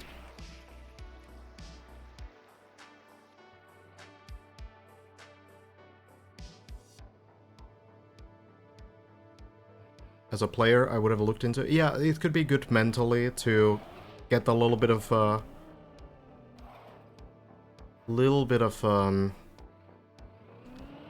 overview of what's to come.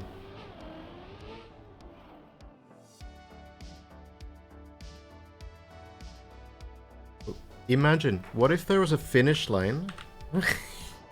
Like somewhere here, in some random pool. There's just a finish line here. Everyone's doing the tower for no reason. There's actually a plugin with which we could check it.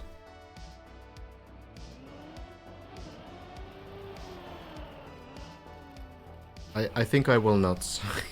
just to leave the mystery in. I do imagine that someone might have already checked though, just in case.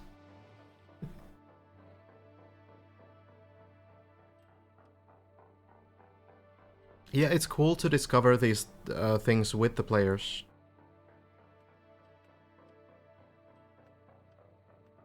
Hazard back to the hole jump. And one has been pretty tricky. Oh no. Is it enough on the water? It's very close to the water, and just having like one wheel in the water could flip the car. I don't know if it's moving away from it. Over. Or is moving backwards. So close. Not recoverable. This one has been really tough. There's been so many similar situations here by Bren, by Elcon, by Hazard. Seems to be happening to everyone here.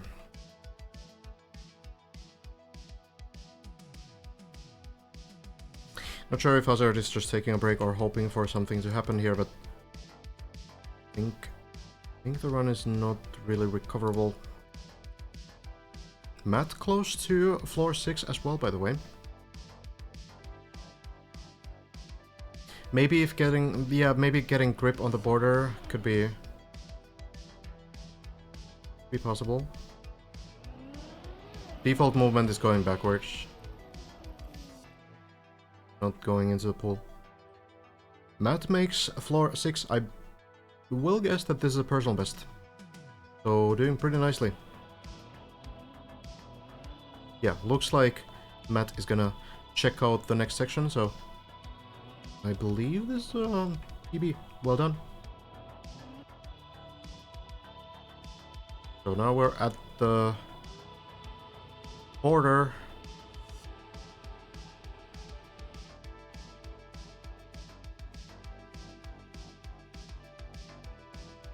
Looks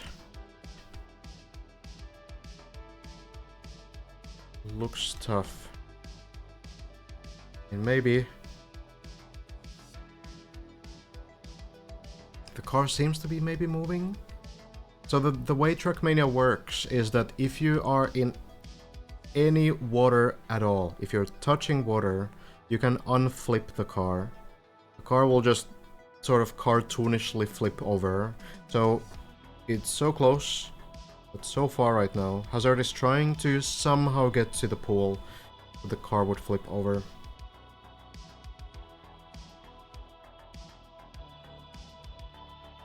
I feel like the car is still just going backwards though.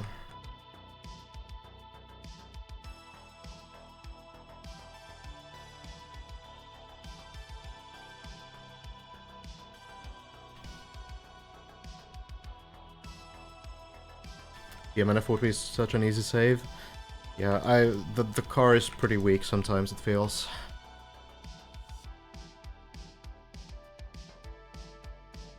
Matt's doing nicely, already actually getting up here. So, solid run from Matt. Getting further and further on floor 6.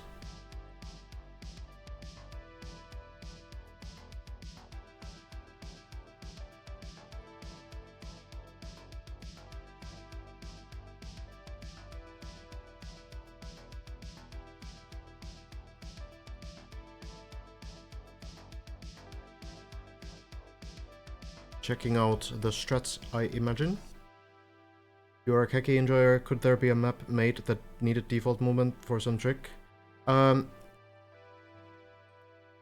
Final Enigma have a checkpoint where you need to do default movements? That's in TMNF, but like a two-wheel default movement. Oh, jumps pretty far. I don't know if this is enough speed. Not quite. Matt notices as well, though, and this could be recoverable somehow, but this platform, I think, is the worst one to be stuck on. Not sure how you could save this.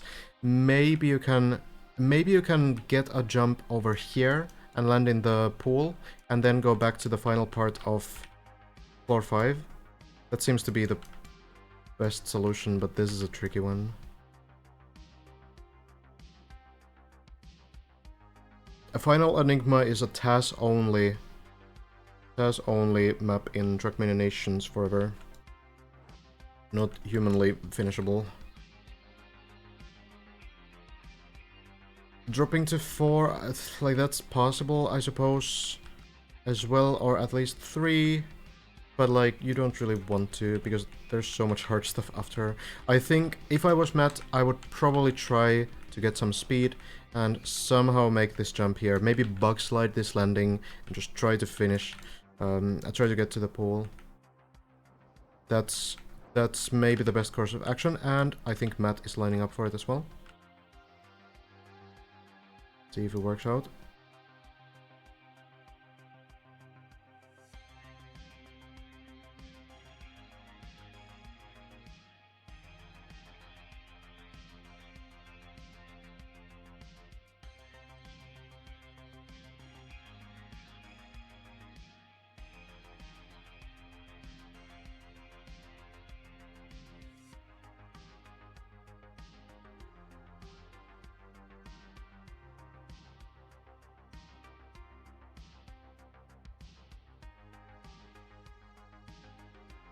There are a lot of khaki maps where you can turtle next to the finish line though, and a default movement can get you to the finish, so that's actually pretty common.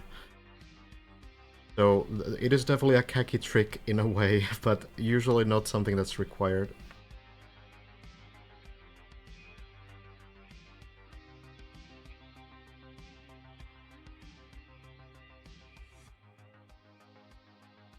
Matt still may be thinking about possibilities here, but I don't think there's too many of them.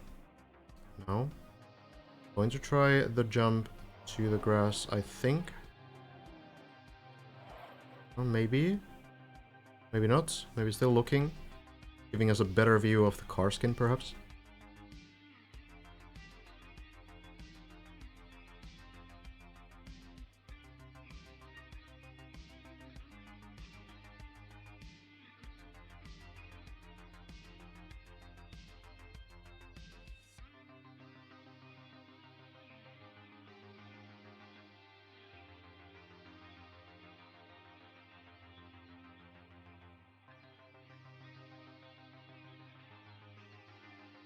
Oh, got raided by Scrappy and is playing ads. Got it. It's always the duality of man. You're either looking for strategies or playing ads. Fair enough. No one else really on a very good run right now. Lars, Zypher getting to floor 4. Sano in that area as well, but those are both. Zypher and Lars, Zypher and Sano, not very deep into that floor at least. Elcon, Hazard, trying to make their way through the early parts.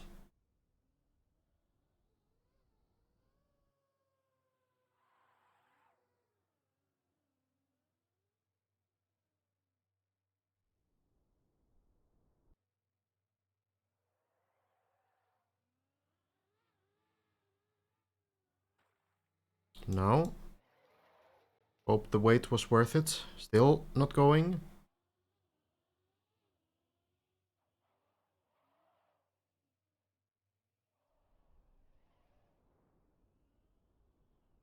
He's still there, I think. Well, actually, no.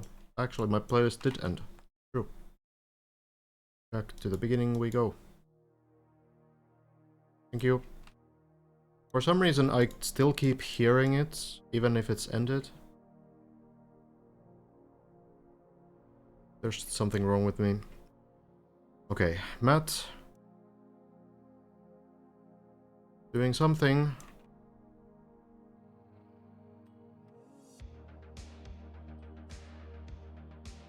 Taking speed, taking a lot of speed.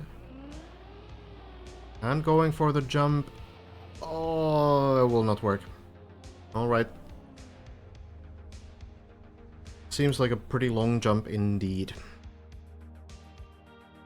Jano, trying out the quarter pipe here. We see many people stop here and kind of relax and get ready for these parts. Lars has fallen. Right now, not too many runs going on. I will use this in my favor, and I will get myself a drink. So, I will be back in just a minute or two. We'll keep our eyes on Hazard on floor 2 right now.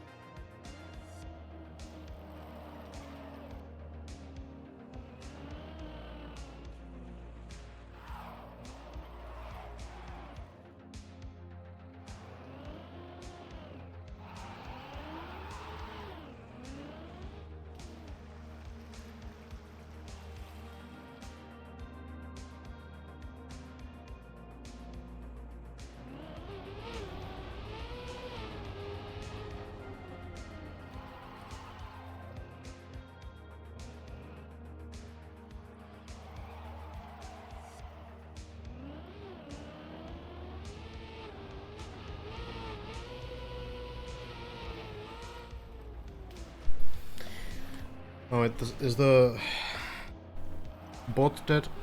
Bot fell from the tower, maybe. Okay. I have a button.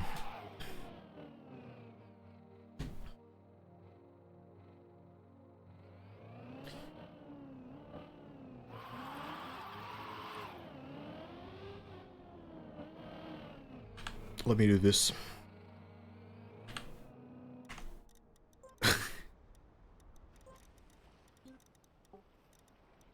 Will work.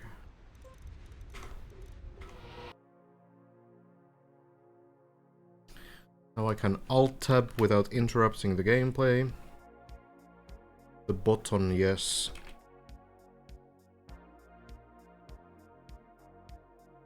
You need to show us Elconch wet wheel shred. Which floor? I don't think I have any clip on hand right now.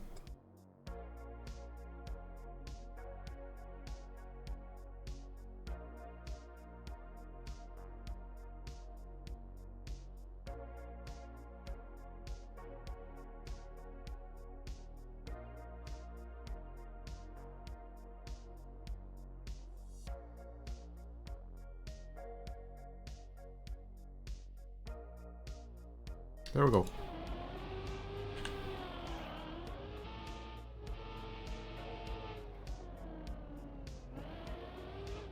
All right.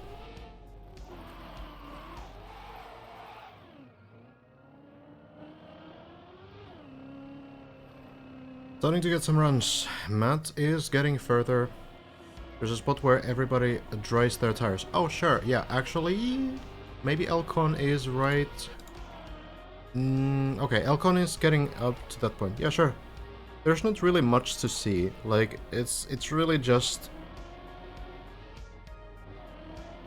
It can be summarized by Elcon driving up the hill, but he's the only one doing it, of course, and it is a very risky strat to go for. It's a lot faster. The problem with it is that if you lose any speed at all, it's most likely over. So Elcon needs to do a very precise no-slide line there up the hill, and that is with wet wheels, so it's kind of tricky, and you need to be like just very careful. If you crash one of the poles, saving might sometimes be even impossible, so it's truly not difficult. Well, Hazard going first, so let's take a look at that. Remo's saying he's not gonna risk 10 minutes of driving for a 15-second save. Yeah. That's it.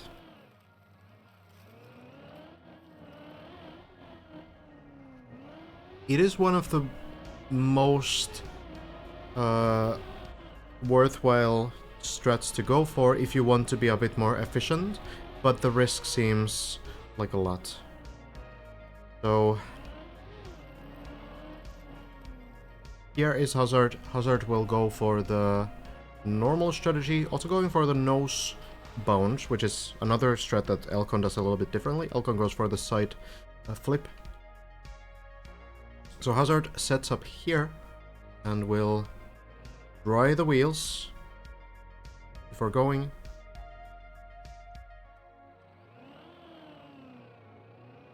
Then do the drifts up here and get all the way up. And now Elcon, we already missed it, didn't we? God damn. He's too fast. Hazard got like a 20-second head start for this floor. Elcon is back here already.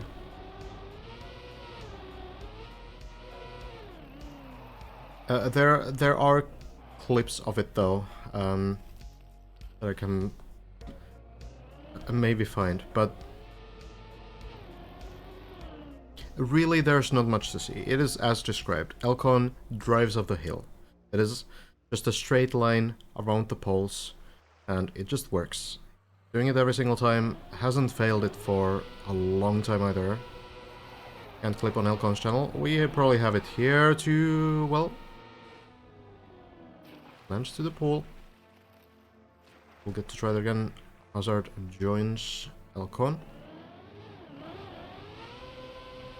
If someone wants to find it, there's for sure a run by by Elcon where we have it from today. What was the thorn? Here as well, two different strategies.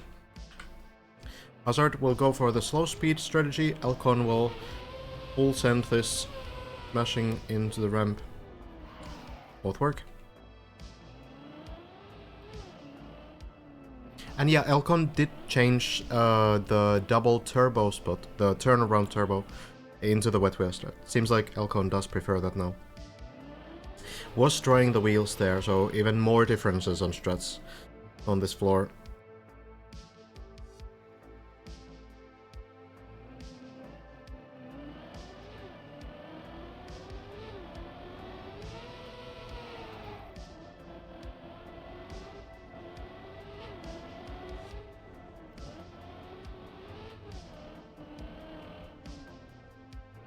Chat bullied Elcon into wet wheel strat. Well, seems like it's working.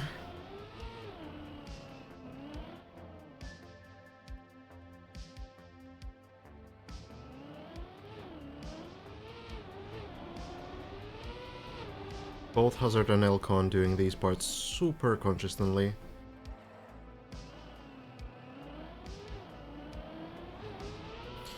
Boink. Looks pretty good. Whale and not turtle.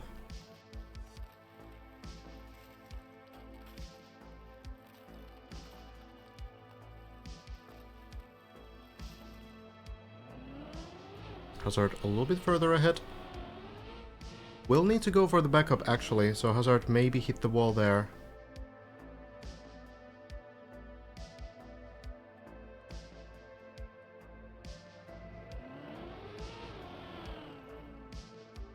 Entirety of T40 was backseating me.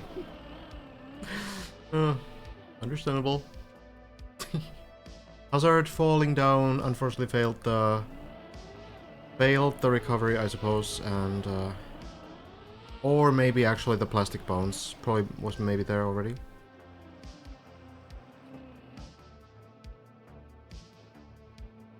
Could we try to install disable animated signs and see if it helps with FPS? Sure. Not too bad right now though. There's only like a few spots where it gets a bit rough. Can try though.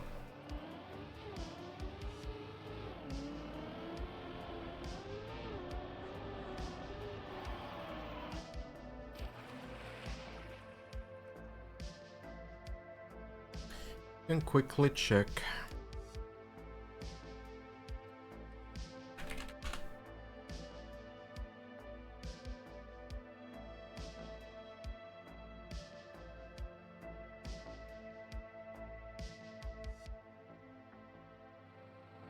Does it just immediately apply? Not apparently. Didn't also open anything.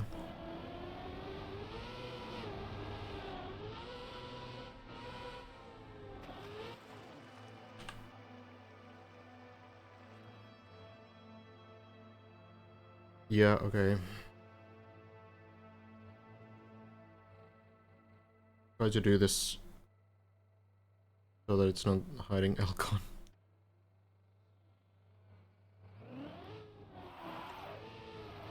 Must get disable. Does that work while I'm on the map? Or would I need to reconnect? No, I still see them. This could be a good idea though.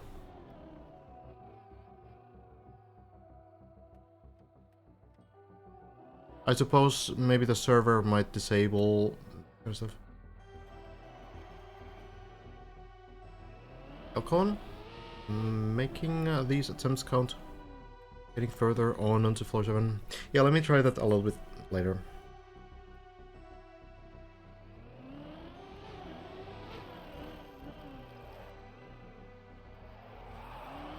Yeah, I don't know why it's even, like, tanking FPS for me. It's... Obviously, it's a big map. My settings aren't, like, super maxed out at all. I have high shaders for reasons, because, you know, that actually changes the visuals quite a bit. I could change shaders to lower, but I could use tweaker, but I don't know if that's like ideal viewing experience. Yeah, it is always the servers. Like, it's always gonna be worse on servers generally. It's just how much it is, you know?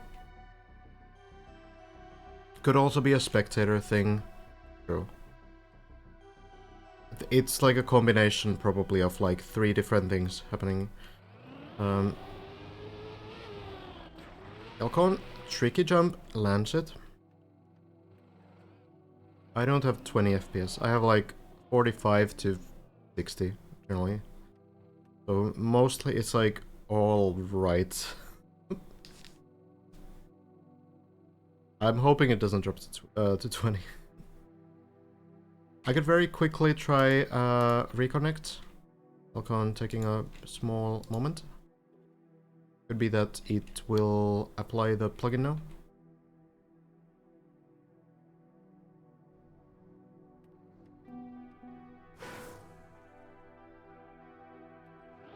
Okay, Elcon going and not getting the landing, but we'll be able to recover.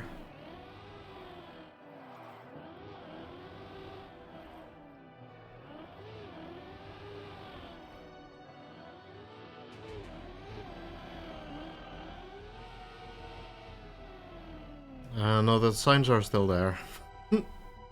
I think it might be something with the server, because I think the server... Oh no, wait, actually, no, it disables the animation, true.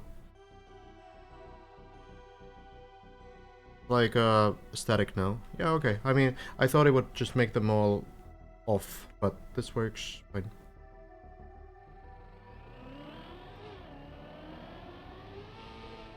Good one, Nib.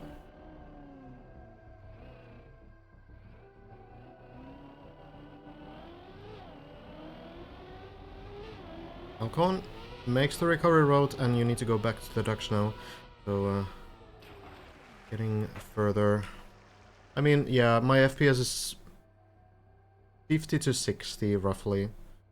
45 to 60. It's like, mostly it's okay. There's like a few spots where it does drop, usually with more action, but yeah, it's probably like a combination of the server and spectating. Unfortunately, the game is just like this.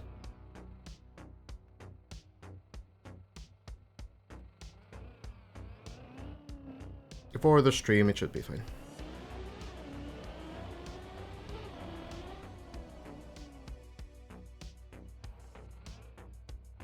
Well, I have high shaders and high textures and immediate GPU-CPU synchronization, but that's mostly it. I disabled reflections and put water reflections on very low, so...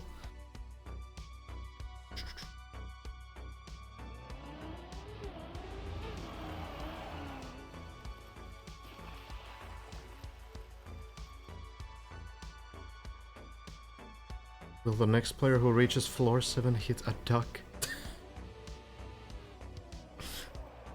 What if I miss it though? We might need to follow Elcon here.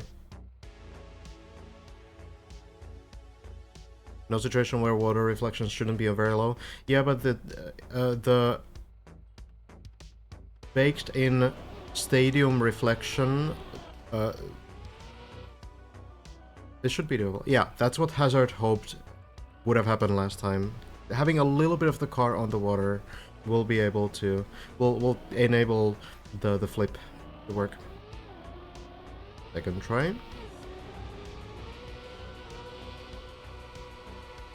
Looks good, Elcon will land. But yeah, if you have like low water settings, the problem is that the game puts like a baked-in stadium on every water reflections, regardless of whether the map base has a stadium or not. That tilts me. Elcon going a little bit too far to the side and falls down once more. Floor 3 it seems to be. Back to Lars. Overall, Elcon doing well, but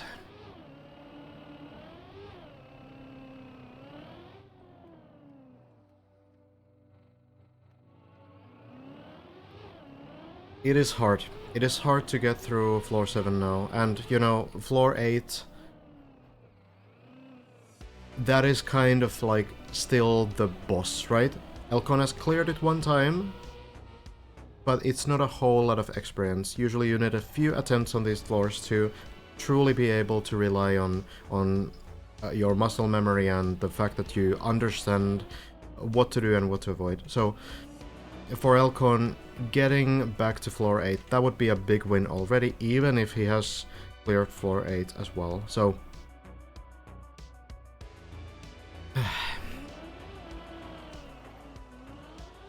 it's unfortunate that the floor 7 is still giving him trouble, but Elcon is getting there fairly often still. Could I not?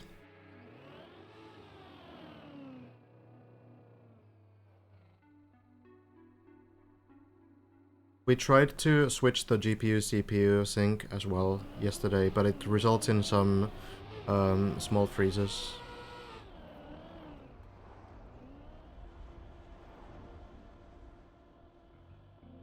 Lars bouncing towards the end of floor 6. Couple sections left.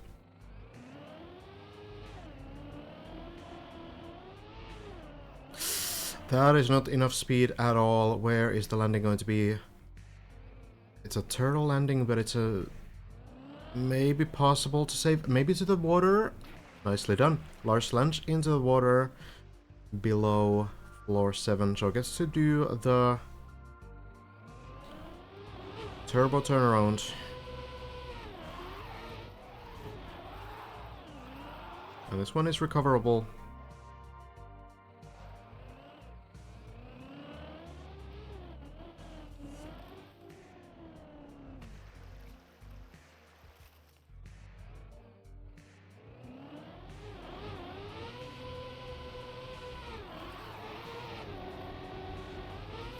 Looks like a good line. Lars should be getting the bounce. Be getting towards the final jumps of this floor. Lars has been to floor 7 as well, but not in a while, I think. Has been having some trouble on floor 6 today. Hazard, on the other hand, has actually been pretty consistent on floor 6 for the most part, but has had some mistakes on floor 7 instead, so it does seem like progression is truly slowing down, because Elcon has pushed the progress a lot by getting into floor 9 today, but it's only that one run. Everyone else seems to be having trouble getting into floor 8 at all even. So when Bren starts the next session, I think that's going to be interesting to see. Lars may be a little slow. Well, the turbo, but this will be recoverable. Goes back onto the beam.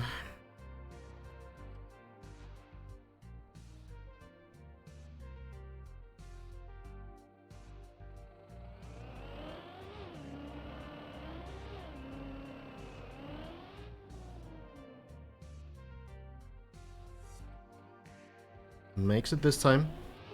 We'll be able to continue. It's very confident on these sections. The jumps, I remember, being initially very difficult. There were multiple players stuck there on day 2, but now we have a lot of players kind of just go for those and making it look easy.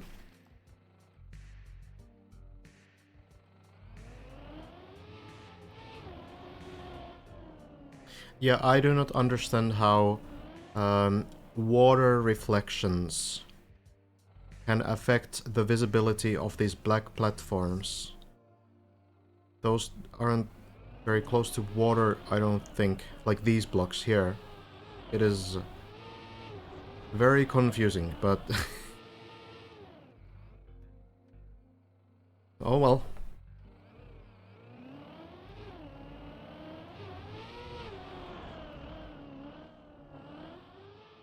Lars now, getting into the water will flip.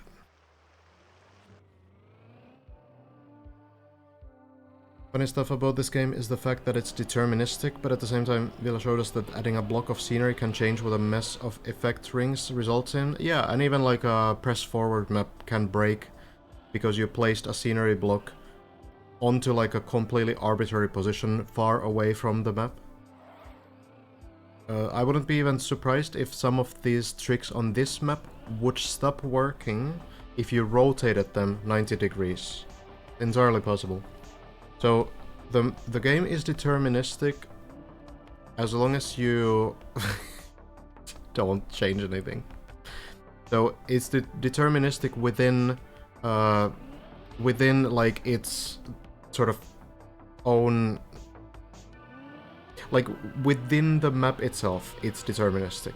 But once you change anything about the map, then you might get different results. Oh, it did affect. Rotating your part did break it, Vero. Yeah. There we go. So, you know.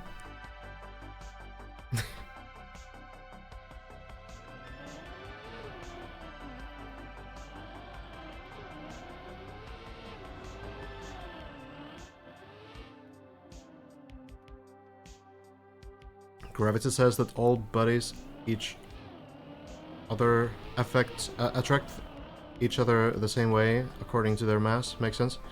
Yeah. Maybe the game is just super advanced. What press forward map breaks if you place random block somewhere outside the map? You can have some plastic bounce combinations that break. You can try this yourself in the editor. Making like a combination of plastic bounces and reactors, and then placing like a bunch of stuff outside. It's kind of rare, like it's rarer. But yeah, moving it like one block, for example, the map can also break it. That's more common. But yeah, if you place like multiple rings in the same position, that sort of like interaction does change with every block you place on the map. I'm not sure actually. Would like a plastic bounce combination break from scenery? Maybe not actually. Could be that that's not the case. But you can for example place like multiple rings in the same place, and you can change like a press forward outcome with every block you place in the map, regardless of whether they are in the route or not. Lars making the duck jump.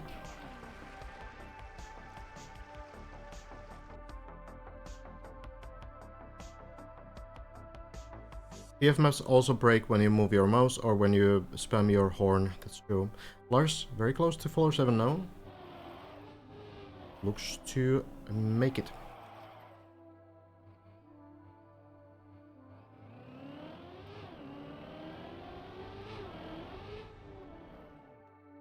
Just goes in, gets the dump. Potentially looking at a floor 8 attempt here.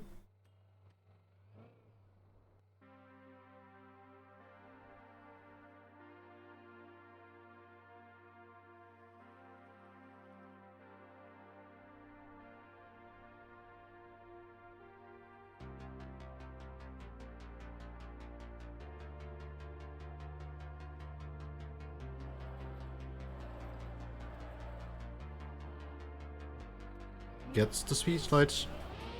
And now lining up for the ice jump. Needs to land into the water. Wonder how they managed to code it in that way that Mouse or Horn affect PF. Let's see if Lars chills here somewhere. I can give a theory. I think it's the same reason as the gate switch. Well, not the same reason as the gate switch, but same as the... Oh. Lars? Oh. This is savable. Bit scary, but it is savable. You can climb, but Lars misses it. Bolt stone. Doesn't turtle here, so this is recoverable. You just need to go around. There's an opening on the other side. So you can go here, go over here, and then take speed and jump back here. So there's a chance to get back and try this again. Entirely possible. The game works at 100 ticks per second rate, which means that the game is registering 100 things that happen every second. So my theory is that mouse movements and horn usage count towards those actions, which means that if you spam your horn, the horn will likely take up some actions that happen during ticks, and then the game doesn't get to register everything that's happening on the map. So there's going to be some very slight differences in speed or line that will happen, because the game is kind of like registering the horns or the mouse movement and not everything that happens on the actual car. And that's what I think is happening.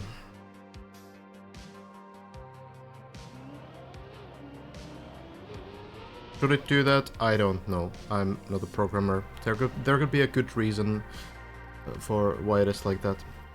I guess the problem is that you can't really apply things that happen like retroactively. Like you can't say to the game like, oh, the car did something here, but we are doing something else, so let's apply it afterwards. Like that wouldn't really work, right? It needs to apply everything immediately so that the car actually moves the right way.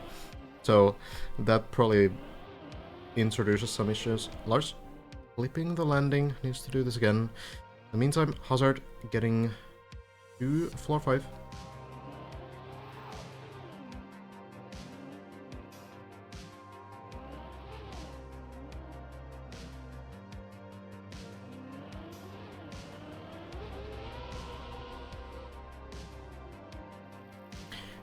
Getting better at the plastic bounce, for sure. I'm not 100% sure where Lars has been on floor 7. I know that Lars has been in the plastic loop thing. That I know for sure, but I think Lars might have been a bit further too, on a run that I haven't seen.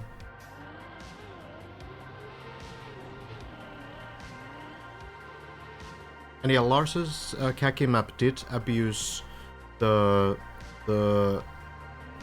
kind of a different thing, which is that during no steering you can still steer, and that can affect your line a little bit. That might be unrelated to all of this stuff, potentially. 815 PB, I think that's possible to get on the plastic quarter pipe, so it could be there.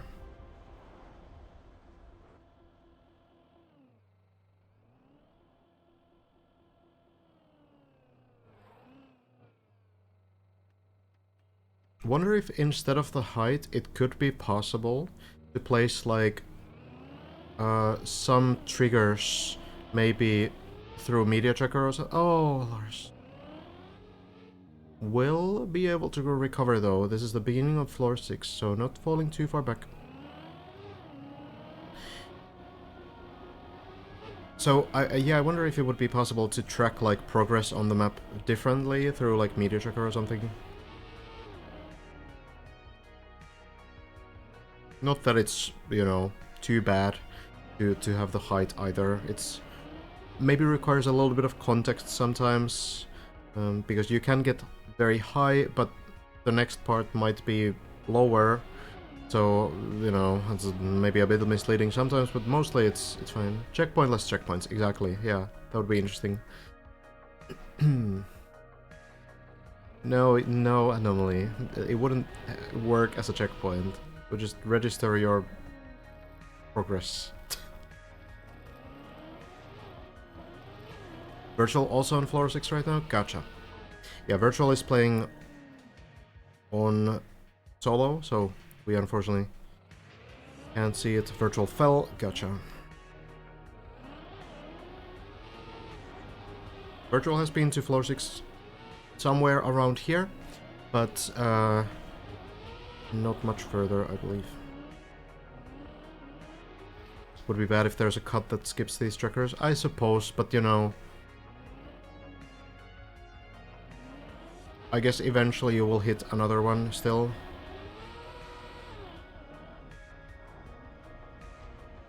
Lars getting really good practice on floor 6 right now, and it might be very needed as well. Not getting super consistent on these jumps, but still getting through it fairly well.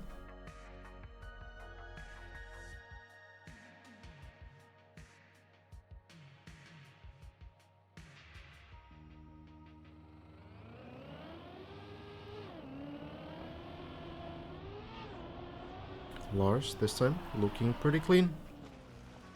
It's the water to the dirt. And now looking to get back to floor 7. Hazard back to floor 6 and Elcon, the current world record holder, getting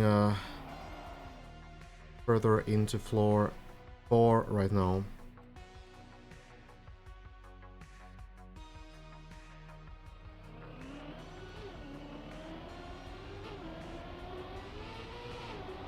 Lars committing to the jump. This will be a little short, but maybe barely makes it to the pool.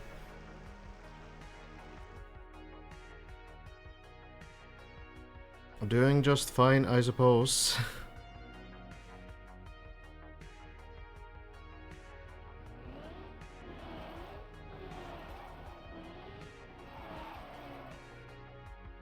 And we are back to floor 7 after clearing the wet plastic as well. So, next attempt at these needs to release, but makes the jump. I'm surprised that Lars actually committed to that line. But yeah, Skandir also, it's kind of hard to get a read on Skandir's progress, but the offline attempts could be pretty good.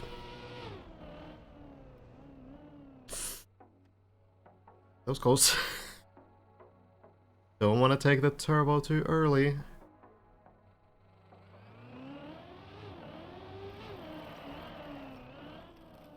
That is true, Waltus. Pretty hard.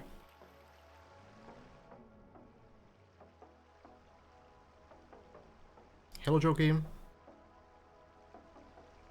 Lars over the hole. This time works just fine. And now we go to the tricky jump where many have turtled.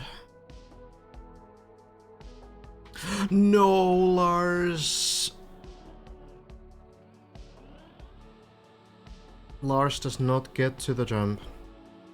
That's a turbo. And that's a turtle. And that's a reset back to the floor. Gang, we will check in with Hazard instead. Killen Dice, thank you so much for the tier 1 sub. Much appreciated. I have alerts turned off for convenience, but very much appreciated.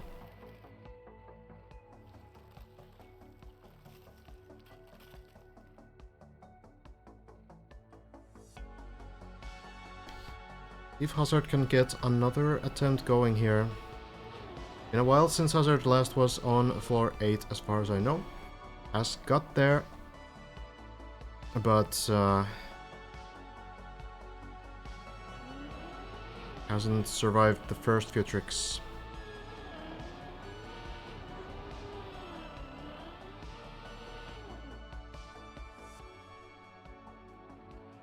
wasn't looking, reading chat on floor 7. Unfortunate. I will say though that once you play for hours, like at some point you will just like zone out for a little bit and you will absolutely regret it afterwards.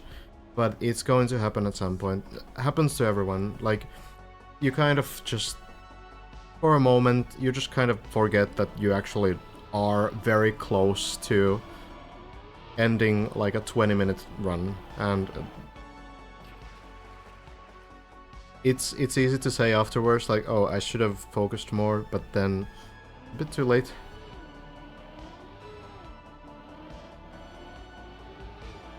You simply can't be on full focus when you're doing like 7-hour sessions, you know? It's not possible.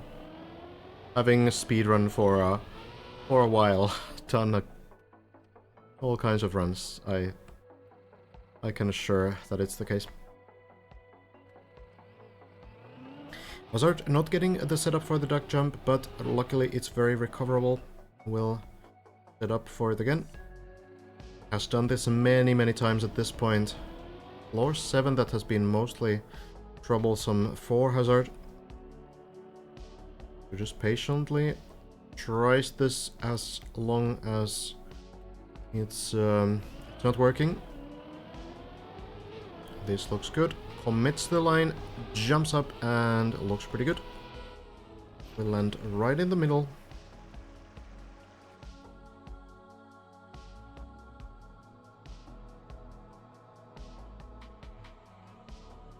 Saying hello to the ducks and then going through the wet plastic. Doing such controlled lines there. It's easy to forget that if there's any kind of a clip there, it's probably gonna be game over. But Hazard surviving. Backward speed slide. Does them well.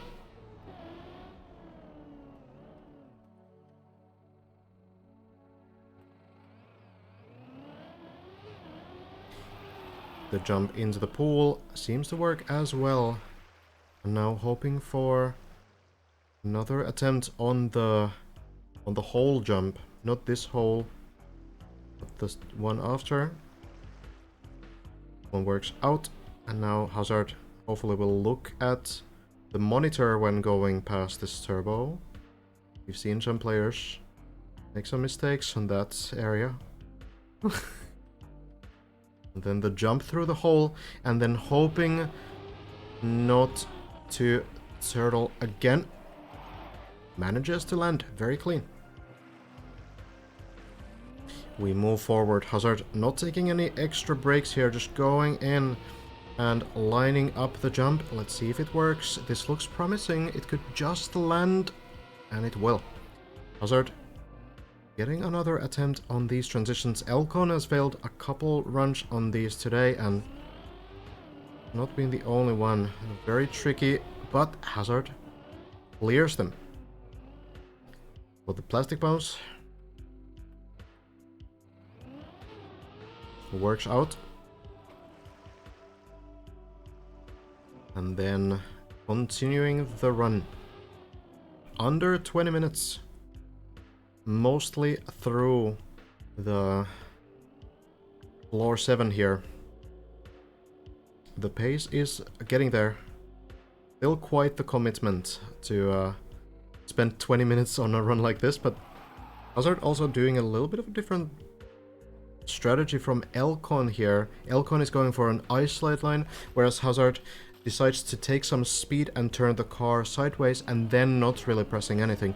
And both seem to work pretty well. So it seems to be up to preference. Here, Hazard managing to get the flip as well.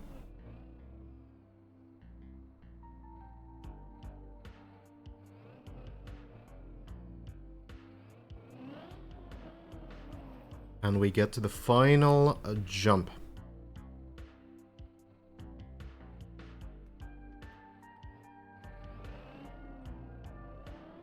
Needs to slow down here. Wants to go back up the hill, take the speed, and jump with this very controlled line here. Speed is there. Hazard knows the lineup.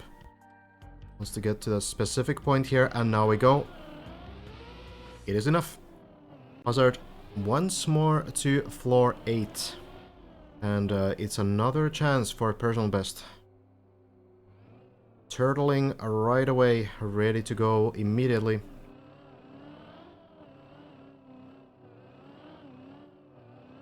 You need to go upside down here for the reason that the next platform is a little bit high and you need to flip the car onto it just like that. Hazard gets it first try. And now up the quarter pipe. This beam landing is what Hazard last got. Oh, we saw Elcon fail this in a very similar way. Hazard keeps the speed just barely. And now ready to go already. No, lining up, making sure that it's going to be a good attempt. The beam landing harder than it looks. Bren finding this setup, and it works out for Hazard. And this jump combination is what last ended Hazard's run, if I remember correctly. I'm not mixing up players. So we might see another personal best if Hazard can clear these next few jumps. The plan is pretty simple. Land here, jump here, land on the bobsleigh. And don't fall into the hole. That's it.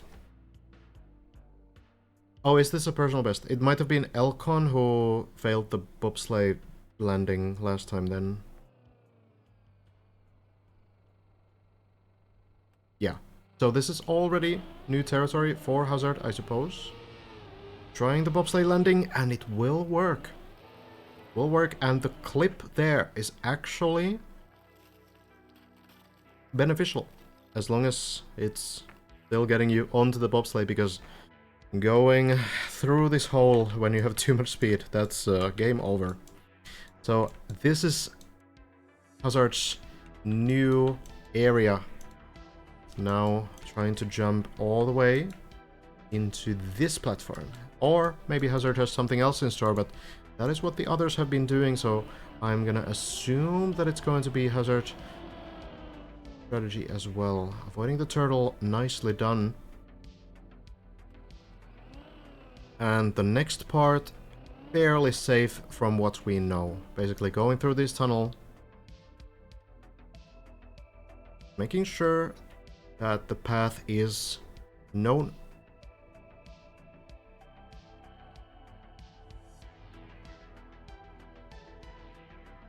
Up the plastic. No speed checks just yet, so can take it easy. Here, you do need a little bit of speed, so Hazard goes for it right away. No need for setup, and it works out. And now we get to the next trick. So here, Hazard might be maybe taking a small moment, or if it's already a known strat, maybe Hazard is just gonna go for it. Seems like it's gonna be a setup right away. Dropping into a turtle here, then squeezing the car between these two blocks and just hoping that it stays stable. The car shaking. One wheel is in between the walls, and it works out for Hazard. Gets through it, keeps the turtle going, and now needs to flip the car once more. And it works. Hazard on to the next part. Now this jump, Bren has still cleared. Bren has been able to clear this next section. Taking speed and going all the way back here and landing on this grass. This is something that Hazard has been, the Bren has been already doing one time. Elcon has managed it as well, but Hazard could be the third. Ensure the speed is there. Maybe getting a better setup.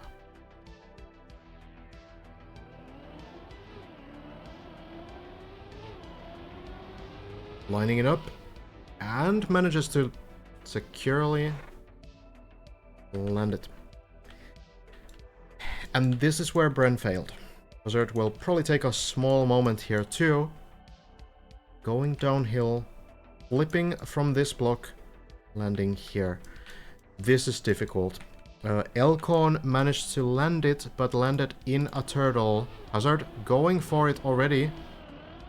Seems to be doing pretty well, and that is a number 2 run right now. Very, very clean landing too. Hazard has clearly seen Elcon's run here. Just goes directly in. Here we have the cat room.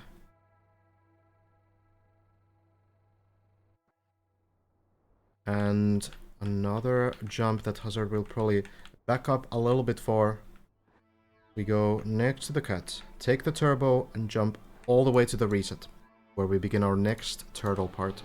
Hazard going already. Is it enough speed? It's a bit of a misline.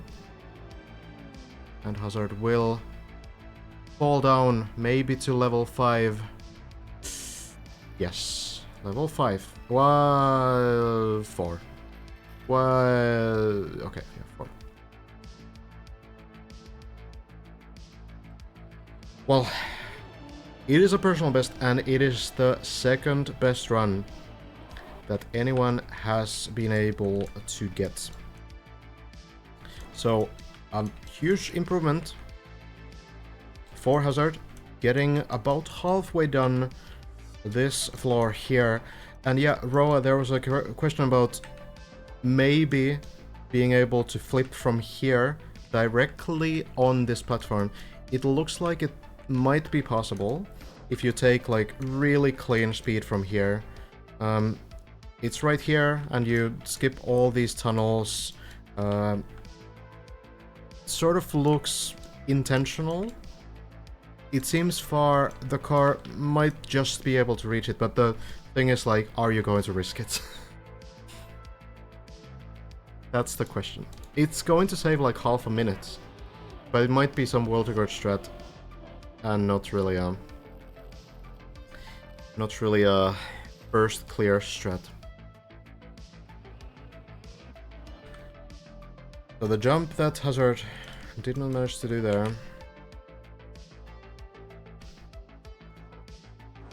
Going from here, you don't have a lot of vision to go with. You go here, and then this is the moment where you need to get the lineup correctly. It's a bit of a blind setup from here, and here you will have some vision, but the landing is fairly tight still. It's not so easy. Next part, another turtle part. You go through all of this. We have these narrow parts here, and flip the car. So, Hazard looking very confident on the turtle stuff though, as we kind of expected. So, we'll see. We'll see when Hazard gets to the next part how that's going to work.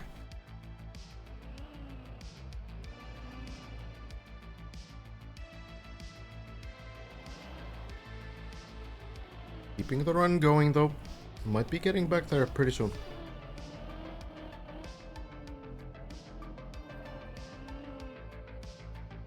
It skips an essentially free part, yes.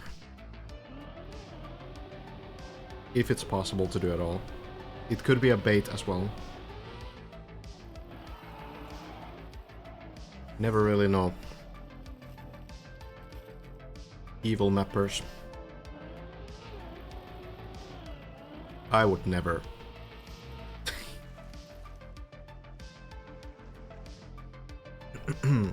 Haven't seen Elcon on these areas in some time now.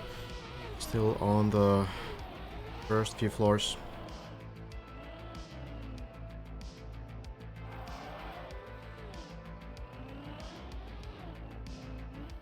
Lars slowly but surely getting back of it. Trying to clear for floor... for floor 4, in that order, not... whatever. Floor 4. Matt is back to floor 6 as well. Made it. A couple jumps in back then. Looks to be oh, actually in some recovery position. Seems. Oh. Here. This is just the route. So seems to be figuring out these sections here. Oh, okay, Matt is actually helping out Schmanil, it seems. It is nice, even though, you know, it's a competition with big money on the line. $27,000 or so right now. Players are still helping each other out and kind of discovering the map together. I heard Bren say earlier on stream as well that that they've been having a good time discovering things with Hazard, kind of like helping each other and trying to figure out the next section together. So Bren said that if any of them two wins this, he will be happy. Of course, though, when we get closer to floor 16, the competitive spirit might rise a little bit, and I think that at that point it's everyone for themselves, kind of a race to the top. But we're not there yet. We're still kind of learning and discovering. So it's a nice community spirit, and I don't mean that people will turn into like mortal enemies when they get to floor 16, but more so that the competition will be a little bit more focused on the competition. Because when you get to the top, you start realizing like, hey, I can actually win this thing. At this point, I think the focus is more on like, okay, I need to figure out this next part of the map. And you often probably kind of forget about the prize pool as well, because you're so locked in on trying to understand this in like a Trackmania sense. But then when you have everything sorted out, you know the route, you know what to do, at that point it might just be like, okay, let's do some runs. Let's win this. Appreciate you casting this whole thing. Thank you. No problem. My pleasure. Yeah, who knows what's going on with Scandier? It's kind of hard to say. I don't know if Scandier has been streaming at all. Like, the only thing that I'm seeing is the server, right? And I know that Scandier is not on the server, so that's the extent of my knowledge. But maybe Scandier has been streaming a little bit as well. You don't, of course, have to stream until you do your final run. So your full run needs to be cleared on stream in its entirety. That's the only rule. So technically, you could just go live on the day when you think like, okay, I'm actually ready to finish. And then you could stream that and you could win and you would be fine. You could be playing entirely in solo until then. That's completely possible. You can even stream the run in solo. You don't need to ever go on the server, as far as I know. Hazard, back to floor 7. He makes it look so easy to clear those final jumps on floor 6. It's kind of crazy, because when we see someone who's new to those sections, it's so much planning, it's so much kind of lining up, setting up, checking VODs, making sure that you have everything figured out and you're not forgetting anything. This guy's just going, you know? It's kind of like, okay, hopefully I can make this run to floor 9 until my favorite TV show is on, basically.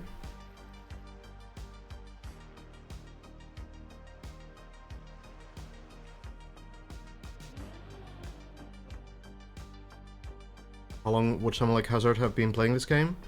Across all Trackmanias, which most of these guys are like almost every one of these guys has played Trackmanias before this game as well. Makes the landing, no turtle.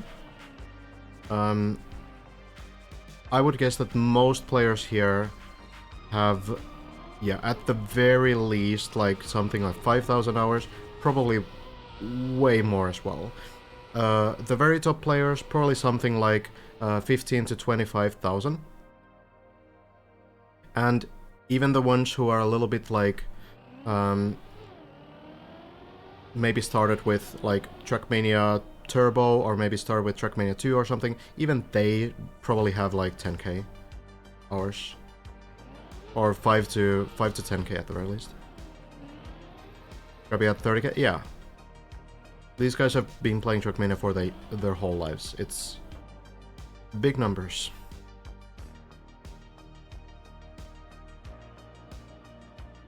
Not surprising.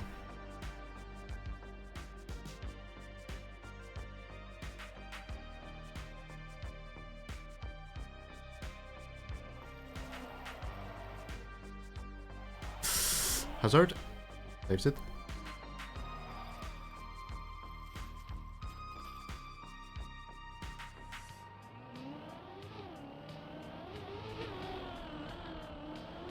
Now, will the car flip correctly? Yes. Another run towards floor 8. Well, it's still the same run, I guess, but...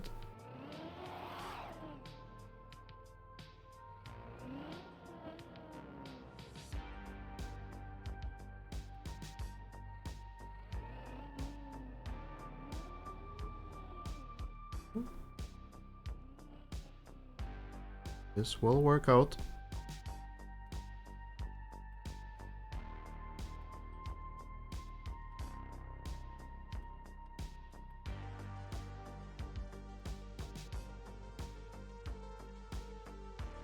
Setting up now. Knows the setup at this point. Will fly in to floor 8 once more. We start with the turtle right here. The first turtle should be fairly clear by now, especially for someone who's very familiar with turtle strategies, someone like Hazard. How's this jump been missed? The jump to the floor 8? It's a very heavy speed check. You need to get a very, very good speed for it. So it's almost always going to be either hitting one of the poles or not having enough speed. Makes the beam. Much, much more confident. Only has cleared this like basically one time now, and yeah, already getting better. Oh, savable turtle. If the wheels aren't too icy, Hazard saves it. Well done. The small bobsleigh there, not enough to destroy the wheels permanently, so Hazard keeps the run going.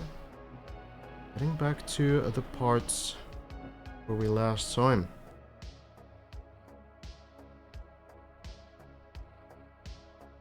"99 out of 100 players would have panicked there and completely failed, myself included, of course. But these guys have nerves of steel. Okay, this time Hazard kinda lining this up a little bit better. Goes for it. Clean landing.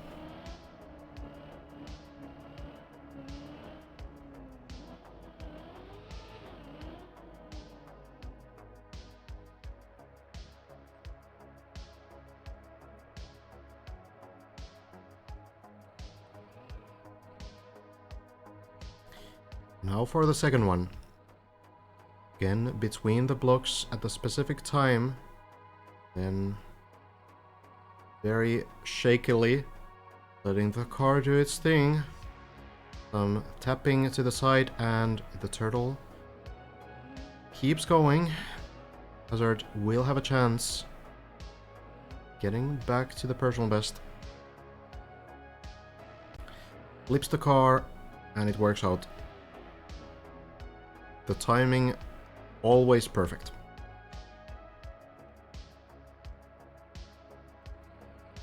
Sets up the line, gets the speed, does the turns, lands, and manages to get it. One more jump and we have equaled the personal best. Just goes for it, no hesitation. Jumps up and gets it. Makes it look so easy.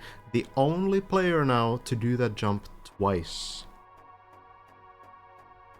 Elcon did it once and did the entirety of floor 8 at the same time on first try.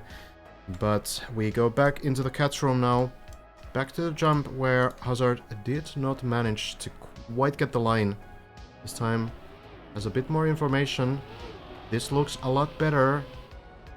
Will land indeed. New personal best. New second best run of all time. Knows already what to do. Doesn't even look ahead anymore. Just goes directly for the turtle. Need to go onto this beam. Just carefully avoiding falling down. Now the even more narrow parts. Carefully. Times it well so that the right side wheels, I guess left side wheels, will go onto the wall right block. Manages the second one and now needs to flip the car again. Waiting for the timing and does not manage it this time. Has to go all the way back now and do all of that again.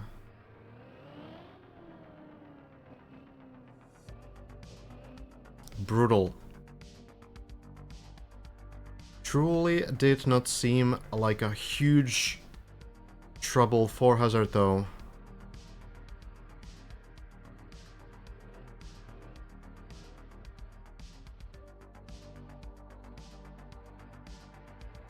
An experienced trial player has done these kinds of checkpoints before. You can tell.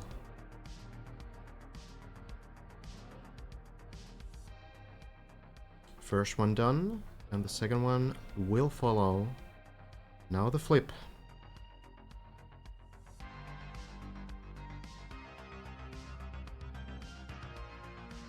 Gets the back wheel up. That should be enough, I think. I think that's possible. Hazard will attempt it. He knows how to save a situation like this and will indeed get up. One more situation cleared. Well, now for something else. Landing onto the ramp here, going around on the quarter pipe, jumping up on this platform and then jumping all the way to the side. We did see Elcon clear this already. This is basically the final trick of the floor. There's still the uphill that brings you to floor 9, but didn't seem to be a huge problem for Elcon. I don't know if it's possible to you know, do something wrong there. It looks scary, but it seemed fine for Elcon, so let's watch now. Hazard knows the strategy, been done before, goes for it, turns around. Is this enough speed? Will commit, lands the first, and lands the second one perfectly. This should be another run on floor 9 now, if the uphill goes fine. Third, stepping left a little bit and will be practically on floor 9. Just one grass uphill ahead. We'll just go there just to celebrate floor 9 by Rioter. Strawberry Cheesecake is the name. So now we are close to world record, because the furthest Elcon got was up on this platform. Failed a landing here that Elcon tried, and we don't really know the strategy. I'm sure that Hazard knows what Elcon tried, and I'm sure that Hazard was also thinking about what to do. But we don't quite know what to do exactly. Doesn't seem like Hazard immediately knows either. But going for it. Goes onto the platform. I don't know if there's some strategy here. Might be just checking out what's happening with the ramp. Testing maybe the distance of the ramp.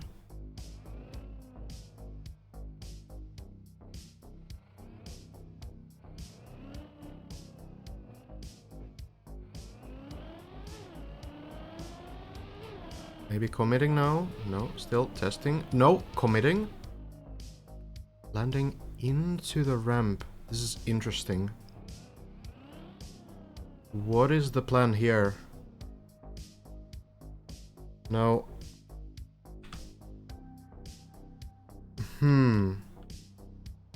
What is the plan? Seems like you can go over here onto the water, so this seems at the very least recoverable. I'm pretty sure you can climb back up here and land onto the water. There's some stuff here, but it seems like a recovery path. I'm not sure where exactly it leads either. So, was it perhaps some hasty judgment? Maybe you can still get past the ramp as well. Maybe there is like a glitch that you can get through, or maybe you can somehow climb the border and get it that way, but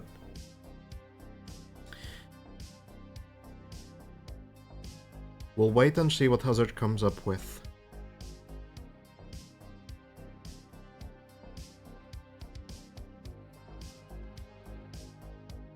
So, lining up now.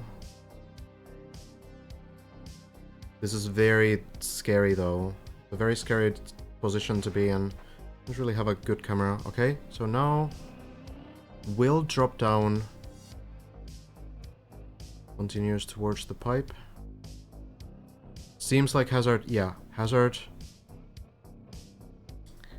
does not see a path and will go for the recovery. Seems to be this. So that's maybe not the way after all. Maybe a bit of a quick decision from Hazard, but at the very least, I suppose it's tested out now. So back to getting practice. And this is important practice as well.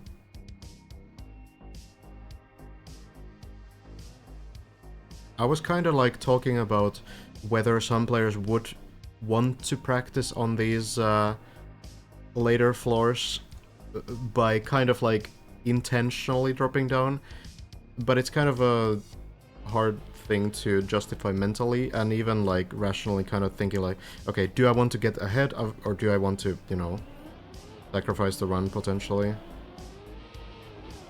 This time though, Hazard will go for the recovery anyway. Goes for the jump now. Is it gonna be enough? Seems like it will. So Hazard should be getting back.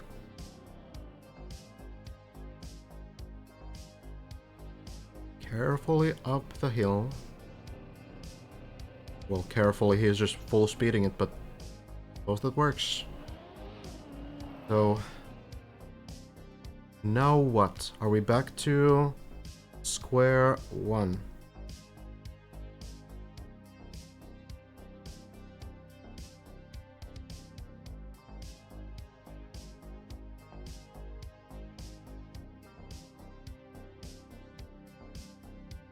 I've been looking around so much. There's a lot.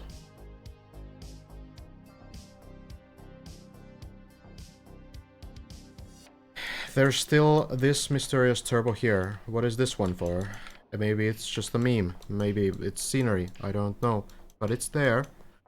Not sure if it's maybe possible to somehow chain this section, get more speed, and jump further ahead.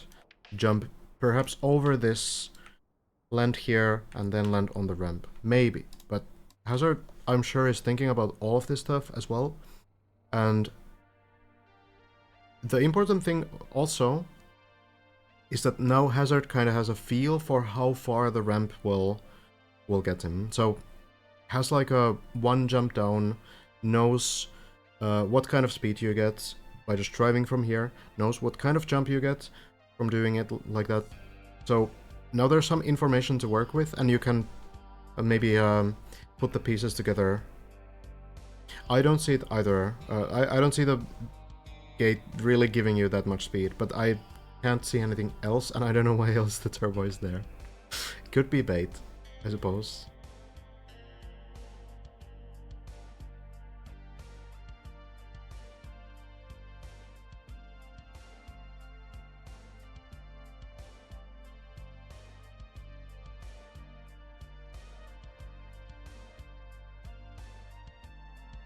Thinking.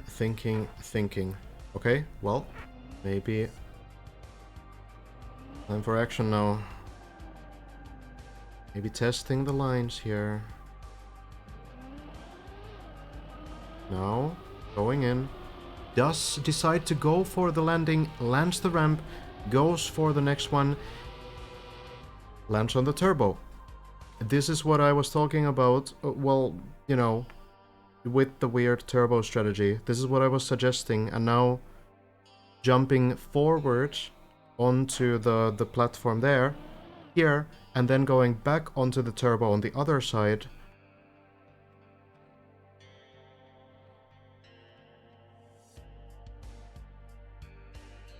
Yeah, you can do it without the turbo, so it makes a lot of sense. Actually, not going directly onto the turbo, so jumping here first, maybe now going backwards, or maybe there's something completely different. Yeah, so the general jump concept was what we thought it would be.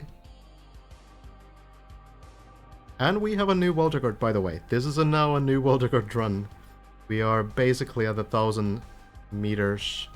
50% has been reached as well. 994 meters, going full speed onto the turbo, onto the beam. So maybe I had it like 80% right. At least Hazard has the same idea. Now onto the platform. Very good progress by Hazard indeed. And now we're here. There's a quarter pipe over there. You can also go to this platform, I suppose. There's a lot of quarter pipes, so much happening. Maybe you even go on this platform here and do something completely different. Could be just about anything, but Hazard has maybe an idea.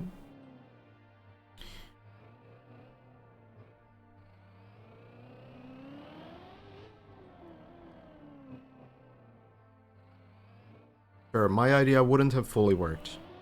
That's true. Hazard, much smarter, goes for the quarter pipe now, and jumps to the right, lands it as well, and look at the height.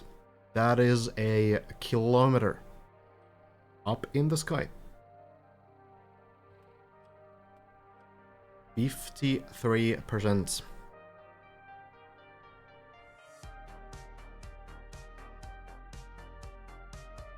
Another landing here, another jump here, maybe up to this place next. We shall see. Hazard has the same idea. Jumping up. Is it enough speed? Barely enough speed. This kind of platforming is very close to the RPG/trial player skill set, so I feel like Hazard does feel very much at home with this kind of stuff. So it might be that this floor will not be that difficult for these kinds of like old school RPG players, which basically everyone who gets to this place seems to be. Lars is one. Elcon, maybe a little bit of a different type of player, but I don't know what Elcon's RPG experience is. It could be pretty good as well.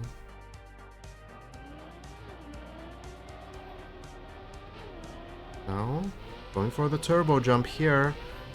Into the quarter pipe, lands it perfectly, and lands the next jump as well. Hazard clearing so many obstacles. It's huge, huge progress. Almost plays it like it's completely known. Like there's no actual discovery being done here. Now, where to next, though?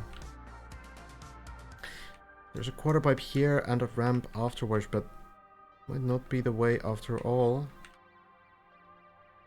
Third. Lining it up. Takes the wall right. Oh, there's another quarter pipe over here. Jumps up. Will not quite reach the landing. May be able to secure the landing here. Hazard prevents a massive fall from happening. Probably needs to do a bunch of this level again, but there might be a path to recovery. That is very, very, very good though from Hazard either way.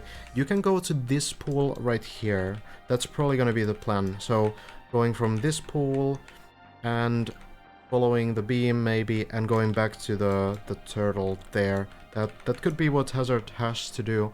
This is a little bit of a setback obviously, but huge run from Hazard right now.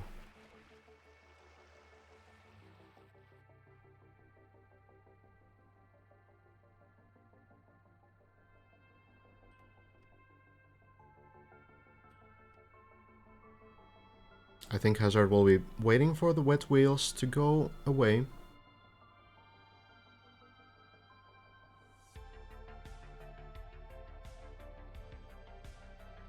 Actually taking the beam here. Oh, there is a way to get the wheels back here. That's nice of the mapper actually to give that extra block, and you can get directly onto this final turtle part.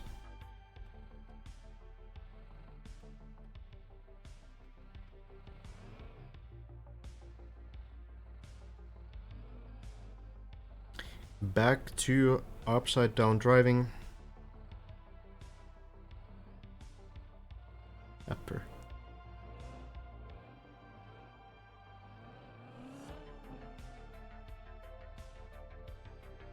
Good practice once more on this floor. Very fortunate fall. Suppose a lot of the time these can go all the way down.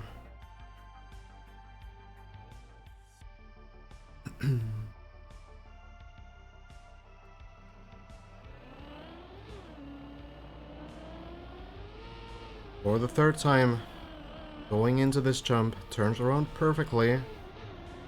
Seems to be pretty good speed. Lands the first one. Looks to be landing the second one as well. Doesn't fall off the platform. Consistent as ever. Up the hill once more. And now we know what to do.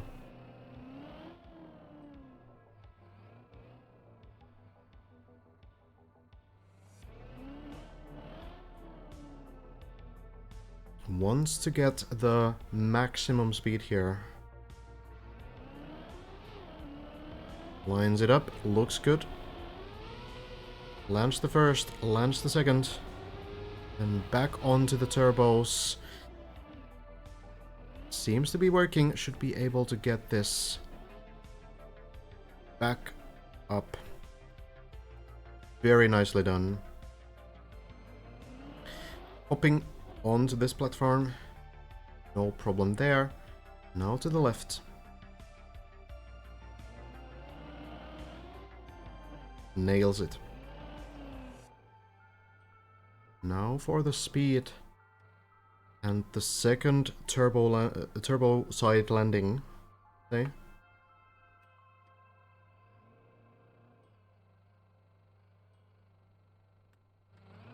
Accelerating and lands it onto the beam. No problems at all.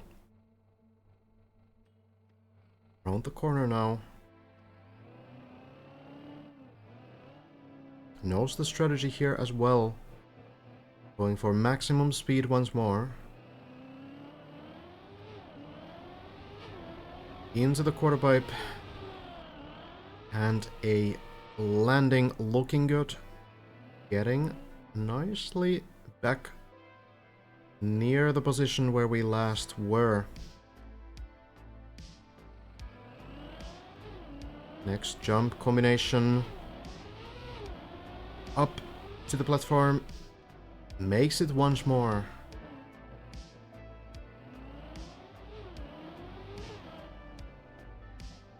Now a couple jumps away from the latest part here. Drifts a little bit onto the turbo, takes the maximum boost, lands everything perfectly. Knows what to do.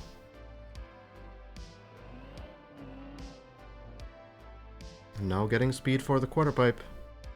This could be another personal best and another world record here on the same run. Not happy with that speed, has to try again. While getting a setup for this turnaround. Getting the car to a specific position. Will commit to this. Jumps down. Good landing. And now needs to jump a bit higher. Nails it. And that is the new record once again. We are climbing. 1,042 meters. Looks to be a landing into the tunnel here. And then going down here. Perhaps a jump to the quarter pipe after. And then we do some jump combination here. Probably going into this quarter pipe. And up here maybe on the dirt. Gonna be my guess. Let's see if that's correct.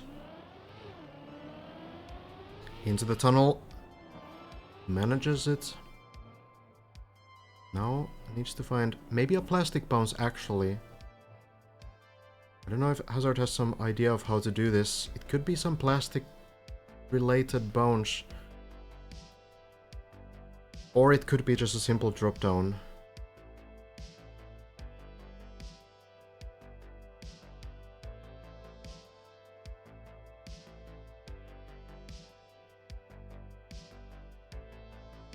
Hazard currently improving his own personal best by one full floor from halfway through floor 8 to halfway through floor 9, and improving the world record by half a floor as well on this run. And now he's ready to try to get further.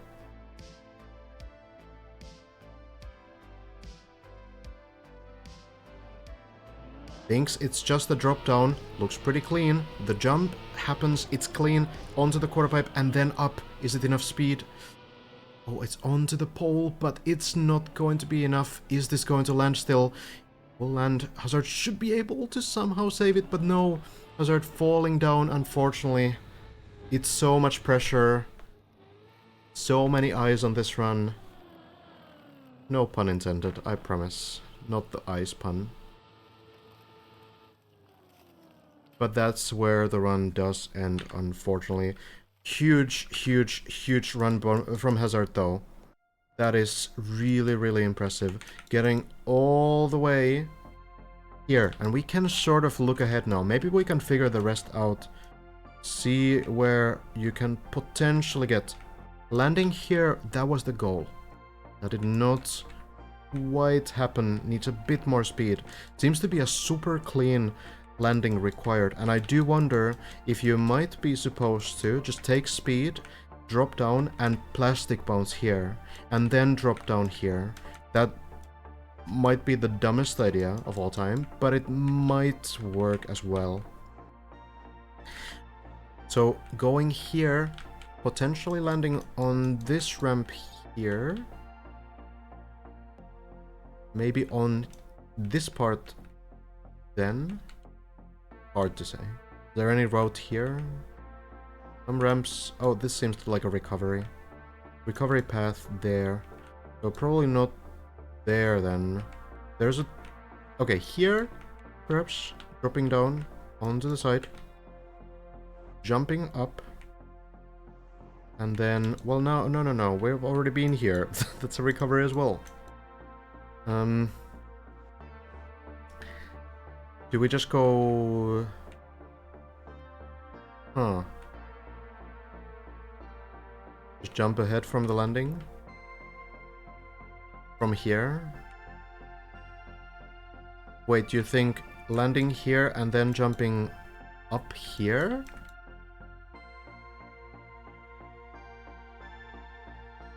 Is it enough speed? That looks like a mega speed check. But you know what this looks like? This looks like floor 10. That's probably right. So, hazard. 2 jumps away from floor 10.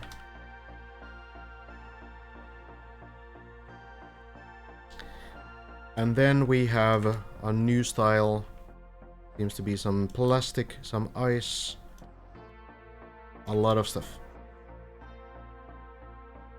Huge progress from Hazard.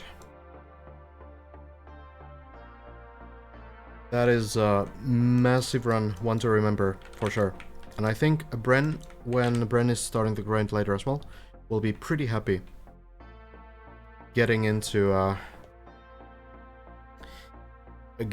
this new floor, potentially, with all this information that we have. Looks really good, Rioter. Looks really, really cool, the floor. I think Bren will be pretty good on floor 9 as well. And I think Lars will also do fine on that kind of stuff. It's very like old school RPG type stuff, I think.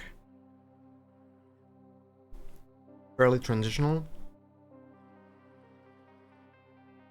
I think all of these guys will be pretty good at that. But it seems very like speed checked. Looks that it's going to require a lot of precision, a lot of precise setups, and you know, you fail a couple things. And you fall down all the way.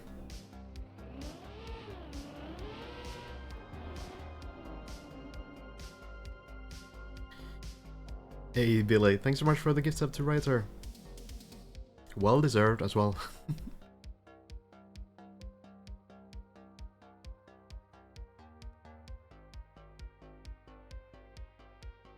Lars is here, close to a personal best, by the way.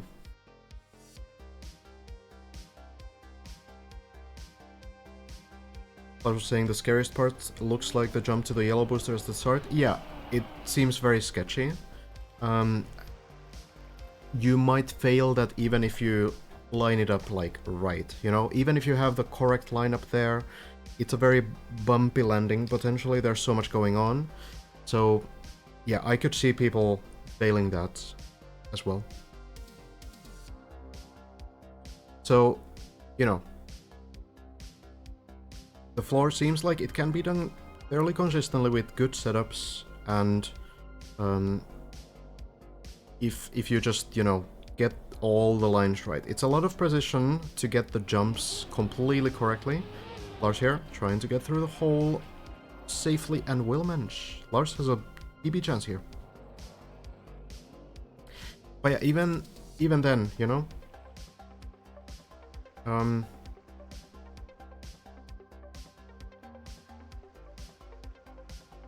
every time you get to floor 9, you are going to have to do every single floor before it. So even if it's not the hardest floor maybe for these guys on the tower, you still have to do it every single time, and you have to do every single floor before it as well. So even like a tiny mistake there can cost you the entire run. Lars, making the landing. But it's getting brutal. Getting brutal. And I'm hearing that the floors are not necessarily getting easier after that either. It's kinda rough times. Hello Strong, thanks so much for the Prime. Very much appreciate that. I do have all alerts turned off right now, but I do very much appreciate all the support. this should be a personal best for Lars from what I've seen, but I've heard earlier today that Lars did get further, but I'm not sure if that's accurate. From what I've seen though, this is Lars's, like, the best run from Lars that I've seen, personally. Not 100% sure, but if it's the best ever, but kind of looks like it might be. Lars now needs to do the tricky transitions here. We've seen Bren fail these, we've seen Elcon fail these, we've seen Hazard fail these as well. They really seem difficult, though if you make the first landing at all, it is possible to recover to this same place, but it's very cursed. It's a very tight recovery path. Let's see how Lars does it. Aroa, thank you for the prime as well. Thank you so much.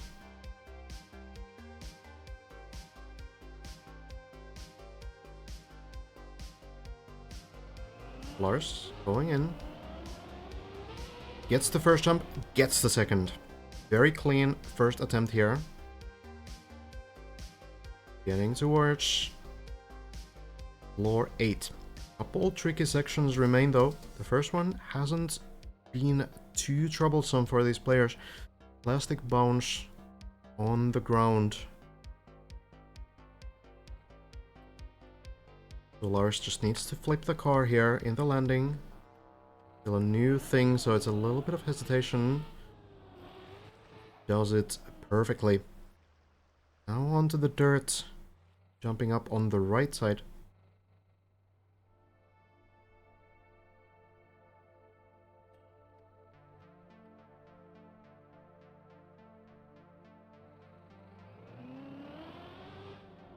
Lands it. We go backwards onto the beam now.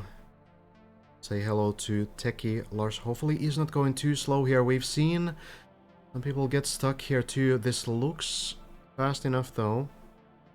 It will be fast. And then we are into the tunnel. Ice and turbos. What's not to love? Need to turn the car sideways here to not get too much boost. If you do go straight forward, it's all the way down. All the way down. Ain't the got bottom. no prime. Yo, Koda, thanks so much for the bits. Apparently I didn't mute the TTS. Lars going in. The boost is there, but a very fortunate plastic bounce. Lars might need to change to new underwear after that, but otherwise we're fine.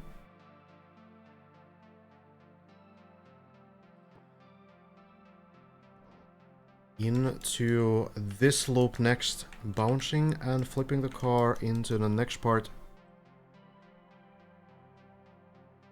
What a great camera we have here.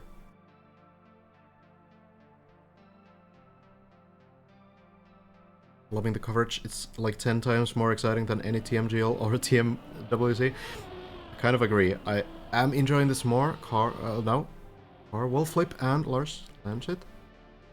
We've seen some players air brake a little bit too early, it seems. So that can be a little bit of a problem there, but most of the time there's been pretty good attempts through that part and this small platform part. You need to slow down very quickly here though. Lars manages to do so. It really bothers me how these platforms are not connected properly, actually. Wait, are they? It looks a bit wonky, doesn't it? It looks misaligned. Anyway, sorry. It's my mapper self showing up a little bit. Anyway, Lars, one jump away now from floor 8. We've seen a couple attempts get there today. Lars has not ever been there, so it would be new territory. Lars gets to try the turtle skills, but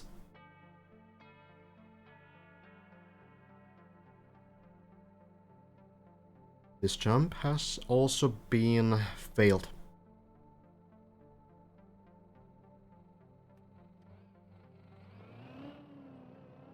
slows down, goes for the slow approach. Up the hill to a specific position, and Lars will go. It's gonna work. Lars, the 4th player ever to reach floor 8. Koopa Troopa by Dundee. What an achievement. It is something that not many players will ever match, getting up here on the tower.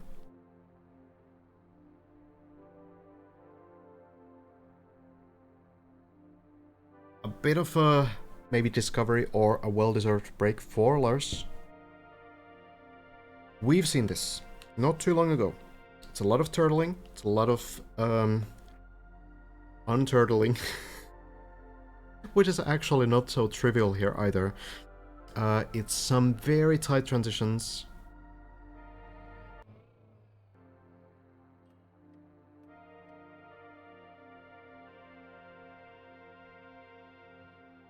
Lars has probably seen some attempt through this. There's been many players through this. Hazard did not quite get to floor 10. 2 jumps away though. Failed the 3rd last jump of floor 9. You could angle those plastic platforms with editor++. Possible. So, you know. Just saying. Anyway.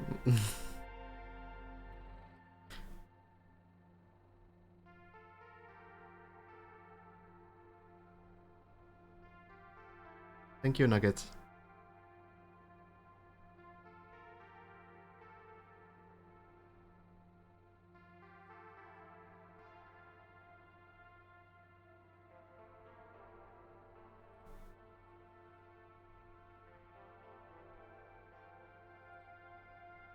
Hazard, especially like finding the path really quickly and figuring out exactly what to do.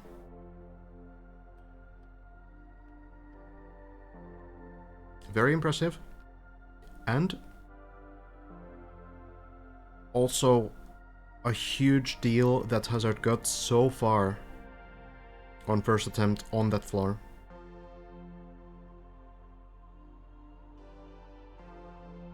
Lars. Going for the turtle now. Now.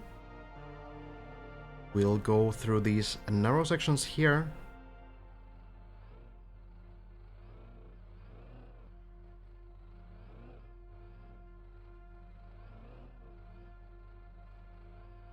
And the goal is to unturtle on this quarter pipe here.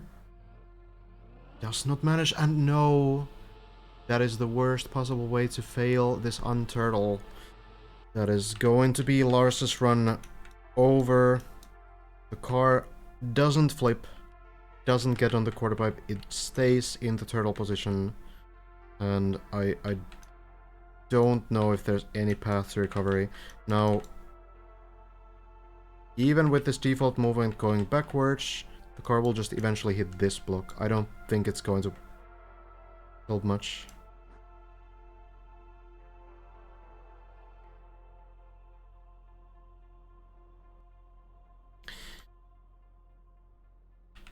Unturtling, I think, really big skill. Just from a personal perspective, I feel like unturtling is always the hardest part for me when doing anything relating to turtling. I am very bad at that, but I feel like even for these players, you know, we saw Hazard, for example, have to try the unturtling a couple times on the long turtle part. So it does seem like there's, you know, still a little bit of a challenge there, but you would hope that even if you fail the unturtle, you will still flip the car the right way.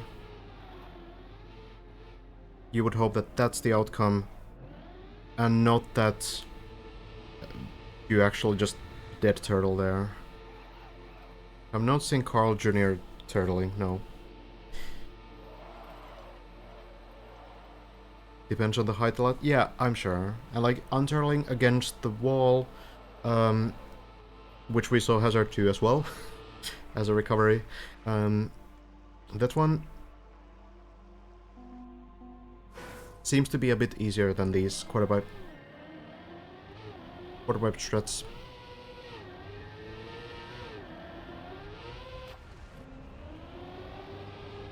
Hello, Casper.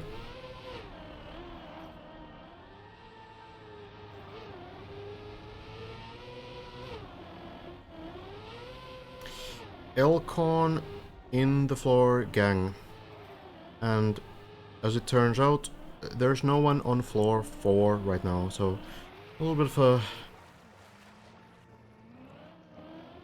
of a moment to reflect. A lot of progress today, overall. More than I actually expected, because it was kind of looking like we might not get anyone else to floor 9 anymore. Elcon made it there, failed the first jump, and at that point it kind of looked like no one was really making it to floor 8, and floor 8 has been very troublesome so far for a lot of these players. A lot of the few that, you know, made it there. But just like that, Hazard getting one run, a personal best past the very first parts of floor 8, nails everything there on floor 8,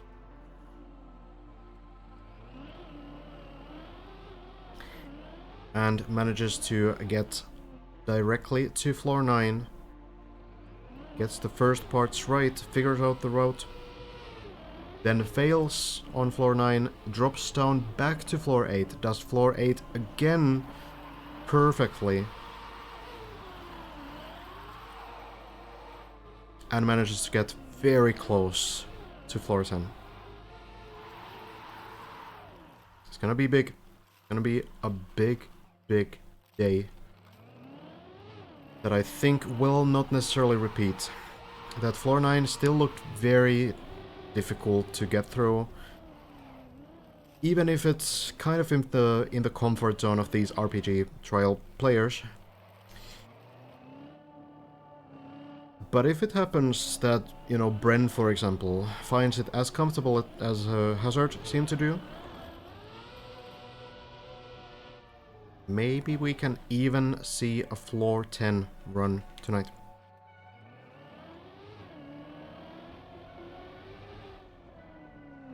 Very interesting. It's only day 4. And honestly, I was kind of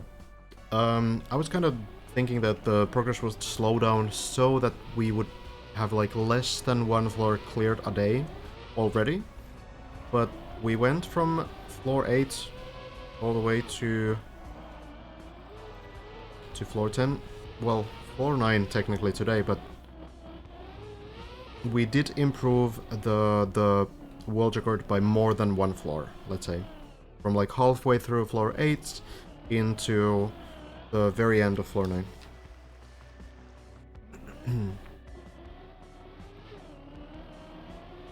Hello, Badu. Maybe you were here earlier already.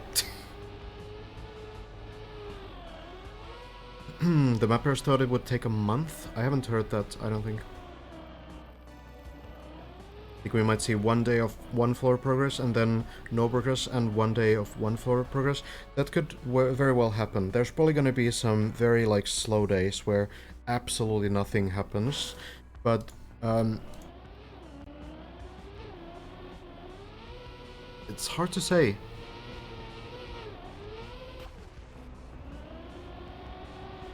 Hard to say, because at the same time it does seem like many of the later falls on, like, you know, floor 6, floor 7, floor 8, floor 9, or not even falls, but like mistakes, allow you to retry the sections.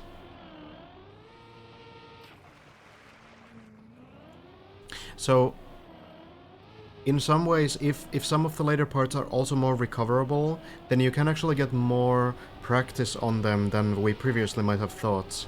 So you know, the key thing why the later floors will always be harder is because you get less repetition on them, because every time you get there, we sort of assume that you need to do like every floor before that section again. But if that's not the case, if you fail on like floor 12 and you can retry that section almost immediately, then it's way easier to practice those parts as well. So that can speed up the learning process a lot, right? So it really depends on this key question. Can you efficiently practice the later things? That will probably be pretty dang. That is the main question. So let's see. It remains to be seen. I don't have an answer. No one has. Maybe the mappers do. Tech is at around 3 weeks. Gotcha. 3 weeks? I think that's still a reasonable guess, even if we are reaching the double digits floors right now. The later floors, I guess, are just that hard, so we'll see. Imagine if the ring finish looks like a finish and it's actually not. Yeah, maybe it's...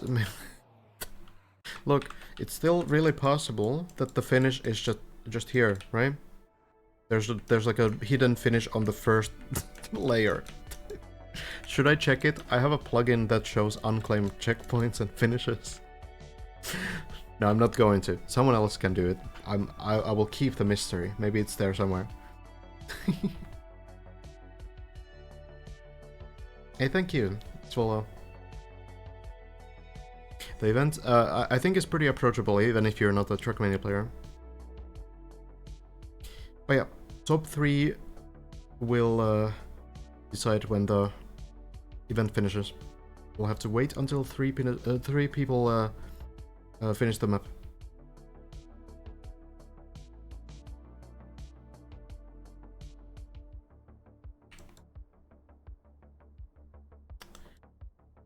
Right now, everyone's kind of on the earlier floors. Have a Torch Birdie getting towards floor 5.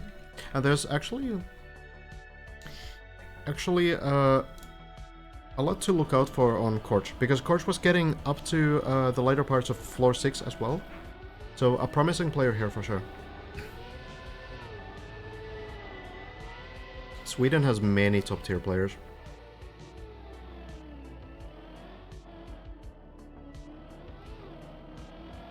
Some very old school players that are extremely good. But yeah, generally not like this kind of players. Karyen comes to mind as like a Trackmania legend. For example. Brinken, extremely good. Limpan, extremely good.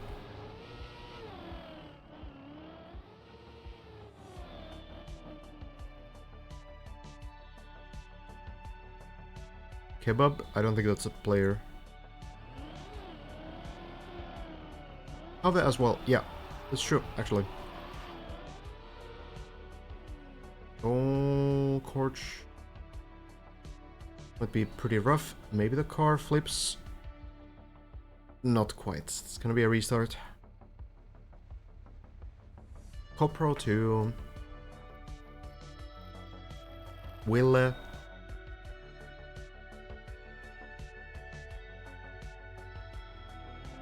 Brinken's only 15? God damn. I actually didn't know.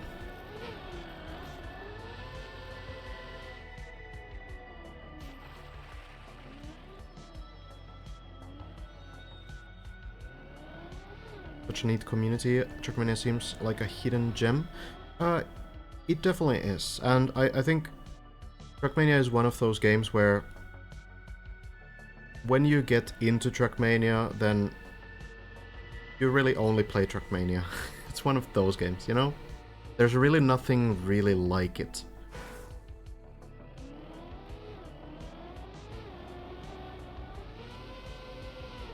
And there's enough stuff, like if you're into learning new things, learning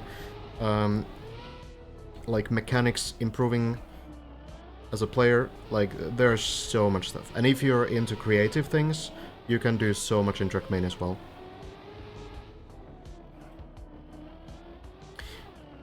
An absolute crazy amount of stuff can be done in the in-game editors. When was the last time you touched Trackmania? A couple weeks ago, or maybe like 2 weeks ago.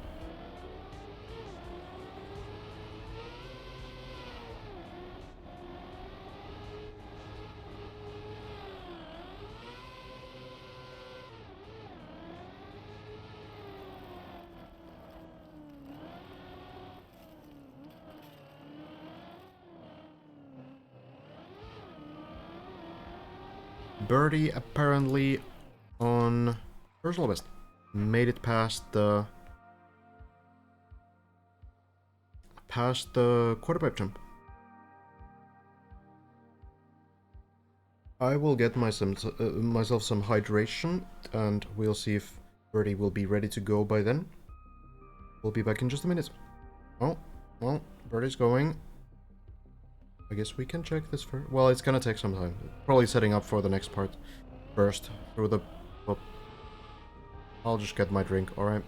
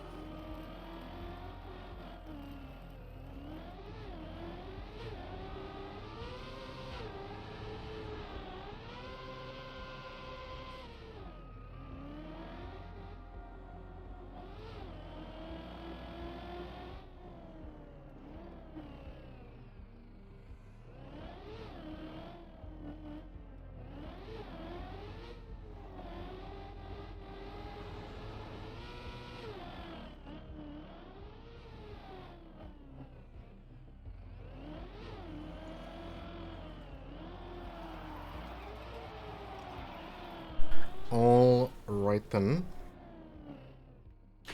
Seems like we have some more attempts brewing.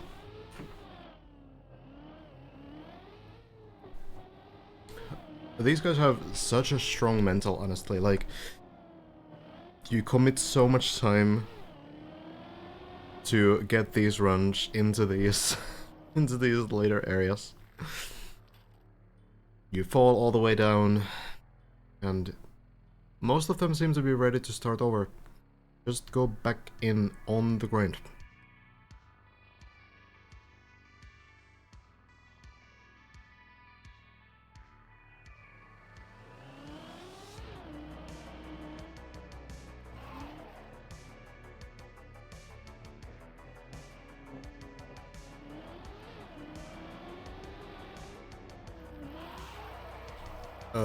We did not reach floor 10, no.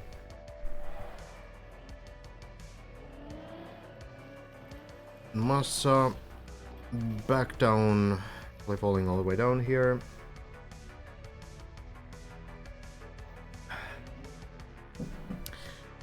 Yep. Into the cone. Well, okay. Not quite. Seems like Lars has fallen as well. That was pretty good, was it? It's water with a little bit of lemon.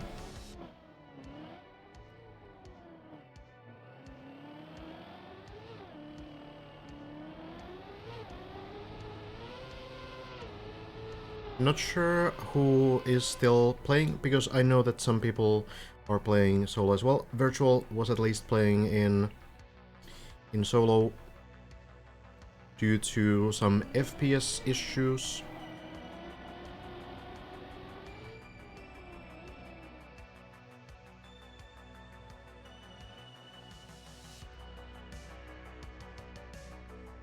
There's nothing wrong in playing in solo, by the way. It is not, like, unallowed or anything.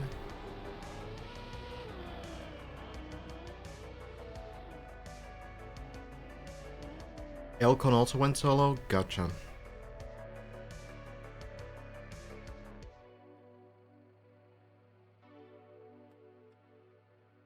Plenty of players still on the server. But Hazard, I guess, has called it a day. Carl here, not getting the jump, maybe flipping over, nope.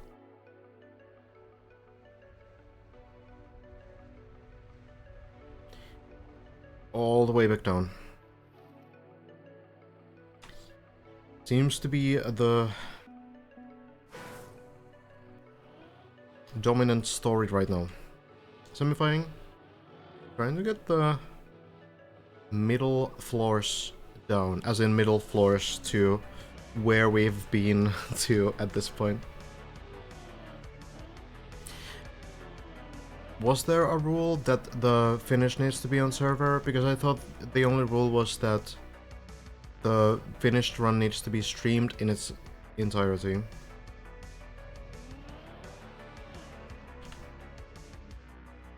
Suppose I can check quickly. Why is it so hard to change to windowed?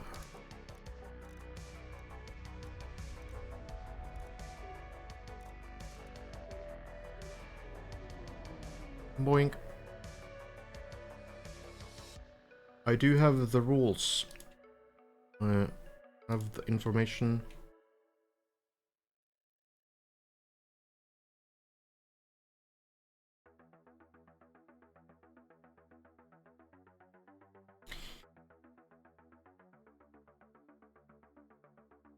So, your finishing run must be streamed in its entirety to be eligible for any prizes. That's the only, yeah, that's basically the only rule relating to this, so not much more to it really. So you can do it in solo as well, right? It doesn't mean that you need to do it on the server. You can go and play in solo as well, as long as, you know, by being solo, what I mean is that you're streaming, but you're playing in, like, a, you know, local, right? Yeah, it's entirely possible that someone is practicing and hiding the struts. That's entirely possible. Who it could be, I don't know. I feel like most of the usual names right now have already been on the server. The ones that we would expect to get far. How about falling down? Everyone's kind of in the limbo. I think right now, Korch and Lars are the two big names to look at.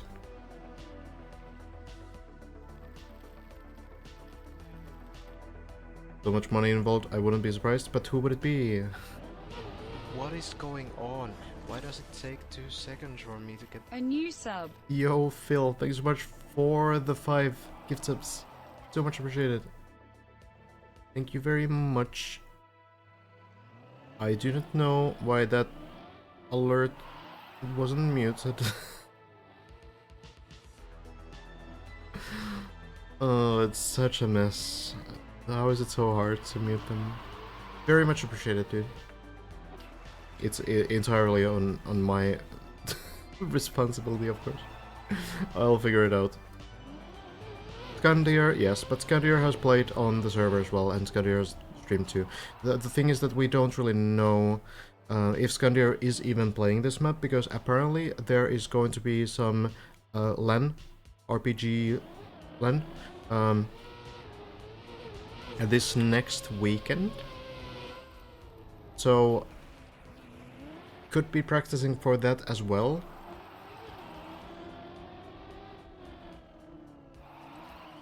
So it's really hard to say, you know, what's the problem with them being not muted? Well, it's just for like the casting experience. Like if someone is on like a very high stakes run, then I would like it to be like a, you know, clean audio. That's the thing.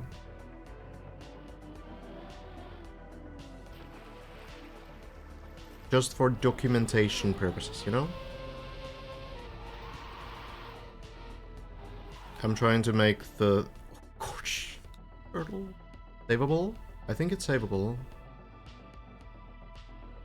Oh wait, hold on. Is it? Can you... Well... Oh, so close. Really good attempt. Like, turtling... Holy shit, man. Plastic turbo. Turtling on... dirt is not that easy at all. But yeah, what I was saying is that I'm trying to make it more about the players than me, you know?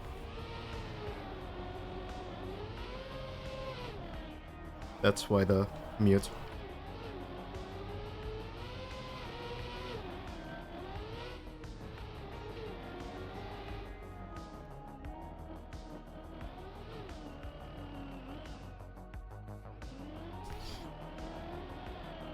Still climbing. Massa there as well. Tommy getting more and more runs towards floor 5. Currently still trying to get to floor 4.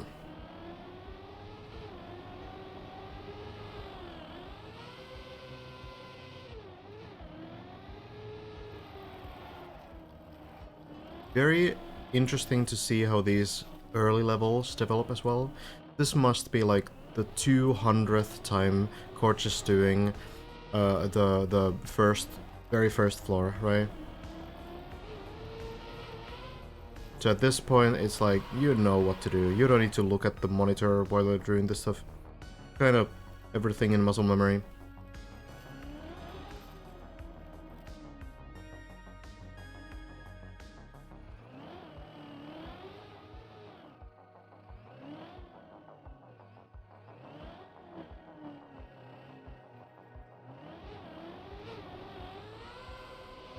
Compare these setups to, like, you know, the early runs that we saw where everyone's trying to, like, you know, very carefully get the maximum amount of speed, and now they're just going, you know. Oh, I kind of missed the line, whatever, I'll just go. And it always works out, right?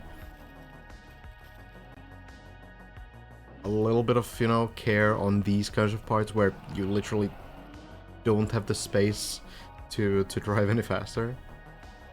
But for the most part, chaining these parts as much as possible. What? Dude, what is with these pools?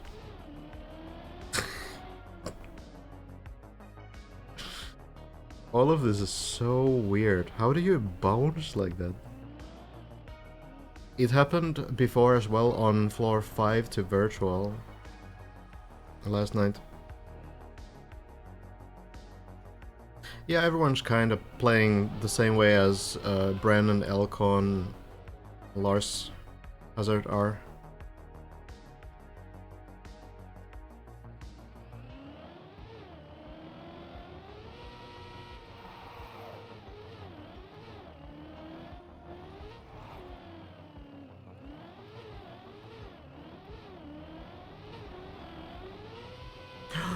Is that enough? Yeah.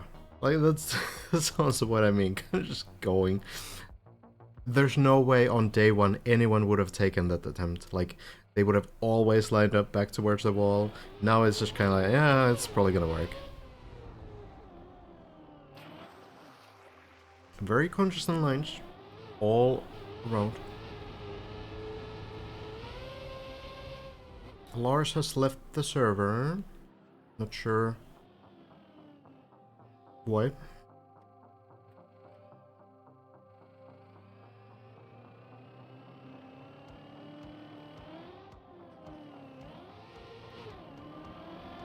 Waiting for Bren to hop on. Yeah, it would be interesting to see Bren as well, but our schedules don't really match.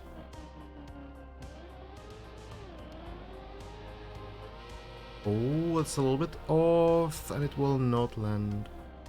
This is the other, like, the flip side of, you know, kind of getting bored of these floors, maybe, where you will make some mistakes just because you kind of want to go a bit faster, right?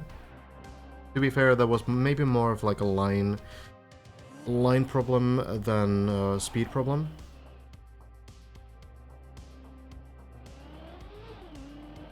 Lars got a blue screen. That's new. Luckily, Lars was only on floor 3, so not much damage done.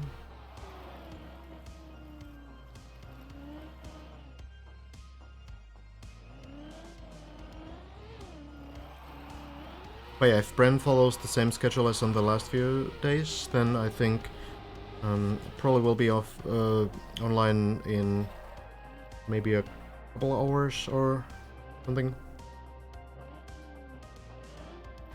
Has been sick lately. Oh, that's unlucky. I think Scrappy had like a stream title as well, that Scrappy was a little bit sick.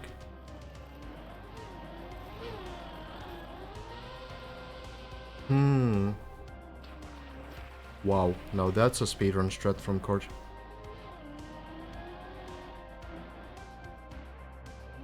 That can be a pretty big deal, actually.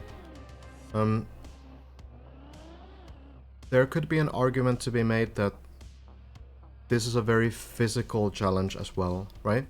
Not only because you need to, you know, put a lot of focus in, but because these guys are putting in such, like, long hours every day, and anything that's, like, mentally so draining, where you need to, like, really, like, hyper focus for extended periods of time, hours and hours, that's always going to be also a physical challenge, every single time. So being sick might actually be kind of a big deal.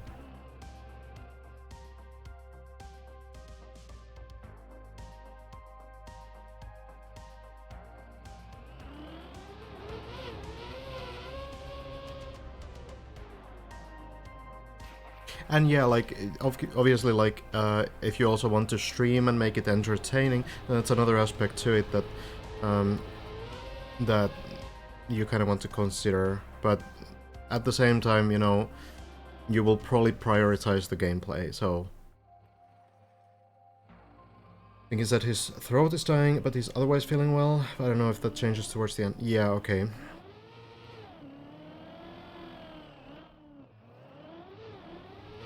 We'll see. Hopefully everyone stays healthy.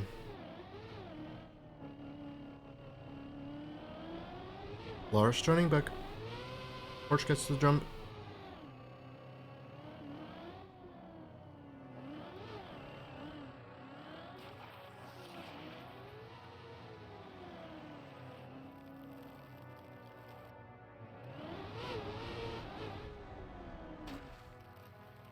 These guys have found, like, really good setups for these jumps that they can sort of chain to the next part.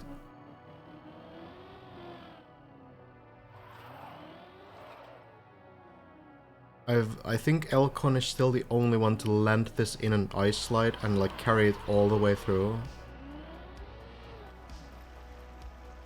There's so many ridiculous strats that Elcon does on this floor. And I guess you have to ask, like, is it really working? Because I think Elcon gets way fewer runs out of these first, like, 4 floors than someone like Bren does. And I have seen Elcon fail a couple times when he's trying to do some weird 180 ice slide strat to save 1 second. But you know, like, only the players themselves really know what they can do and what they should do. It's really hard to say as a spectator, because it's also part of your playstyle. If Elcon switched to like a safer playstyle, maybe it would be even less consistent, right? So difficult to say what the correct strategy is.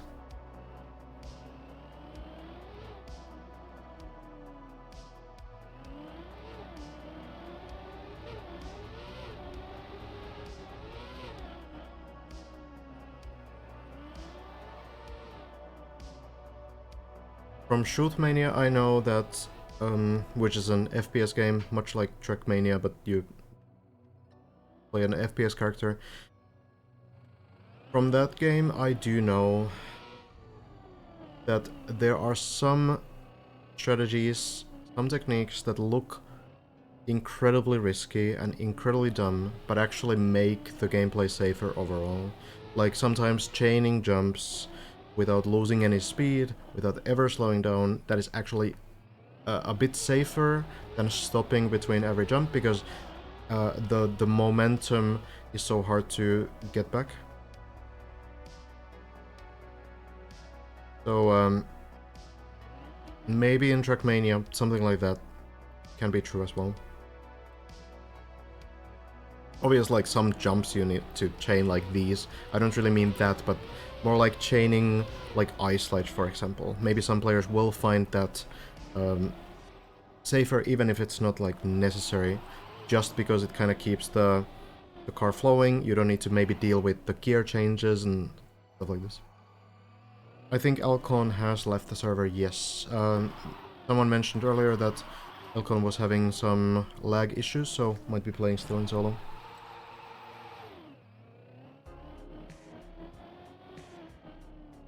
Course cut to the later parts of floor 6.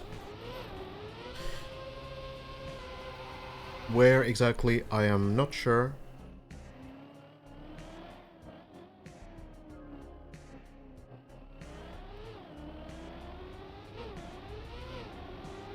Actually... Oh, it's only 5 here. Unfortunate. Yeah, I can't see more than top 5. There is the leaderboard as well, but it's only displays top 5 as well. It's funny how it says top 3 and then it displays the top 5. I don't know who this top 3 guy is. I don't think that's a legitimate run at all. I think I would have heard of it and seen some clips or something. Probably either a bug or a case of maybe not the greatest. Oh, here's the leaderboard though. I can extend this. Cool. Brinken actually has got pretty far as well. Interesting. So there's maybe some public server players that are doing really well too. I can scroll too, yes. There is some outdated stuff, like Scrappy should be much higher here. But overall, seems like it's mostly accurate. We do have Hazard, the first to reach a kilometer in height. Elcon, next player, Bren, should be 3rd place. Getting a little bit further than Lars currently. Virtual, getting towards floor 7, but not quite there just yet. And Korch, similar situation. Yeah, Simo is missing actually as well. Simo has also reached floor 7. So there's a little bit of, you know, take this with a grain of salt. Not gonna be 100% accurate, but it does seem like if we look at the height right now, we have 500 meters roughly. 520 or so, that's gonna be floor 5. So I think we can, from this, kind of read that around 20, 25 people maybe, considering the people who are missing.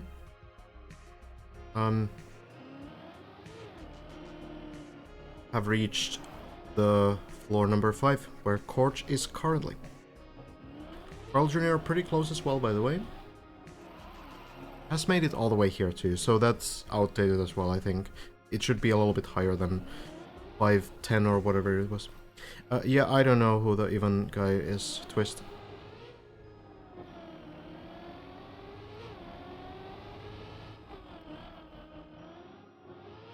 Corch. Should have enough speed here.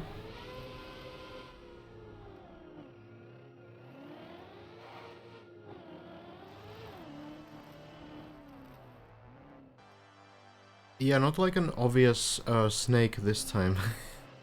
Like in the previous deep dip where you can go all the way down the snake when you get to the higher floors.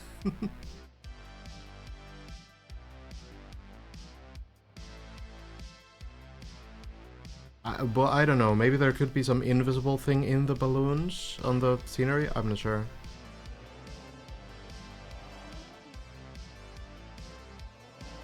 Corch, getting the uphill strat.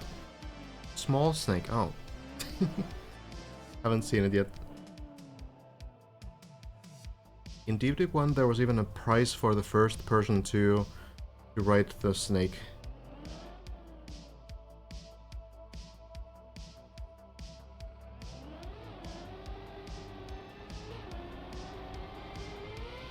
Carl Jr.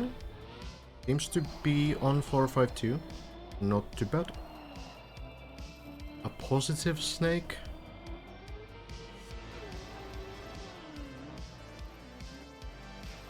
I feel like it can only be a snake if you ride it downwards. Like it comes from the Snakes and Ladders game, right? Lining up for the hardest part. Doesn't get the line, so we'll get to retry it. As long as the landing into the water works. It will. Yeah, Snakes and Ladders. It's like a very classic game where you have like a... Well, let's see the attempt first. Oh, that's not gonna be enough, and it's going to be a bit... Okay. Actually, that small hit there, that might have saved the landing. Really looked like it would go too far, but Corch gets it. Gets it right again. And the line's still not good. Is it gonna happen again? No. This time the plastic bounce. A bit unfortunate. Well, floor 2, close to floor 3, it's something. It's not the worst ever. So Corch will continue the journey there. Carl Jr. still there. Yeah, but Snakes and Ladders, it's like a classic game where you have like a grid where you go left and up and right and up and you know so on. And you throw the dice, and if then you move, like you throw 5 on the dice, then you move 5 blocks or 5 squares, and then if there's a snake on the square that you landed to, then you will follow the snake down to the square that it points to, and if it's a ladder, then you will follow it up to the square that it points to.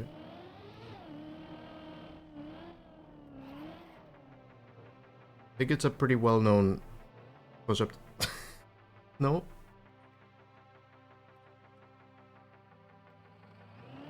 That was the original deep dip.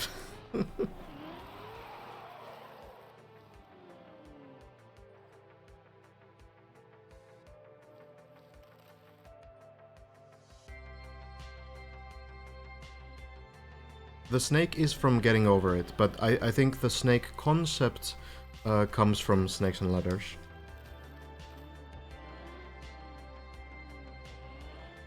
That's probably the reason why it's a snake on Getting Over It.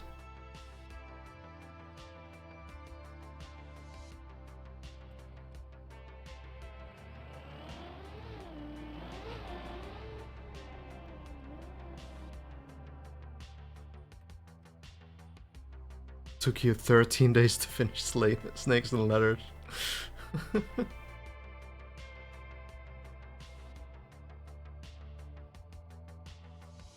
We need to organize some Snakes and Ladders tournament soon. For the players who are too skill checked to play this map.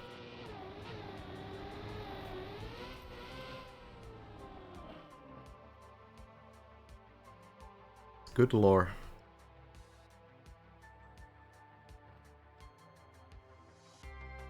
Carl Jr., I think, pretty close to PB.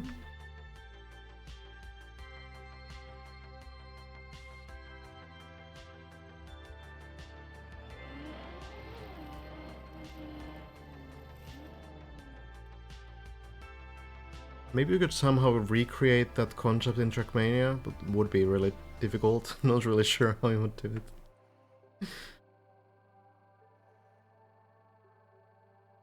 Yeah, I'm not sure if the turtle stuff is really Carl Jr.'s preference in Trackmania. But currently, Carl is not very close to that anyway. Still trying to get to floor 6. It's not... okay.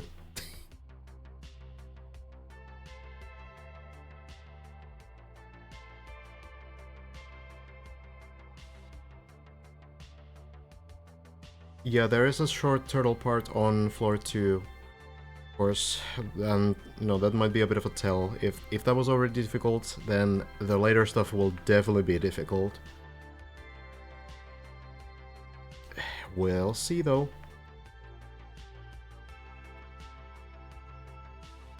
This might be a personal best for Carl actually.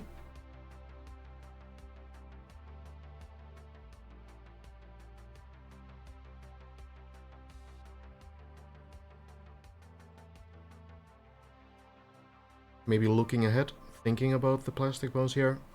There are two strategies that we've seen people do here. One is that they drop nose down, which is easier to set up but seems to fail a bit more often than the other strat, which is that you do a side flip over here. So you can go further in here and then you flip on your side, do kind of a barrel roll. Plastic bones can be a bit more consistent, but it can be harder to set up.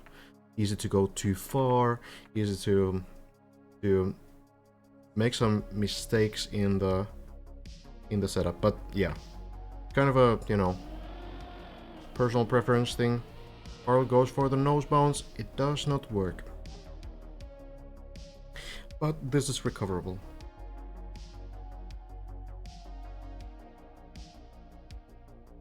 What you need to do is just go back, do the quarter pipe again, then you're more or less back already.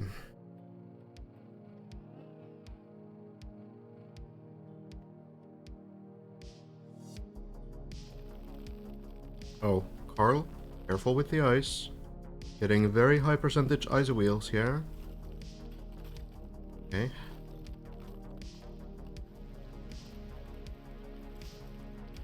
We've seen some players accidentally get wet wheels and then very nearly fall off as well.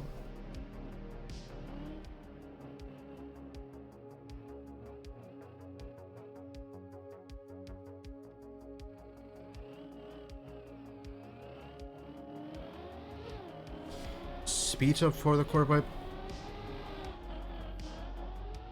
Looking pretty good. And the jump works out.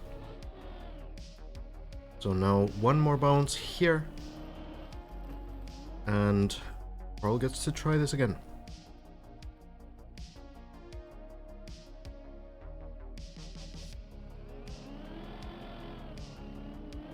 Close on a bit more.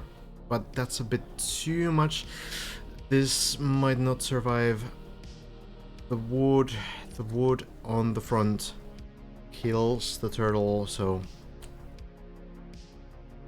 unfortunately Carl Jr. will be restarting this run, most likely.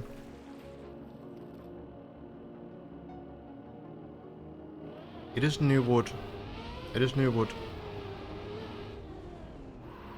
As far as I know, I think we kinda checked it at one point. There were some new wood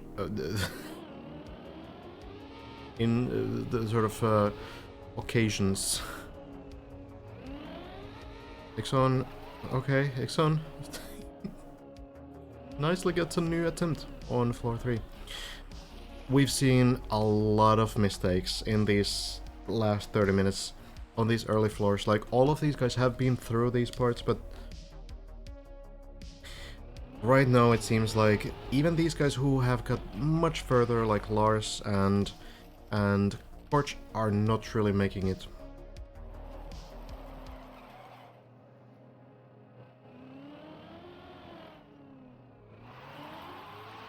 Ixon jumps directly into the ice slide. Very confident.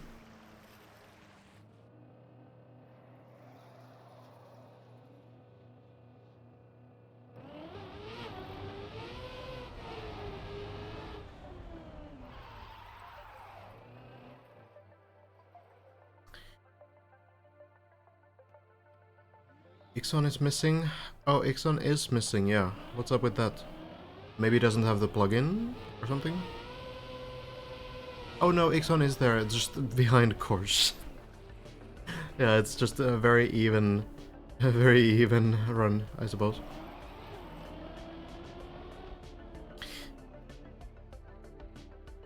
I think this tells you a lot about the diversity of skill sets in this game, that the absolute competitive GOAT is struggling with this. Yeah, it's like, you know, a lot of people say that Carl Jr. is the greatest of all time, and if you look at just like pure results on like the traditional competitive scene, that is absolutely the case, right? The guy has more achievements than anyone else, more world championships, and has been staying on top of the game for so long. But Trackmania is a lot more than just the traditional competitive scene.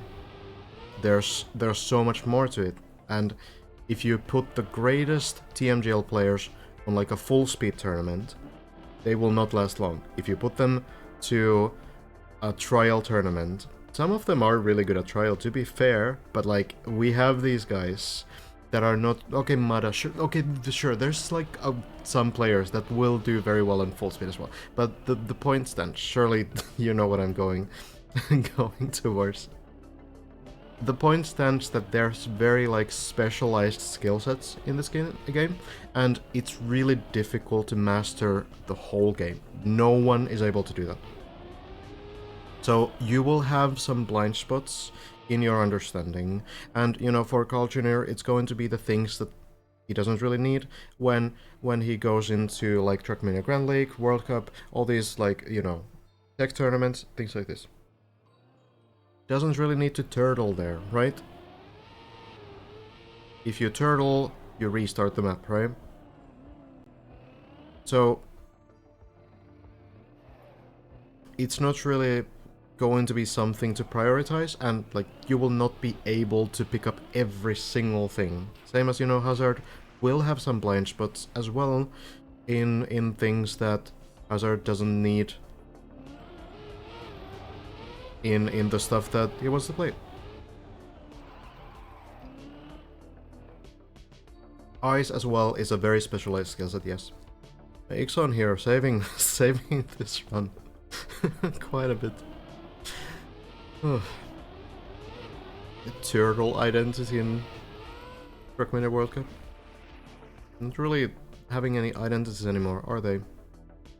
Would Bren be an exception, seeing as his World Cup and last Deep winner? I mean, sure, Bren's sort of the competitive skill set and this kind of like RPG trial skill set, they do overlap, because Bren has played a lot of RPG and has a lot of really strong records on RPG maps. But Bren will also have some blind spots, right? Like full speed, you know? So it's just, the game is big, right? These guys have like 20k hours in Trackmania. They've been playing through their whole lives. and they haven't been able to master everything. It's just like a surprisingly deep game to really get into. And there's so many different communities, so many different competitions, so many different masters of their craft.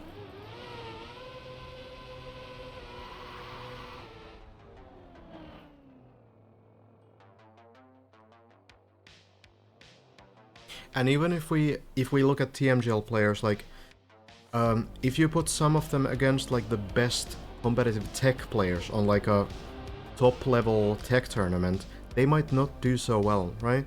Because we have these guys who have been playing only tech for like 15 years straight, right? And nothing else. And as a TMGL player, you can't afford to do that, right? You have to play other stuff as well, because it's not only going to be tech, right? Yeah, Sky here. An extremely good tech player, confirming. So that's just what Trackmania is, and it's a really cool thing.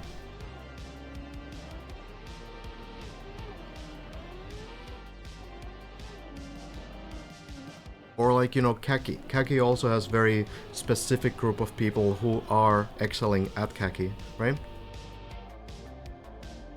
Yeah, of course. Like the competitive tech scene used to be the primary competitive scene in Trackmania, so of course many of the TMGL players will be very good at that. But there will probably be also some who aren't going to be able to match people like Karyan, you know?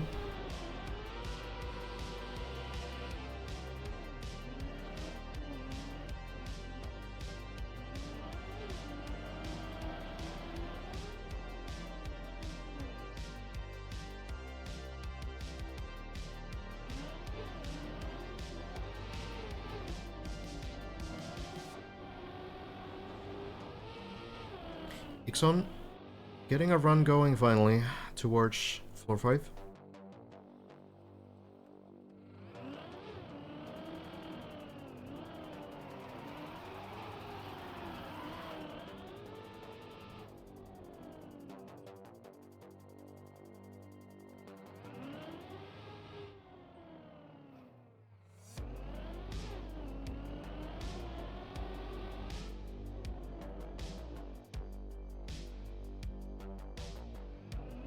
Probably the highest place a Croatian player has reached. Not really sure if there's been anyone else up here. I think Hefest has been lower, though Hefest obviously is Finnish, as we all know.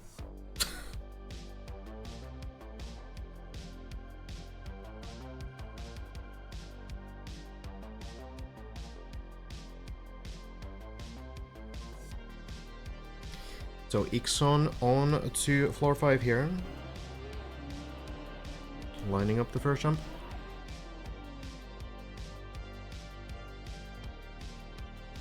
Techie, I don't think has gotten to this point. Obviously, Techie was a mapper. If Techie wasn't part of the team who built this map, I'm sure Techie would be very high on the tower. Ixon? Some ice skills there, lines it up nicely. Any pro Slovenian players? Not at the highest level, at least. I am not sure. There's surely some players in like specific styles, I would imagine, but I'm not aware. Ixon not lining the jump up correctly, but we'll be able to redo this.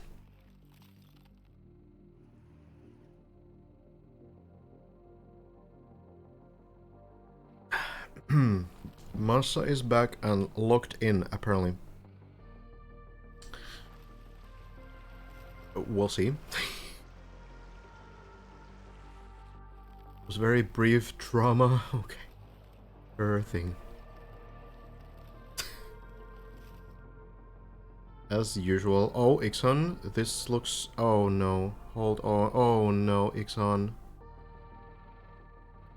Oh god. Back to the bottom. We do see a lot of runs fall all the way down here. So suppose the run restarts from floor 1.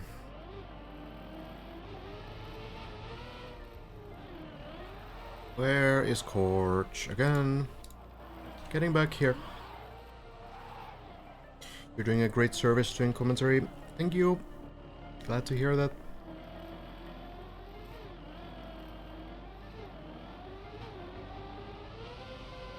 Have an emote. Hold on. I need to do all these steps. I would have been probably blocking the game less, honestly, if I just alt-tabbed normally.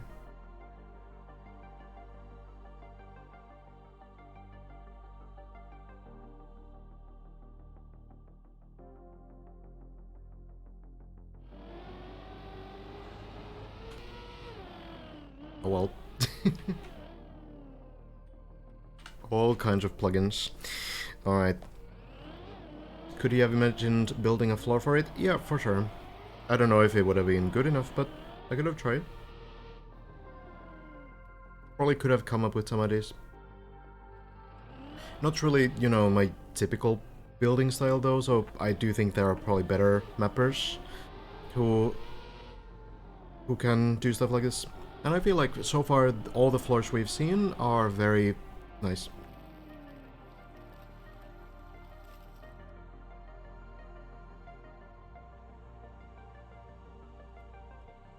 Corch 2 is out. Yeah, for some reason I was instructed that on this name you don't pronounce the I's, so just Corch. Apparently that's what the French people say.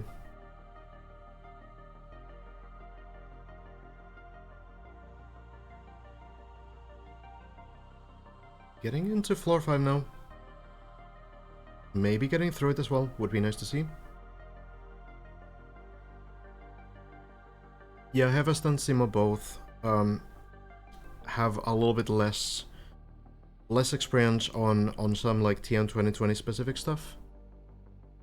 Of course, Hevest has like grinded campaigns in this game, and Simo has grinded Kaki in this game, which, you know, exposes you to everything, but at the same time, like, it is less experience, and you might be not aware of like very specific things on these surfaces, like, you know, for example, on ice, you might not be aware of like ice speed slides, even if you've done some campaign maps and such. So there can definitely be some things to learn more than others. It will be interesting to see though, because Simo did get all the way to floor 7 today. It will be interesting to see if Simo can do really well on floor 8 and 9, because those are much more like sort of traditional. Especially floor 9 seems to be like very old school, like transitional RPG stuff. A little bit trial-y, maybe. So that could be something that's super easy to learn for Simo. Compared to stuff like this, you know, like plastic bounces and wet wheel grass uphills. So yeah, I'm really waiting for Simo to get some runs up to floor 8. I think the turtle stuff will be completely fine, and I think the floor 9 stuff looks really good for these old school players as well. Floors are very creative. It's really cool to see all these floors have their own style and theme. Torch ready to go. Needs to drift one more time. The car is sideways and up the hill.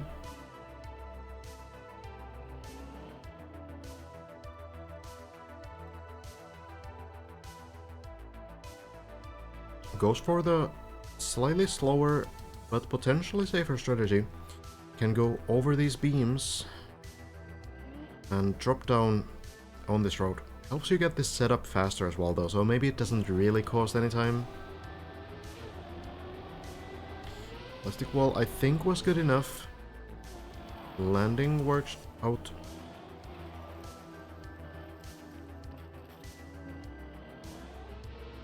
Now for the tough part that Korch has been failing.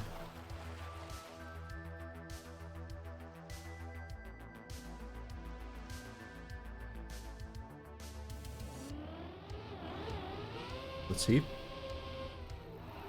That line will not work. Korch is able to slow down. You can try this again, simply by dropping down below. Is that enough? It is. Need to make sure not to miss the pool. That's the main thing. Round 2. Line not really there. Into the pole again.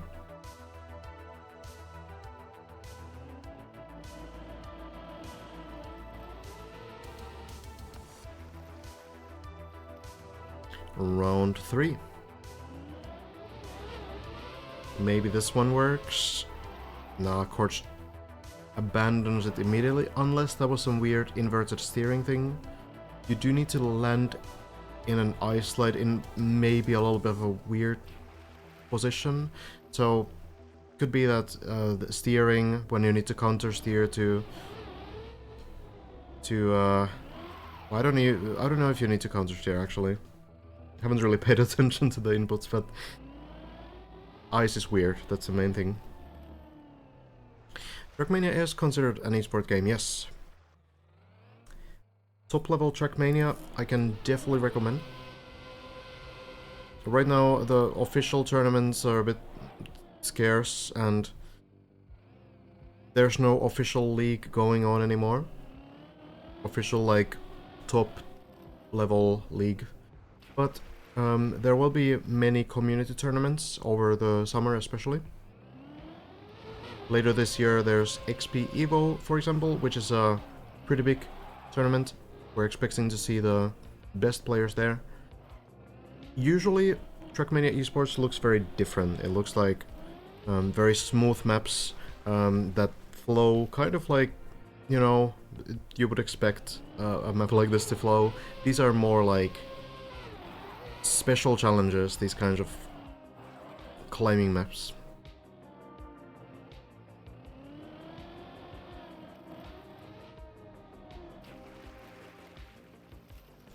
Alright, Korch getting important practice on this jump at least. Bit too far.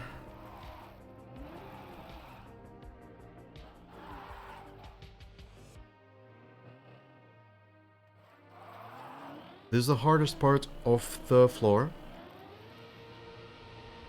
And it is luckily the easiest section to retry, so if you're not sure about the line, I think this time Korch is. This looks wonderful. Plastic bones into the pool. Getting further and further now.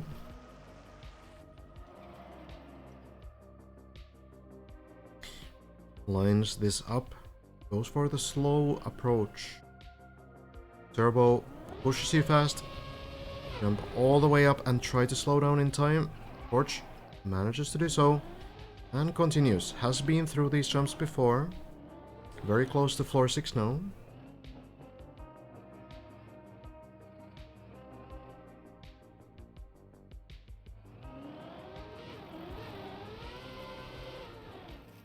Yeah, I don't think it is. I don't think this is part of the Trackmania Pro circuits.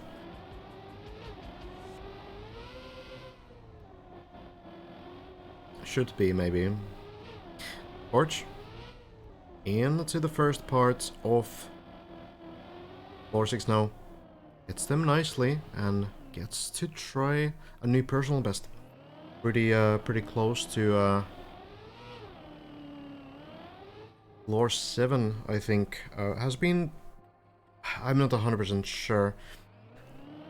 Has been maybe to the dirt wall, right? a good night, Tell. Rest well. Directly setting up for the plastic bounce. Is it going to work? Looks pretty good. Will land. Car survives.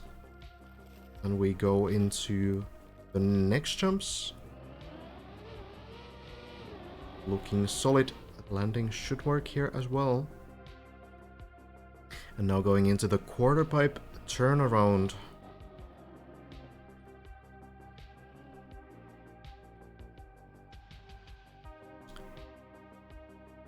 Needs to turn around at the top of this quarter pipe. Lines it up. Doesn't maybe quite get it. Yeah, Corch knows as well. We've seen Corch fail this recovery jump before, so this time takes it safe. Takes extra speed. Lands it.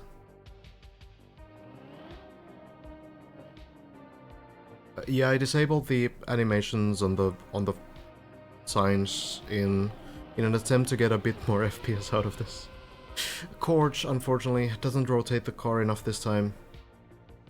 Maybe lands to... never mind. Was directly in the middle. So, will be a restart, unfortunately. On turtles. That's something.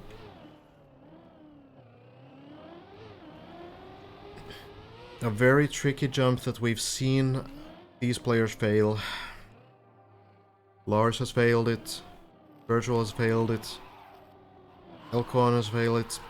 I feel like every one of these players has failed that plastic bounce there. Just a very tough one. For Junior. Hazard currently has the world record. Made it 3 jumps away from floor 10.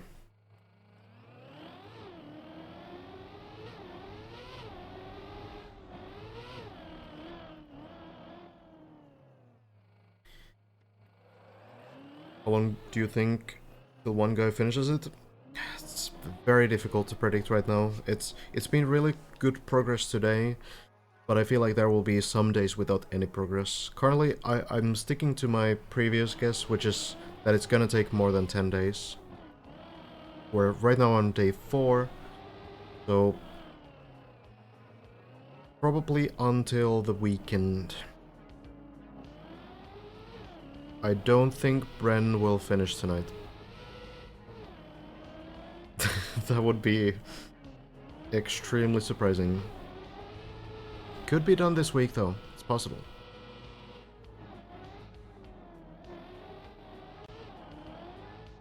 Elcon, Hazard and Bren have just done so much discovery, so much really good one-shots in these last 2 days, and that's gonna help everyone. Hazard getting first of all, Elcon getting like 2/3 of floor 8 on one run. That's gonna help Hazard get to floor 9, right? And it did. Hazard can check Elcon's strats, knows what Elcon did right, can just kind of check those and try to hit the same lines, and that's what Hazard did, right?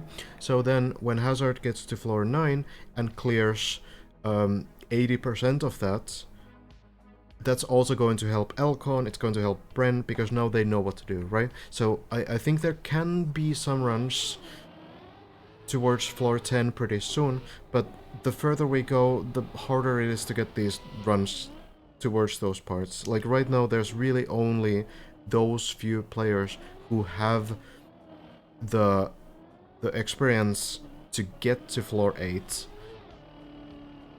So with every additional floor, the amount of players who can reach that floor will reduce, and at some point it's only gonna be these 3 guys, right? Potentially. Maybe it's only gonna be 2 guys, maybe it's only gonna be 1 guy who can reach a specific floor. So, you know, at that point the progress relies on so few people that basically, like, if they're not making progress, no one's making progress. So it's really hard to make any predictions. Good night, Writer. Rest well.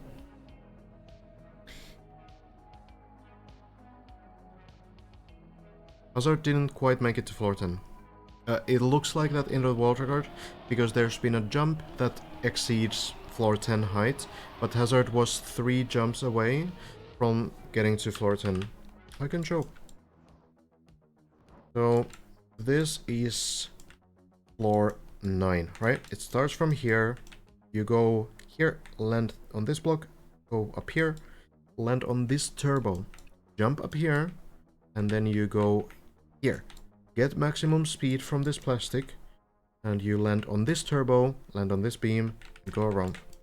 From here, you take speed, go to this quarter pipe, jump up here, and land here. Then, let's see if I can still remember.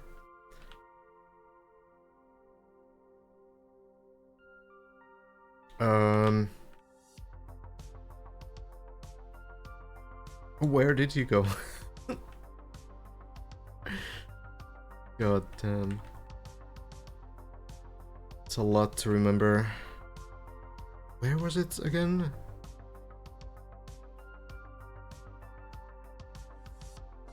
Jump onto pillar. Oh, yeah, of course.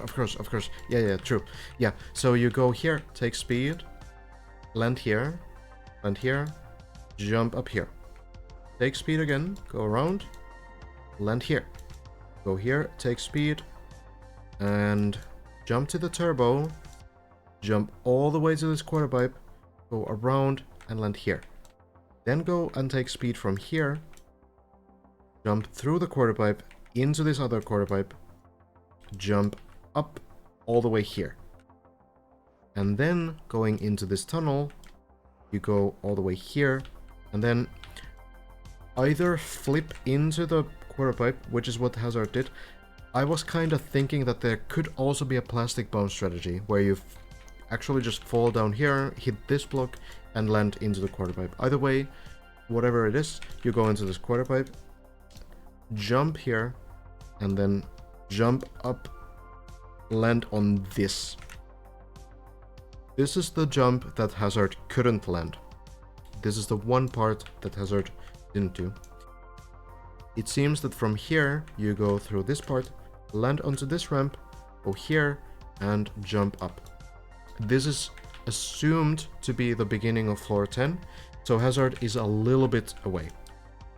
Height-wise, you know, Hazard has been here, so this is the same height as floor 10, but it's not floor 10, you know? It's still not quite there.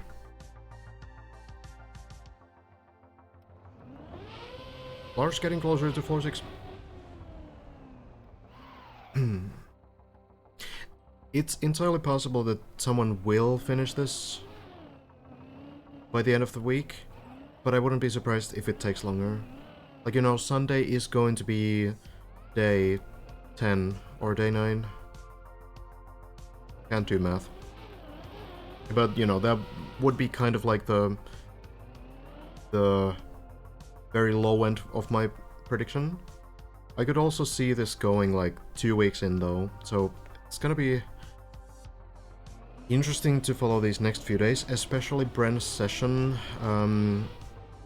If Bren is going to play tonight. Bren is currently the top 3 player, just behind Elcon and Hazard. You'll finish on Thursday, Thursday on your day off. Gotcha. Makes sense.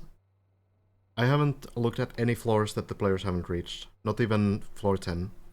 So everything will be new to us.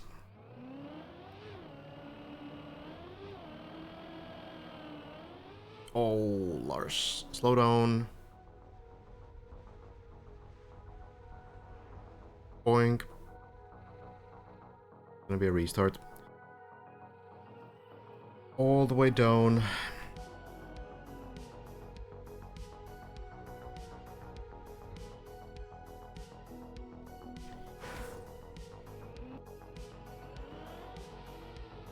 That's what most of these runs are like. One mistake and suddenly it's over. Carl Jr. has gotten through the plastic bombs. Now trying to do the grass uphill.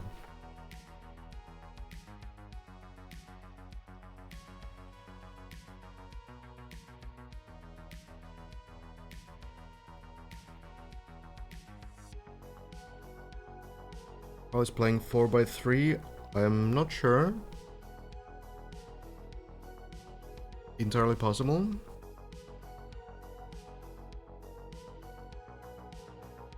Hi, Nico.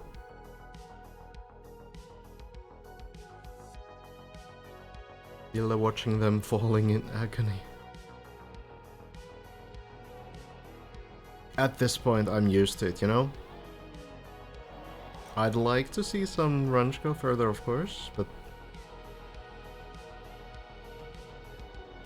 everything that these guys are doing is incredibly difficult. I wouldn't be able to get to floor 3 most likely, so...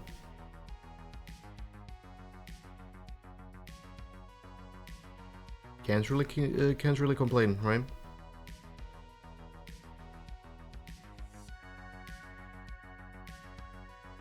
Carl makes it up the hill. Now probably discovering the next part. I do believe this is a personal best run. There are 2 approaches to this. Either you take the ramp, or you can take the beam on the left. Some players will prefer the beam, as you don't really need to manage speed there, but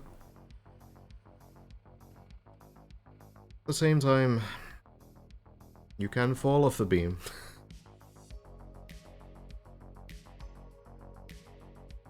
If the progress slows down a lot, then players like Mada that are really consistent when he gets the memory can be good contenders. Yeah, that's true. Like, it's true that like when these players that maybe aren't like super fast at picking up this stuff that they're not used to, like Carl Jr., when they do learn, they will learn like really efficiently as well, and they will be really consistent and make way fewer mistakes. Oh, Carl, unfortunately not making it. Lands in this quarter pipe, so we'll be able to continue the run. There's a recovery path.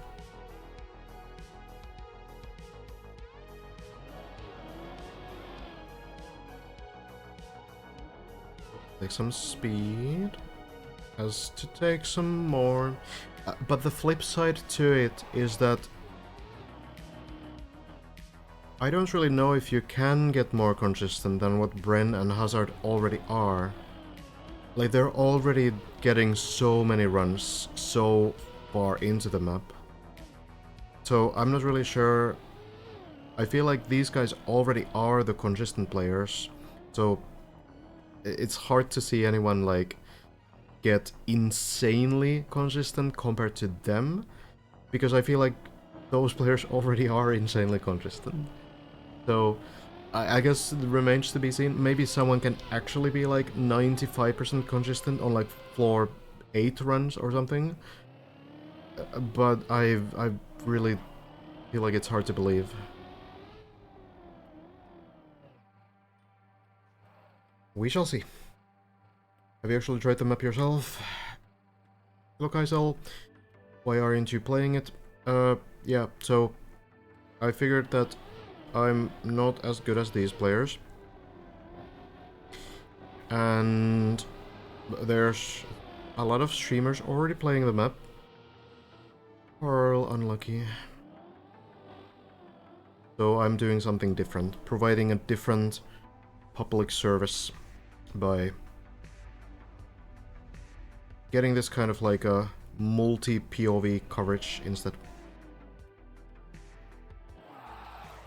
I'm not as good as Carl Jr., yes. I know it's hard to believe, but not quite on that level.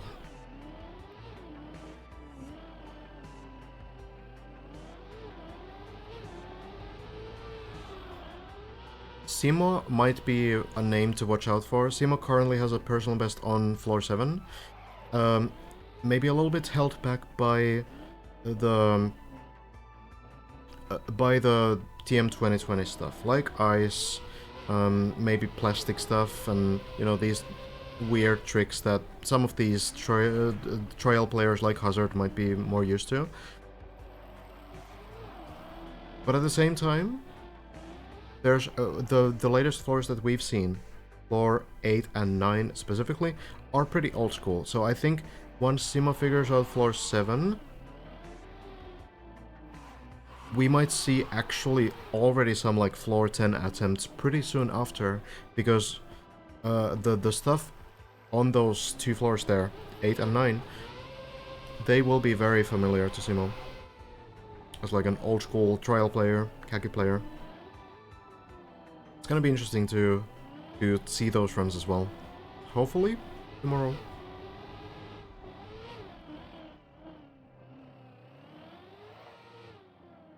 It's really good content. Glad you enjoyed. Yeah, that's the plan, Tado. Don't reveal it. I do know... maybe... I think it's possible that I know some more strategies than most players, because I've watched so many players do these sections. So many different approaches. Some specific tricks have like 3 or 4 like lines that people are taking. Oh, this looks a little bit sketchy. Lands it though.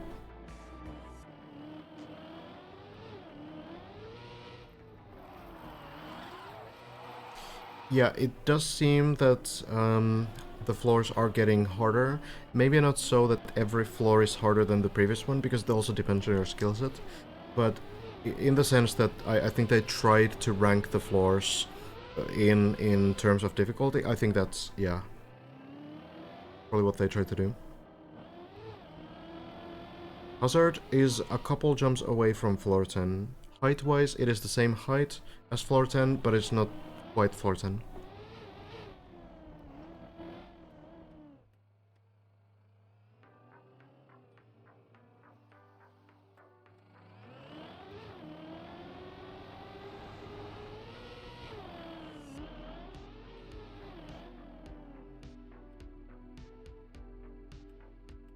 We'll see if Korchi can get a run going here. Would you ever build a trial map? I would probably first build an RPG. Kind of on my list of things to do.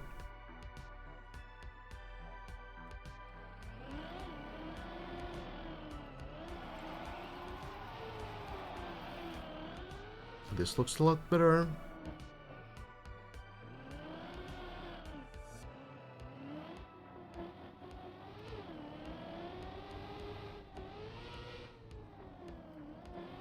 Yeah, I might try this map after the competition. Could give it a go at that point. People will probably still be playing this even after the top 3 has been decided. I think a lot of players right now don't really believe that they can make it to top 3, but just want to kind of get as far as possible. Unless you're Hazard, then it just gets easier. That's kind of what it looked like, yeah, but remains to be seen, because even if Hazard one-shots a lot of stuff on floor 9 on this first run, it could be that there's some mistakes that happen on further runs. And you know, you make one mistake, you might fall all the way down. So it's very brutal. Especially when we start getting to like floor 12, 13, 14.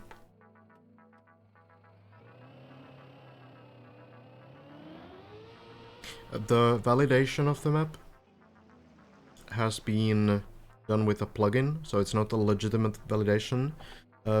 There is a segmented run. So this is what I've heard from one of the mappers.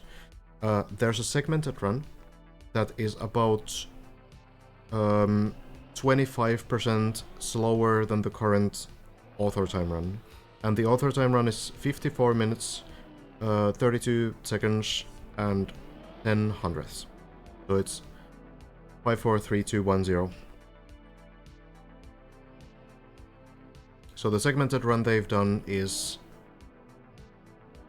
the validation is 125% of the segmented validation, basically. So no one has completed the full map, even out of the mappers. All the floors have been completed, of course. Is the AT even possible? I mean, sure, if the segmented run is still like significantly slower, then I suppose. I'm guessing that the segmented run is like 40 minutes-ish, something like that. Torch again on the tricky part.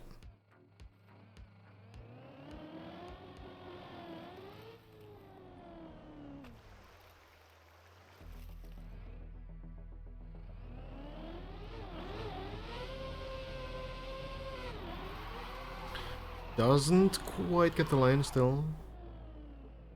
43-36. Gotcha. Yeah, it's probably somewhere there. 43-30 range maybe. So yeah, I'm sure that someone will be able to do like a sub 50 eventually. Oh, this is a lot of speed.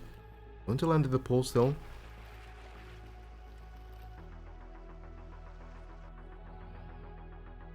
I think even the ones that don't think they can make it to top 3 might still want to just make it. Yeah, sure. I think, like, you know, someone like Virtual... Oh, this is... Okay. Didn't turtle. This is recoverable. I think Corch knows as well. Can go to the beginning of the floor. Needs to avoid the hole. Careful. That is there. Virtual, maybe spam. Yeah. Really depends, I guess, on the player. For streamers, as long as it's good content, I guess they have an extra incentive to go for it.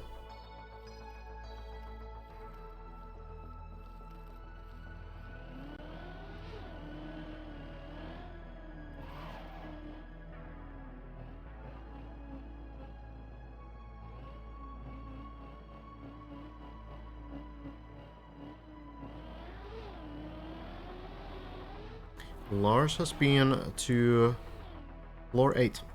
The very first trick of floor 8. Not too long ago, actually.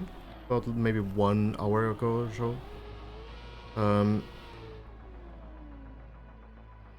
Failing the first turtle on that floor. Oh, Corch going for very little speed here. That's an interesting approach, actually. I think it should be enough, though. Yeah. Why not?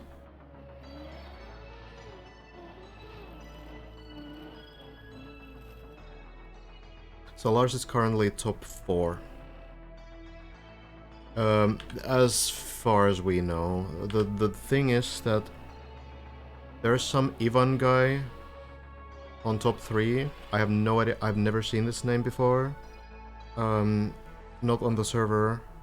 So I don't know if this is like a real run that has happened. So yeah, well, right now we're gonna consider, until there's any proof of this run, I suppose, we're gonna consider that Lars top 4 right now, behind Bren, Elcon, and Hazard. It is an interesting situation though, because we're in a situation where Bren, even though Bren is top 3, is over a floor, more than one full floor behind Hazard. The run has been there for like a few hours, I think.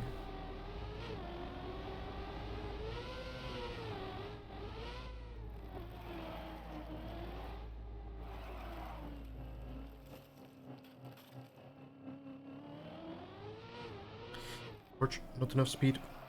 Recoverable.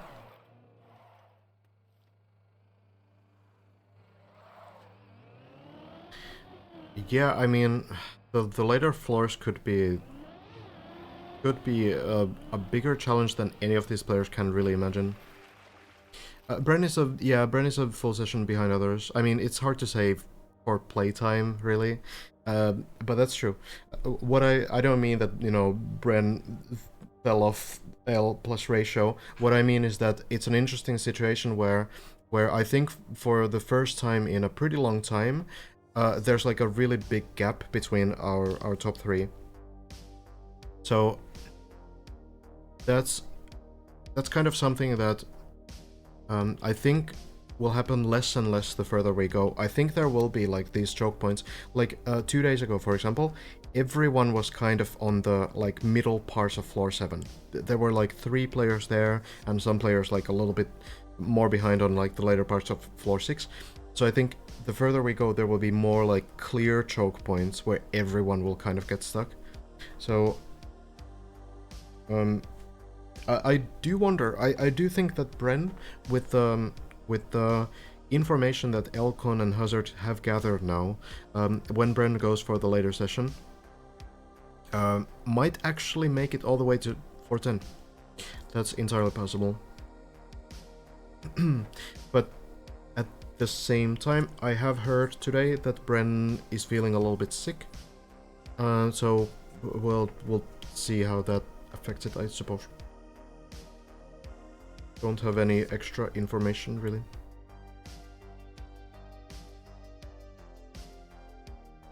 Try to farm lucky Ubers. Yeah, good luck with that. Hazard's run today was kind of miraculous. Almost one-shot floor 9 twice. That's true. And also the save after failing floor 9. Oh, this is a really good setup. Very nicely done. First try on this specific attempt. Lars also gets it. Porch goes first. Lands it. Lars will follow. Would imagine Lars will land it as well. Oh, slows down a lot, but gets up. Yeah, like the fact that Hazard also fell down from floor 9 and then managed to still land on floor 8. Didn't lose much progress either. That was like a huge deal there.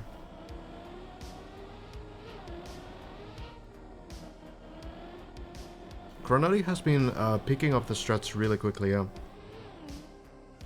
That's true. Very solid first session. We'll see how much Granati wants to play this as well. Not sure how much of a wheel map this is, I suppose. I haven't really thought about it too much. Porch goes already, looks pretty good. Makes the landing. Now the infamous plastic bounce. Ended so many runs. Rotates the car, maybe not quite enough. Will fall down eventually, but where? Oh no, that's not looking great, is it? Actually, hold on. Car's moving backwards, default movement. I mean, this actually could be worth waiting if the car keeps moving. It's kind of tricky because there's this this difference between the beam and the platform. Okay, well, anyway, Porch doesn't wanna wait. Just resets, but yeah, understandable, of course.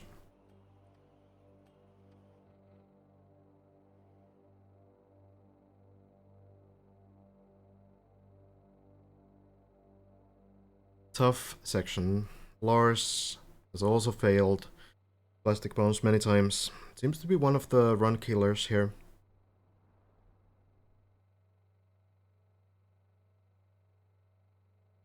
Oh yeah, floor 9 definitely feels like very old school trial stuff. It doesn't really feel like there's anything super dank in a way. The only thing that can be a bit inconsistent, even if you kind of aim it correctly and stuff, is the turbo side landing. Lars hits the turbo. Go back down. Well, not all the way. Floor 3 it is.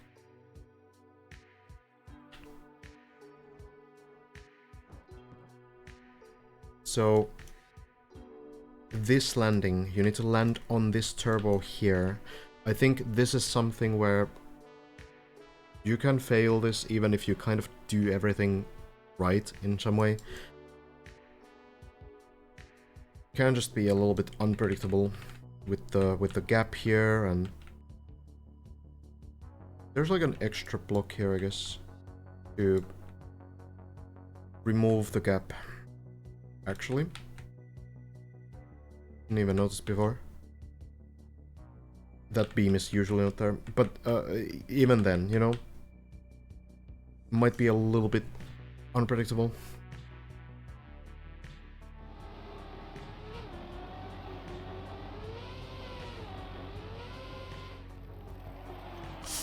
Awesome. Stays on the track. Hardcore version of floor 2 jump. Yeah, it's pretty similar in difficulty to some of the floor 2 jumps. That's, I think, true.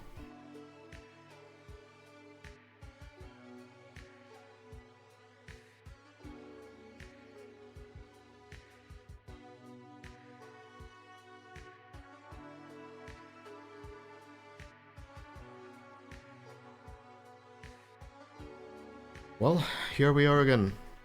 Everyone in the floor 2 range. Around 20 players still trying. I think we might start calling it a day as well soon. Not really sure. Maybe Virtual is still playing. Maybe Elcon is also playing in solo still.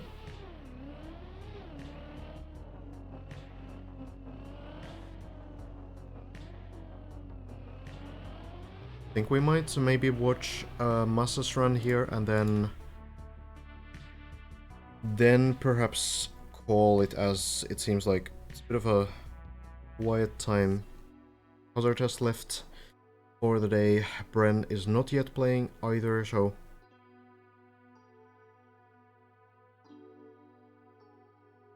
Lars not really hasn't really got many great runs in these last few hours, apart from the one attempt to floor 8, but now kind of stuck in the earlier stages as well. So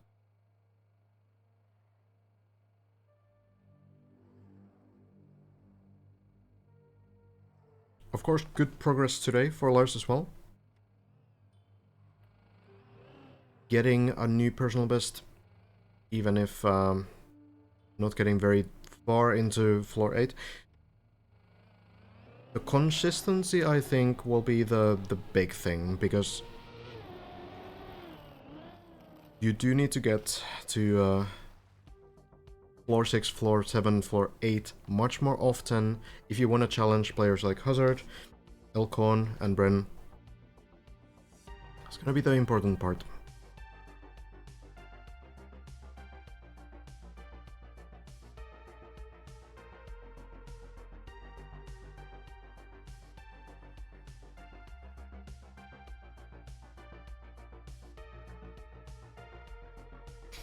Massa taking some time here. Really soaking in those wheels, I guess. We've seen this section here decide so many runs. There's a lot there happening. It's a very long sequence that you just need to full commit. So it's fortunate that there's a nice way to retry it. But when you commit, there's no going back.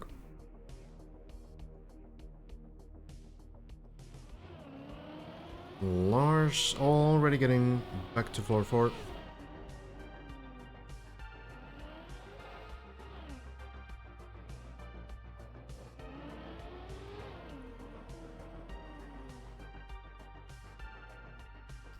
Maybe getting another run going. At the very least, Lars seems pretty good and pretty consistent on these first 4 floors. And that is important. But then those few mistakes on 5 and 6, they are costing quite a bit.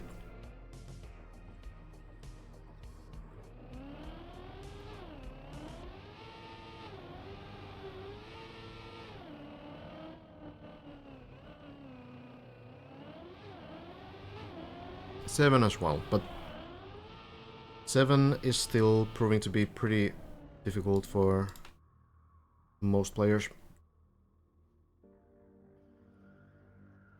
Massa AFK, it seems. Let's check in with Lars instead. Getting to the same position fairly soon if everything goes well. Ooh, very close landing, but it works.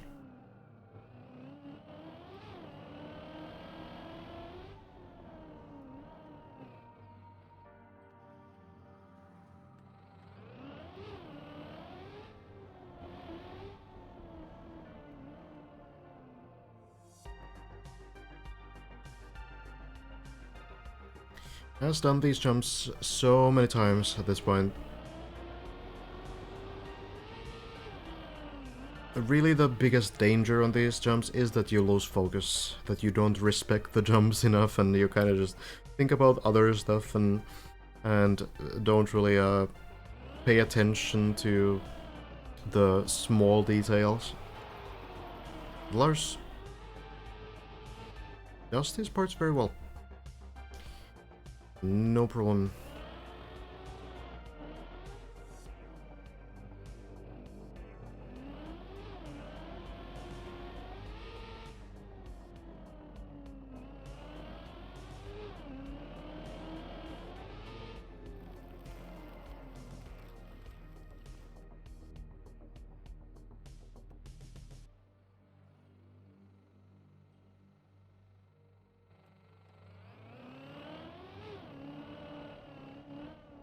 Landing on the grass.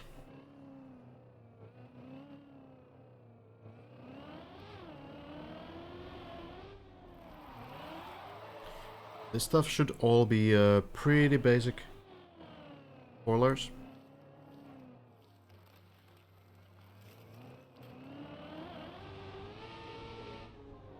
Not expecting any big issues until maybe this plastic bounce.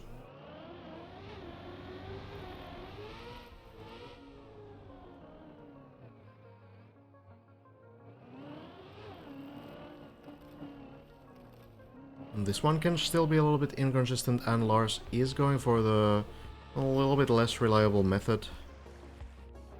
But it works out fine. Drawing the wheels here.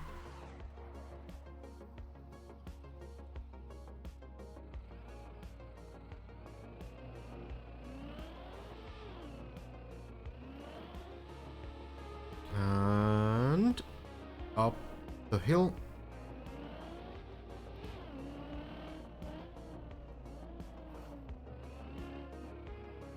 Gonna be insane if it stays close towards the end. On DD1 we had both top contenders failing at 97% before it was finished.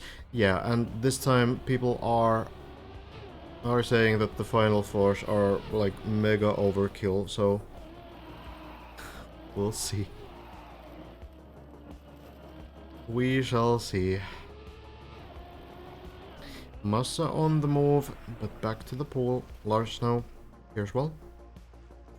Porsche and Scrappy actually on decent runs too, so I think we watched this group of players check their progress to the end and then call it a day. Lars doesn't get the bounce but has enough speed to make it through.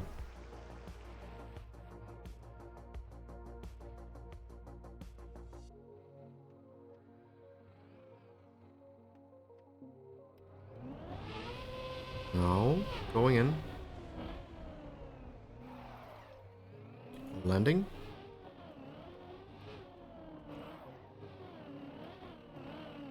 Only 2 more jumps. Well, really 1 more jump to 4-6.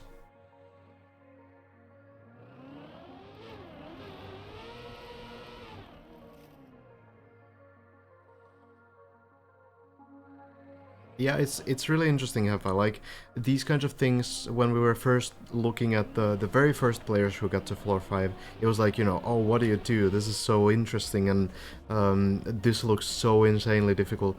But now it's so trivial, right? Like, we expect Lars to get through these parts, but these floor 6 parts are still difficult, and this is kind of what I was saying earlier, like, these small mistakes on floor 6, they are costing a lot. But this time, Lars is able to recover, will be able to restart floor 5.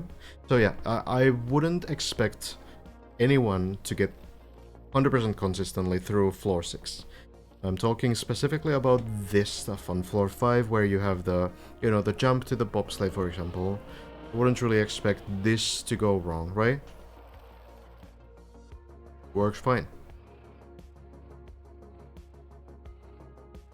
So these kinds of things, I think that we're seeing as still pretty difficult at first, they are going, like, you know, they're just going through, right? And here as well, this kind of a jump, like, it's tricky, but we see less and less and less mistakes on that jump. And then this quarter-pipe jump, people are just, like, kind of going for. Previously it was kind of they line up for precise speed, and they really want to get the like specific angle for it, but now it's just kind of, yeah, I'll just go, right? So it is a different aura. You're correct. The plastic bounce looks to be a bit slow. Oh, no, it's perfect. Never mind. And Lars will start climbing back. We also have Court in these same areas that Lars just fell down from.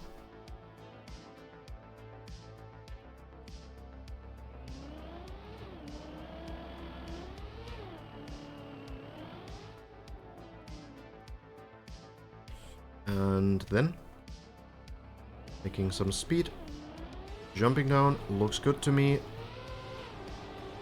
Works out.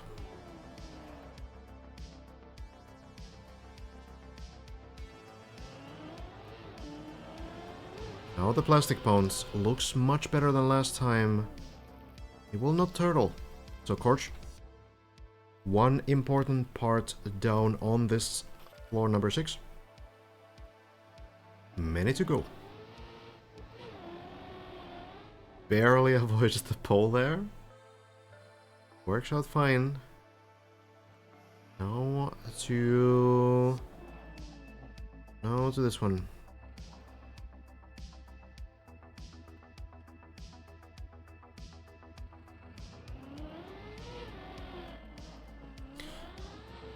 Looks pretty good.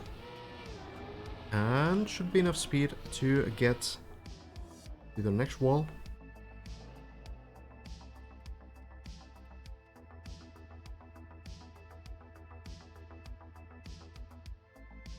Like the dichotomy of everyone's rushing towards the top, and yet there's no time crunch at all. Kind of, yeah. Like, obviously, playing every day will be necessary just to be able to get the experience, because otherwise others get too far away from you. But in a sense, there's no like feeling of urgency, right? It doesn't feel like anyone's like, oh shit, I need to make progress, right? It's more like everyone's just playing. Everyone's just playing, trying their best right now. Corch also playing, and will unflip the car.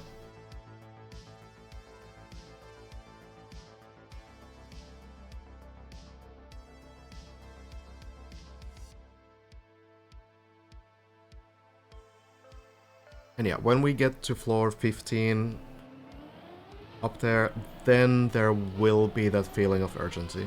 It will happen. Just not quite yet. It's looking good.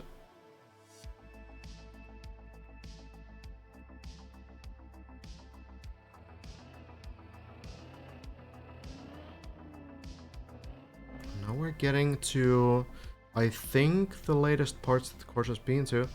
There's a chance here, with a couple more jumps,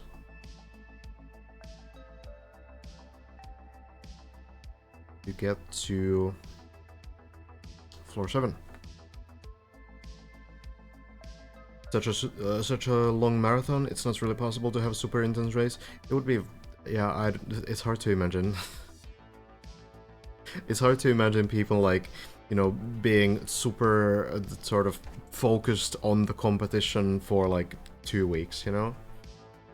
However long it's gonna take. So, for now, it's kind of... It's like these players are putting in the hours, right? They're focused, they know what's at stake. But it's sort of relaxed right now. Everyone's kind of having fun with it as well. And not really like trying to hyper optimize their usage of time and such.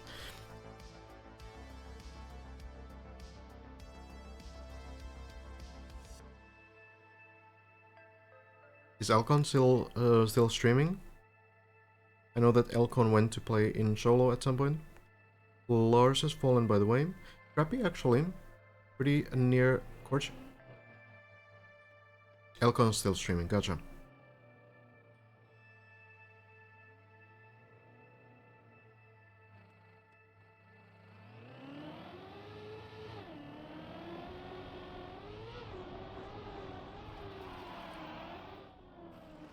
Corch makes the jump. The dirt wall ride works out. And... there's a few more jumps left on the floor.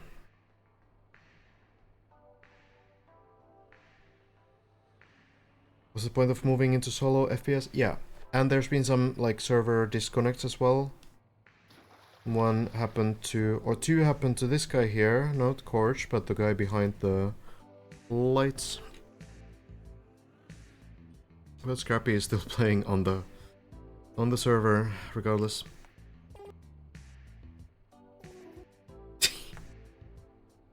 So wholesome. The interaction. Check Scrappy then. Manages.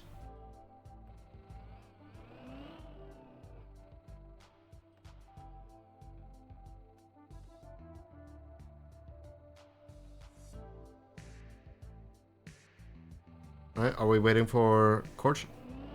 No, Scrappy going. Lands here, and then the duck jump. Looks pretty good. We'll make it.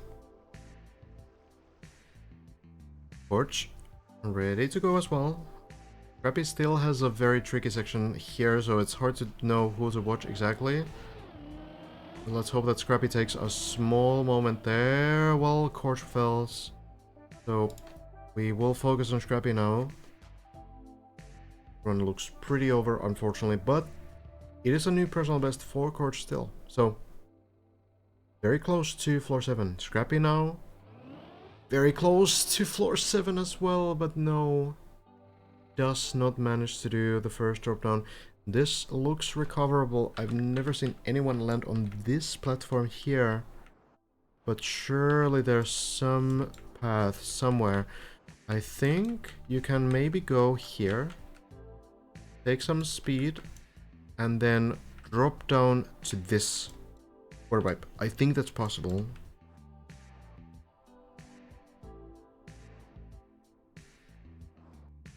At the very least, it should be possible to land here. But that's pretty far compared to the alternative. So I think if I were Scrappy, I would probably just try. Probably just try going here. And then zoop with good speed into this quarter pipe. It looks pretty hard. Floor 10 hasn't been reached. Hazard got a little bit, couple jumps away. But we have gotten to the end of floor 9. We can say the floor 9 is figured out.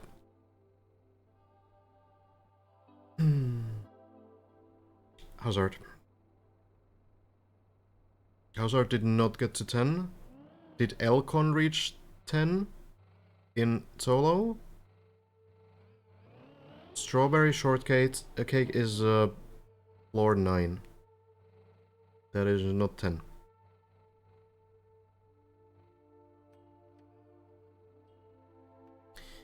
Hazard is still wildcard, but I don't know if I can fully trust this.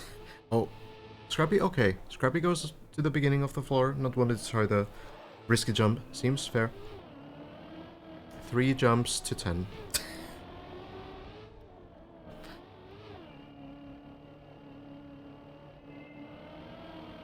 Yeah, Elcon got the floor 9 personal best. Kind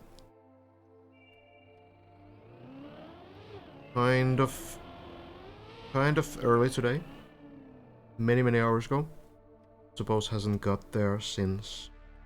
I'm not really sure because Elcon has been playing in solo, but if you guys are more aware, then good.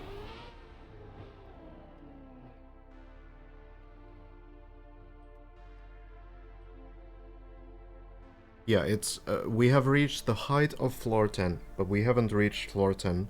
There's a few more sections on floor 9 that needs to be cleared. Scrappy. Oh no. That's a turtle. That is a turtle. Scrappy leaves the server. Might be done for the day, perhaps. And you know what? We are about 8 hours in exactly, and I think I might be done as well. Everyone's kinda, you know, on a very low floor, we could say, at the moment, so I think this is gonna be the end of the day for me as well. What a day, though. First, Elcon really doing great work on floor 8, reaching essentially the end of floor 8 all alone, figuring it out, finding the threats, finding the lines, and then Hazard coming in a little bit later, being able to work on Elcon's discovery, get the information right, manage to get everything right there as well, reach floor 9, and then figure out what to do on floor 9. Figure out all of the sections, basically. We don't know if the strat on the final quarter pipe landing was quite right. I'm still kind of wondering if maybe on this jump, you might need to do the plastic bounce. I'm not sure, but it kind of makes sense, right? Like the plastic is there. I feel like you can just fall into it, and it might bounce you really nicely into this quarter pipe. What Hazard did was going from here and just flipping and landing. That ended up being not enough speed. Hazard managed to do this first jump, managed to get to the quarter pipe, but did not reach this pole here. You need to land here, it seems. And then from here, you go up, land on the ramp, presumably. No one has done this yet. But this is what we guess, and then from this ramp, you jump up here. This is the beginning of floor 10.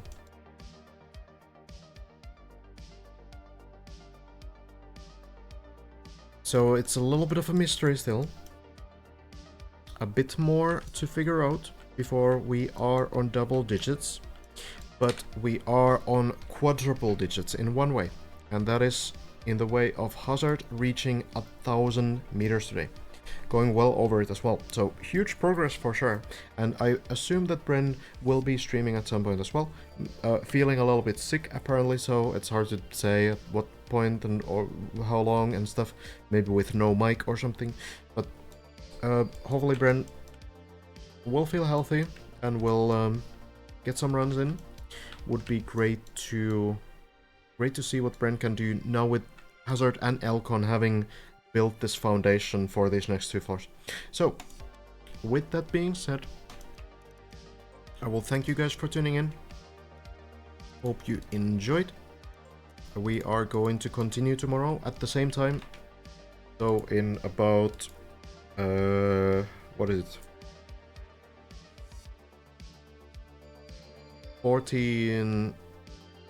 16 hours, something like that. Now what? Now I will check who else is streaming. Oh, it seems like Techie might be doing another session. Kind of checking in on what exactly is happening with the players. So Techie could be someone to go to. Techie is kind of doing the cast thing as well. Or we could also go to someone else who's trying out map.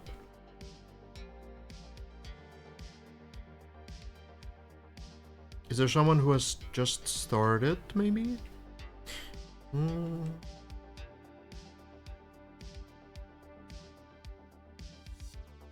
It's hard to say. There's a lot of people.